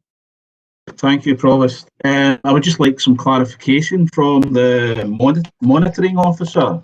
If you read standing orders, nowhere does it imply that if there is a vote already being undertaken after the council is due to finish at 8 p.m, that vote should continue. It simply states that well, I can read it out. I've got it right in front of me, but I would like the monitoring officer to comment on that and clarify that point, because nowhere whatsoever within standing orders does it say if the provost has started a vote and we pass 8 p.m, does that vote continue? That is not in standing orders, so I'd like some clarification. Thanks, Provost. Provost, just before, sorry, the monitoring officer responds, there's another point of order in from Councillor Kelly. Councillor Kelly. Thank you, Provost. I thought we've had a vote. Is this meeting now not concluded without any further debate or point of orders? For voting. I'm going to hand it over to Archie first in the point orders. Thanks, Provost. I don't think the standing orders need to go into that level of detail. Councillor Damasio made his motion to suspend standing orders. You'd made your position quite clear, and that once we got to 8 o'clock, you were going to continue the rest of the business in line with Standing Order 5. You'd also made your position clear that you didn't intend to allow discussion on agenda item 15, because presumably you didn't consider that any discussion was necessary to allow proper consideration of the motion and amendment as set out in the council papers. So your position was quite clear as chair of the meeting. Councillor Damasio has put in or has made a motion to suspend standing orders. That was made before 8 o'clock, but that's kind of academic in my view. However, if Councillor Damasio is saying that his motion to suspend standing orders should effectively be ignored now, notwithstanding that motion wasn't carried, then I suppose we're back to your position anyway, Provost. So either way, I think you're moving the business as set out in Standing Order 5 without any further discussion. It's my understanding, Provost. Got a point of order for Councillor Stubbs. Apologies. There's also one for Councillor Cameron as well. Councillor Cameron and then Councillor Stubbs, and then we're...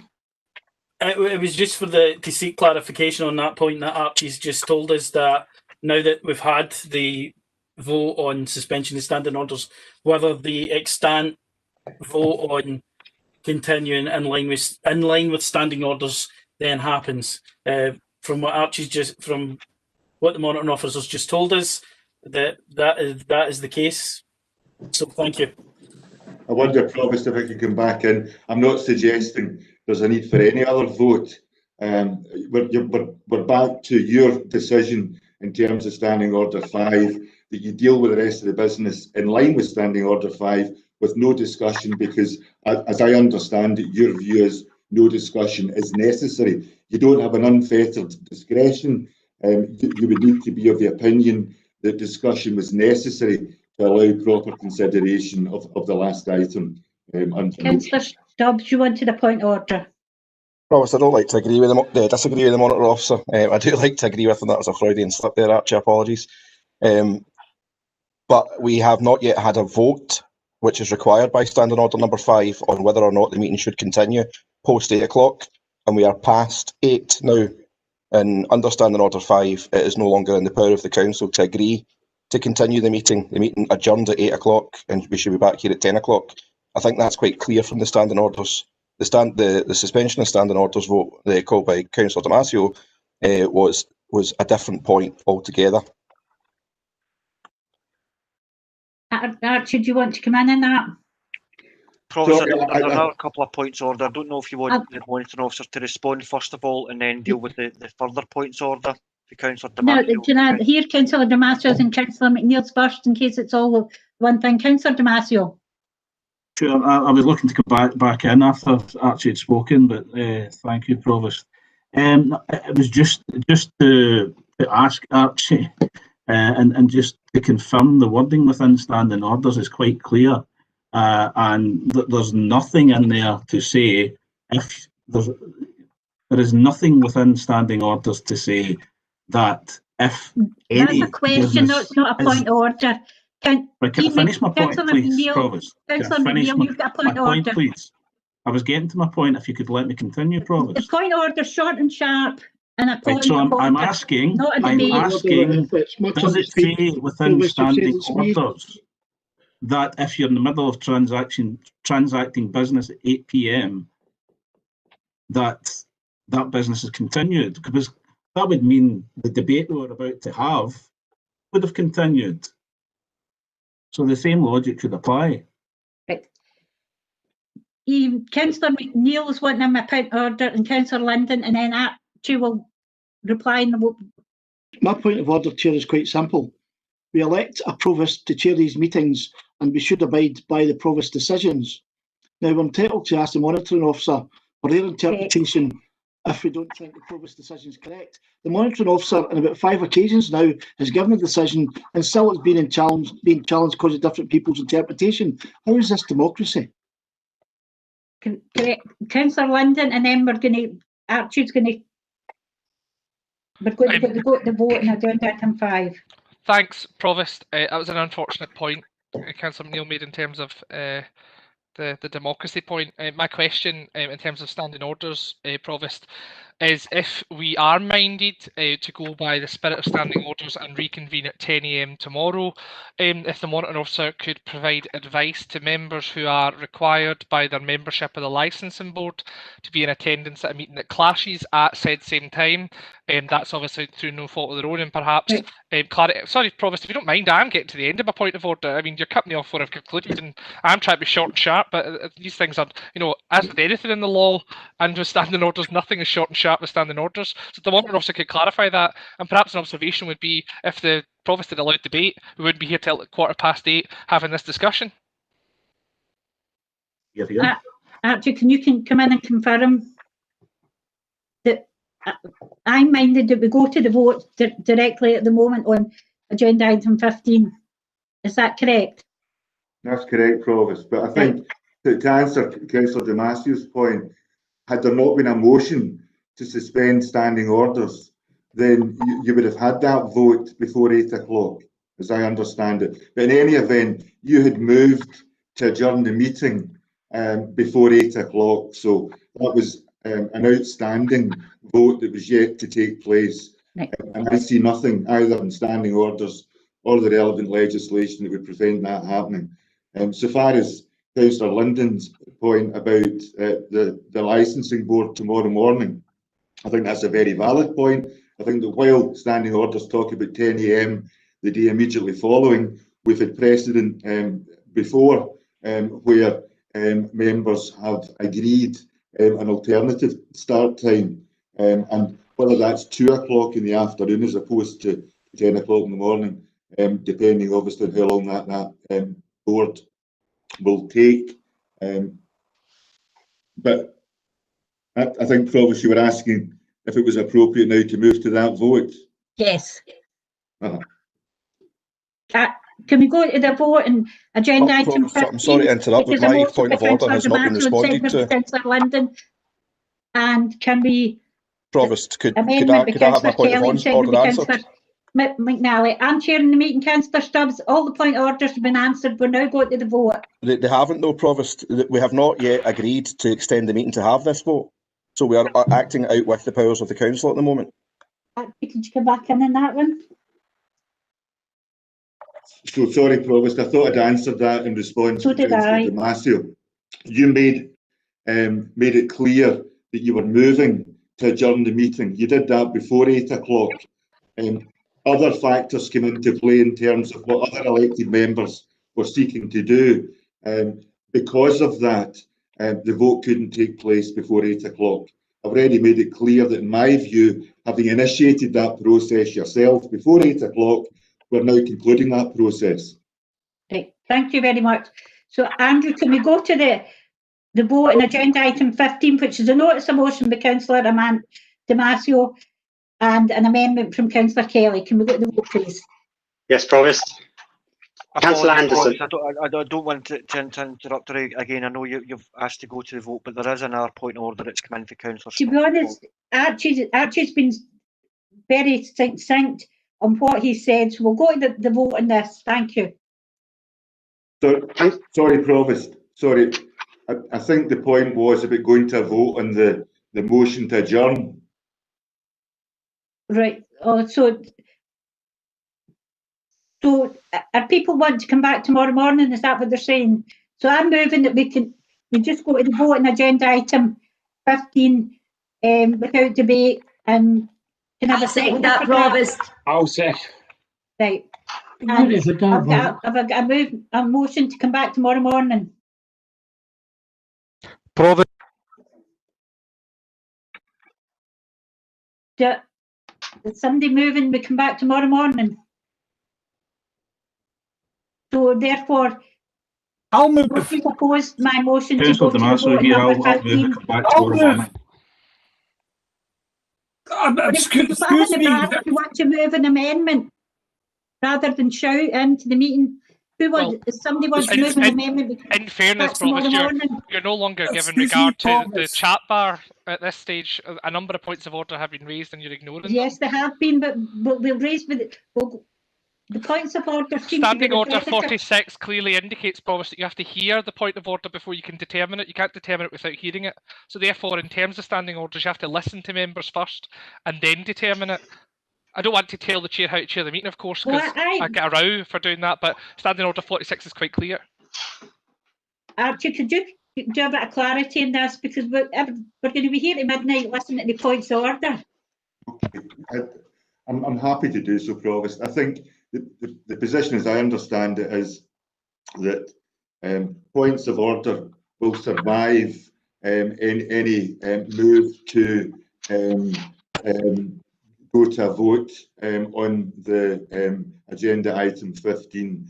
In other words, the absence of discussion around that is the absence of members, either the mover or the seconder, or indeed any other members from the floor wishing to comment on the agenda item, but it's still perfectly competent and, in fact, necessary to hear any appropriate point of order in terms of the standing orders. Right. So we'll move down. The last one was Councillor Stubbs. So Councillor Stubbs has come back in again. Councillor Stubbs. No, Provost, I think we were at crossed wires. I think Archie's clarified now that we're still to vote on whether or not we should continue. So my point of order's been answered. Thank you. Well, the vote is whether we continue or come back tomorrow morning. I've asked for somebody to move against coming back tomorrow, to come back tomorrow morning. As of yet, nobody has done that. Nobody has opposed what I have said. Provost, come back tomorrow morning. Provost, can I come in? I've been trying to get this chat bar to go. It's Councillor McLaren. We have a licensing board meeting tomorrow morning. Now, we have got 3 or 4 applicants lined up. We cannot put the applicants off. So if they're going to suspend this meeting here tomorrow, it'll have to be at 2 o'clock afternoon, because members. Right. And that's been brought to the attention.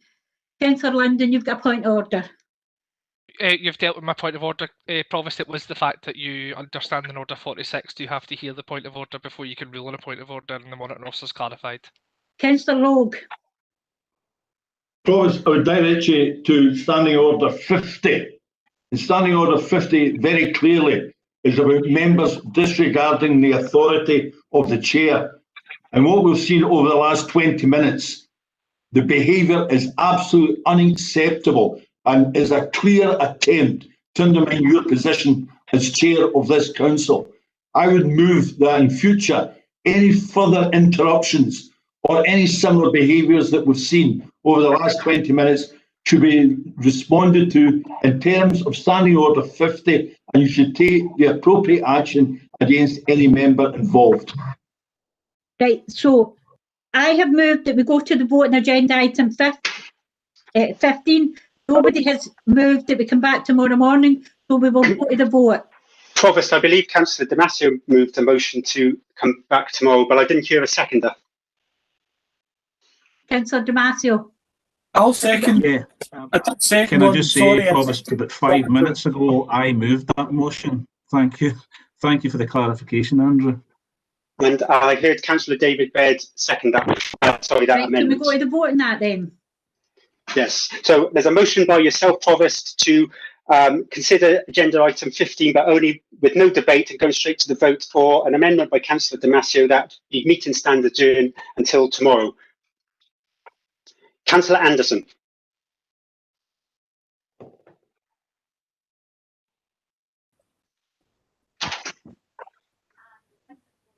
Councillor Anderson, we're now at the vote. No. Councillor Dinesh Ashraf. As advised, Andrew has left the meeting. Okay. Oh, so sorry. Apologies. Councillor Junaid Ashraf.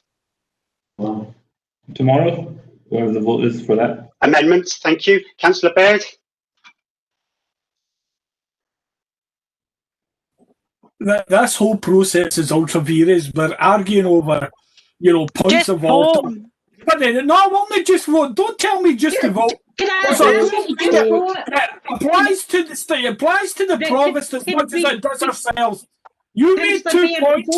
Or leave the meeting. You made it 2 points you tried to move in your motion. One was to go forward with the vote and hear the proposer and the seconder, and then move to a purpose. Councillor Baird, Andrew, could you move on to the next person to vote? God help us. Please. Councillor Barclay. Tomorrow. Councillor Beverly, Councillor Branham McVeigh. Motion tonight. Councillor Burgess. Motion. Councillor Burrows. Motion. Councillor Cameron. Motion. Councillor Campbell. Motion. Councillor Carragher. Amendment. Debate is important and it's what we're Councillor Carson. Motion. Councillor Castles. Motion. Councillor Michael Coyle. Amendment. Councillor Sophia Coyle. Tomorrow afternoon, please. Councillor Cullen.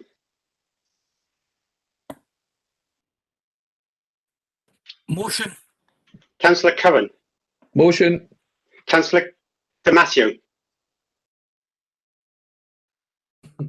Amendment. Councillor Doherty.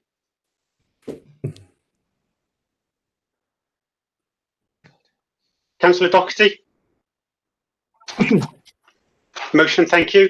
Councillor Douglas. Motion. Councillor Duffy.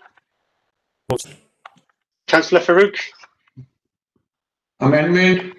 Councillor Fisher. Motion. Councillor Fotheringham. Amendment. Councillor Gallagher. Motion. Councillor Goldie. Amendment. Councillor Goldsack. Motion. Councillor Gurley. Motion.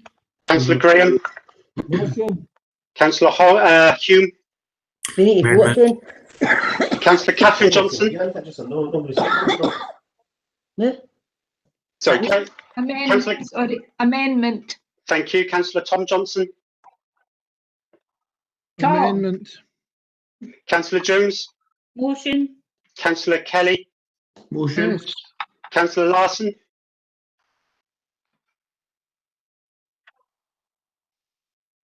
Councillor Larson.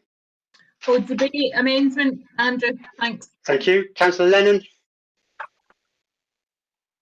Amendment. Councillor Linden. Amendment, Andrew. Councillor Logue. Motion. Councillor McGregor. Amendment. Councillor McGowan.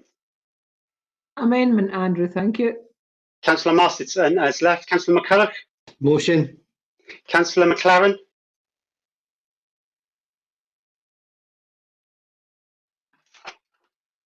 Councillor McLaren? Motion. Thank you. Councillor McManus?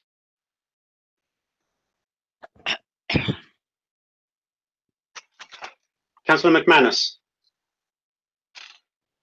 No. Councillor McNally? Motion. Councillor McNeil?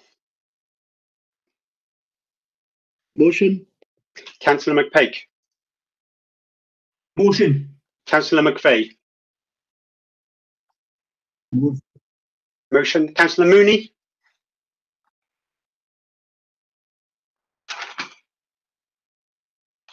She gets thrown Councillor off the meeting. Yeah, not here. Councillor O'Rourke? Motion. Councillor Pettigrew? Amendment. Councillor Quigley? Motion. Councillor Redding? Motion. Councillor Rorty? Motion. Councillor Shevlin?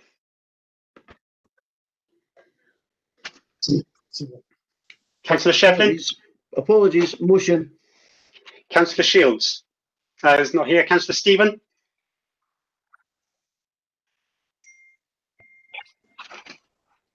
I think Councillor Stevens is off the call. Councillor Stevenson? Motion. Councillor Stocks? Amendment. Councillor Stubbs? Amendment. Councillor Alan Valentine? Amendment. Councillor Annette Valentine? Amendment. Councillor Watson?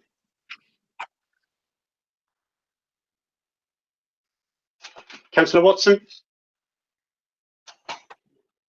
Councillor Weir? Amendment. Councillor Wilson? Motion. And Councillor Woods? Motion. Thank you. The amendment. Andrew, can I just say, Councillor McManus has put in the chat bar point of order, but I think it may be that he couldn't get his mute off during the course of the vote. Are you able to place your vote now, Mr. Councillor McManus? Councillor McManus? No. Okay, thank you. So the amendment has received 23 votes, the motion 34 with no abstentions, so your motion has been carried. Agenda item 15, can we go to the vote on that, please? Yes, Provost.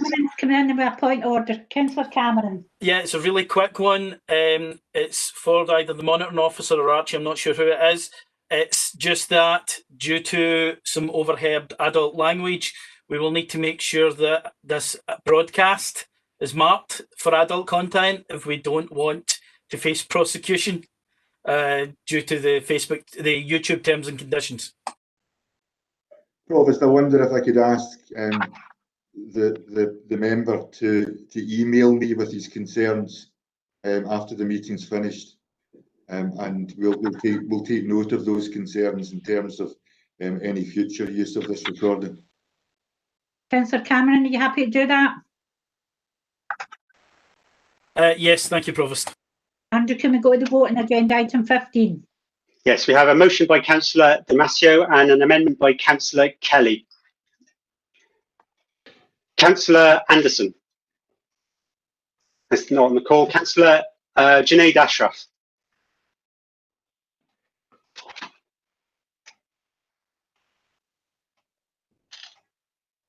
No. Councillor Baird?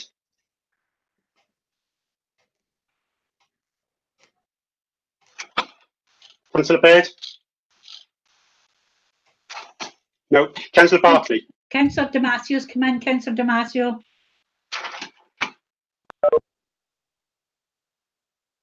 Thank you, Provost. Since I'm not actually debating, I would just like to clarify for members what we're voting on. On the motion by yourself, seconded by Councillor Linden, and the amendment by Councillor Kelly, seconded by Councillor McNally. We all had that sent out. Could I ask that they're put on screen, please? So that we know and the public know what we're voting on. Motion. That would be too difficult. I think because everybody's had it sent out, I'm not sure if any of the officers will have it to hand to put on the screen. Have you had confirmation from everyone that they've seen it, Provost? I would ask that they're allowed to see what we're voting on. All members. all members have had this sent out to them, and I'm sure A lot of members have had issues with the post, Provost. it was. We're getting back into the points order. It's That's simple not to a point put it on order. screen. We're going to finish the vote. But there's Councillor McPake, Councillor McNeill and Councillor Larton's all come in there. It's now up. It's Chief Executive's managed to share it. Councillor McPake, do you still want to come in your point order? Very quickly, Provost, this is absolutely disgraceful behaviour here. But the simple matter here is this is all available on Mars. It's recorded Simple live, it's matter. available on Mars. The simple matter is, It's Councillor now up on the McPake, screen anyway. the debate would have Councillor been concluded McNeill. by now. It's not a debate, Councillor Damasio. Councillor Damasio, could you be... Councillor McNeill. The point was, once again, we're in the middle of a vote and somebody comes in and interrupts it. I know that. Councillor Larson. Thank you. I'd like to ask the monitoring officer if this information on screen will be...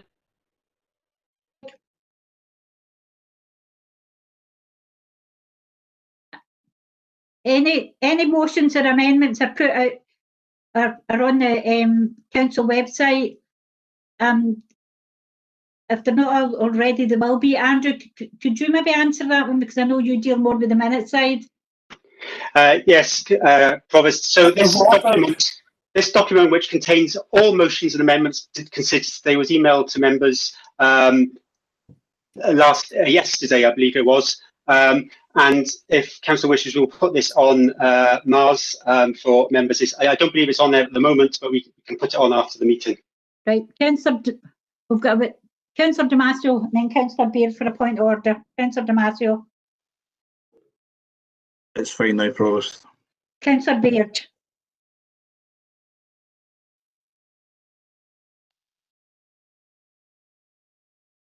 Councillor Beard, no, he's not come in. Can you continue with the vote? Yes, Provost. Can you hear me now? It's point of order is to do with Section 5 meetings of the council, wherein I'll quote from it. Unless on a motion to continue the meeting beyond that time for a further specified period, which has been moved, seconded and voted, on which discussion the council shall otherwise determine, if a motion to continue the meeting beyond date We've already debated that point order. Can you go back to the vote, Andrew, please? You didn't say for a specified period of time. You have to specify the period Andrew, of time can we go back to in the which we vote? are continuing. You Andrew, failed to can do we go back so. to the vote? Thank you. Councillor Wilson's now come in with a point order. Councillor Wilson. Yeah, Provost, it's just to get back to a previous point about standing order 50. Members are continuing to disregard your authority, and it's completely And I unacceptable. will speak to the monitoring officer after the meeting about this. Andrew, can we go back to the vote? Thank you. Thank you. So the next member I'm asking to vote is Councillor Baird. Motion, amendment, or abstain?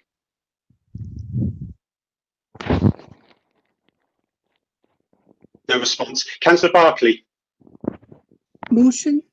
And sorry to interrupt, there is another point order in by Councillor Junaid Ashraf. Councillor Ashraf. Apologies again, my mute button wasn't working earlier, so I'm voting for the motion as well. Thank you. Thank you. I'll record that. Councillor Brannan McVeigh.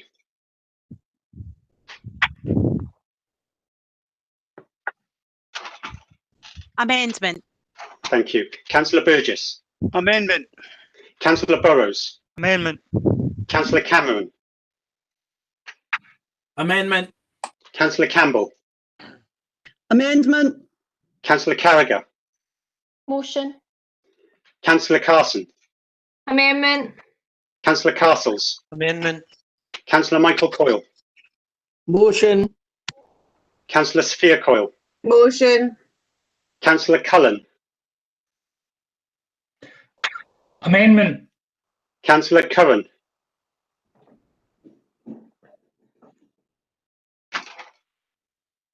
Amendment. Thank you. Councillor Damasio.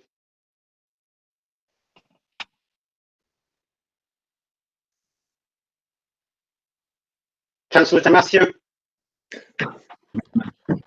Amendment. No. Amendment. Thank you. Councillor Doherty? Amendment. Councillor Douglas? Amendment. Councillor Duffy? Amendment. Councillor Farouk? Motion. Motion. Councillor Fisher? Amendment. Councillor Fotheringham? Motion. Councillor Gallagher? Amendment. Councillor Goldie? Motion. Councillor Goldsack? Amendment. Councillor Gourley? Amendment. Councillor Graham? Amendment. Councillor Hume? Motion. Councillor Catherine Johnson? Andrew, Motion. sorry to interrupt the vote. There's an point of order being raised by Councillor Damasio. Councillor Damasio. It was just a correction, Provost, to say that was voting motion. Okay, I will change your vote to motion. Councillor Tom Johnson?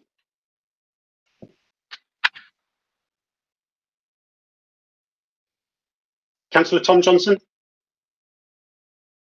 No. Councillor Jones? Amendment. Councillor Kelly? Amendment. Did you get me? Councillor Tom Johnson, yes, I can hear you now. Yes. Motion. Motion, thank you. Councillor Larson? Motion. Councillor Lennon? Motion. Councillor Linden? Motion, thank you, Andrew. Councillor Logue? Amendment. Councillor McGregor? Motion. Councillor McGowan? Motion. Councillor McCulloch? Amendment. Councillor McLaren? Amendment. Councillor McManus?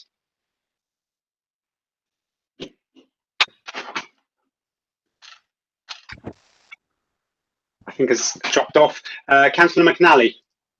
Amendment. Councillor McNeil? Amendment. Councillor McPake? Amendment. Councillor McVeigh? Amendment. Councillor Mooney? Amendment. Councillor O'Rourke? Amendment. Councillor Pettigrew? Motion. Councillor Quigley? Amendment. Councillor Redding? Motion. Amendment, sorry. Amendment. Thank you. Councillor Rorty? Amendment. Councillor Shevlin? Amendment. Councillor Stevenson? Amendment. Councillor Stocks? Motion. That nearly dropped off, Andrew. Thank you. Councillor Stubbs? Motion. Councillor Alan Valentine? Motion. Councillor Annette Valentine? Motion. Councillor Watson? Amendment. Councillor Weir? Motion. Councillor Wilson? Amendment. And Councillor Woods? Amendment. Thank you. So the amendment has received 36 votes, the motion 23 with no abstentions, so the amendment is carried. Thank you. And understanding orders, the questions have been answered in writing prior to the meeting, and that is normally the procedure, in particular when we're going on after this time. Councillor Carricker, a point of order. Apologies, Provost. There's a point of order for Councillor Carricker. I've seen that. Councillor Carricker. Thanks, yeah. It's with regards to the question, my own question that I've put into council. I just have concerns around accuracy. There's no debate and no comeback when it's questions. If you want to take it up with the convener who responded to you. I'm not wanting to debate seriously. Could you just let me make the point? I do have concerns about the accuracy. There isn't any and about it being put on point when it record. comes to questions. Thanks very much, Councillor Carrigan. That you get an answer, and that's how the questions work. Okay, I do believe it's inaccurate. Can I wish everybody a Merry Christmas, albeit it's going to be an unusual type of Christmas for everybody. Everybody, please stay safe over the Christmas period, and I'll look forward to seeing you all in 2021. Thank you. Thanks. Merry Christmas, everyone. Thanks to the staff in North Lanarkshire as well.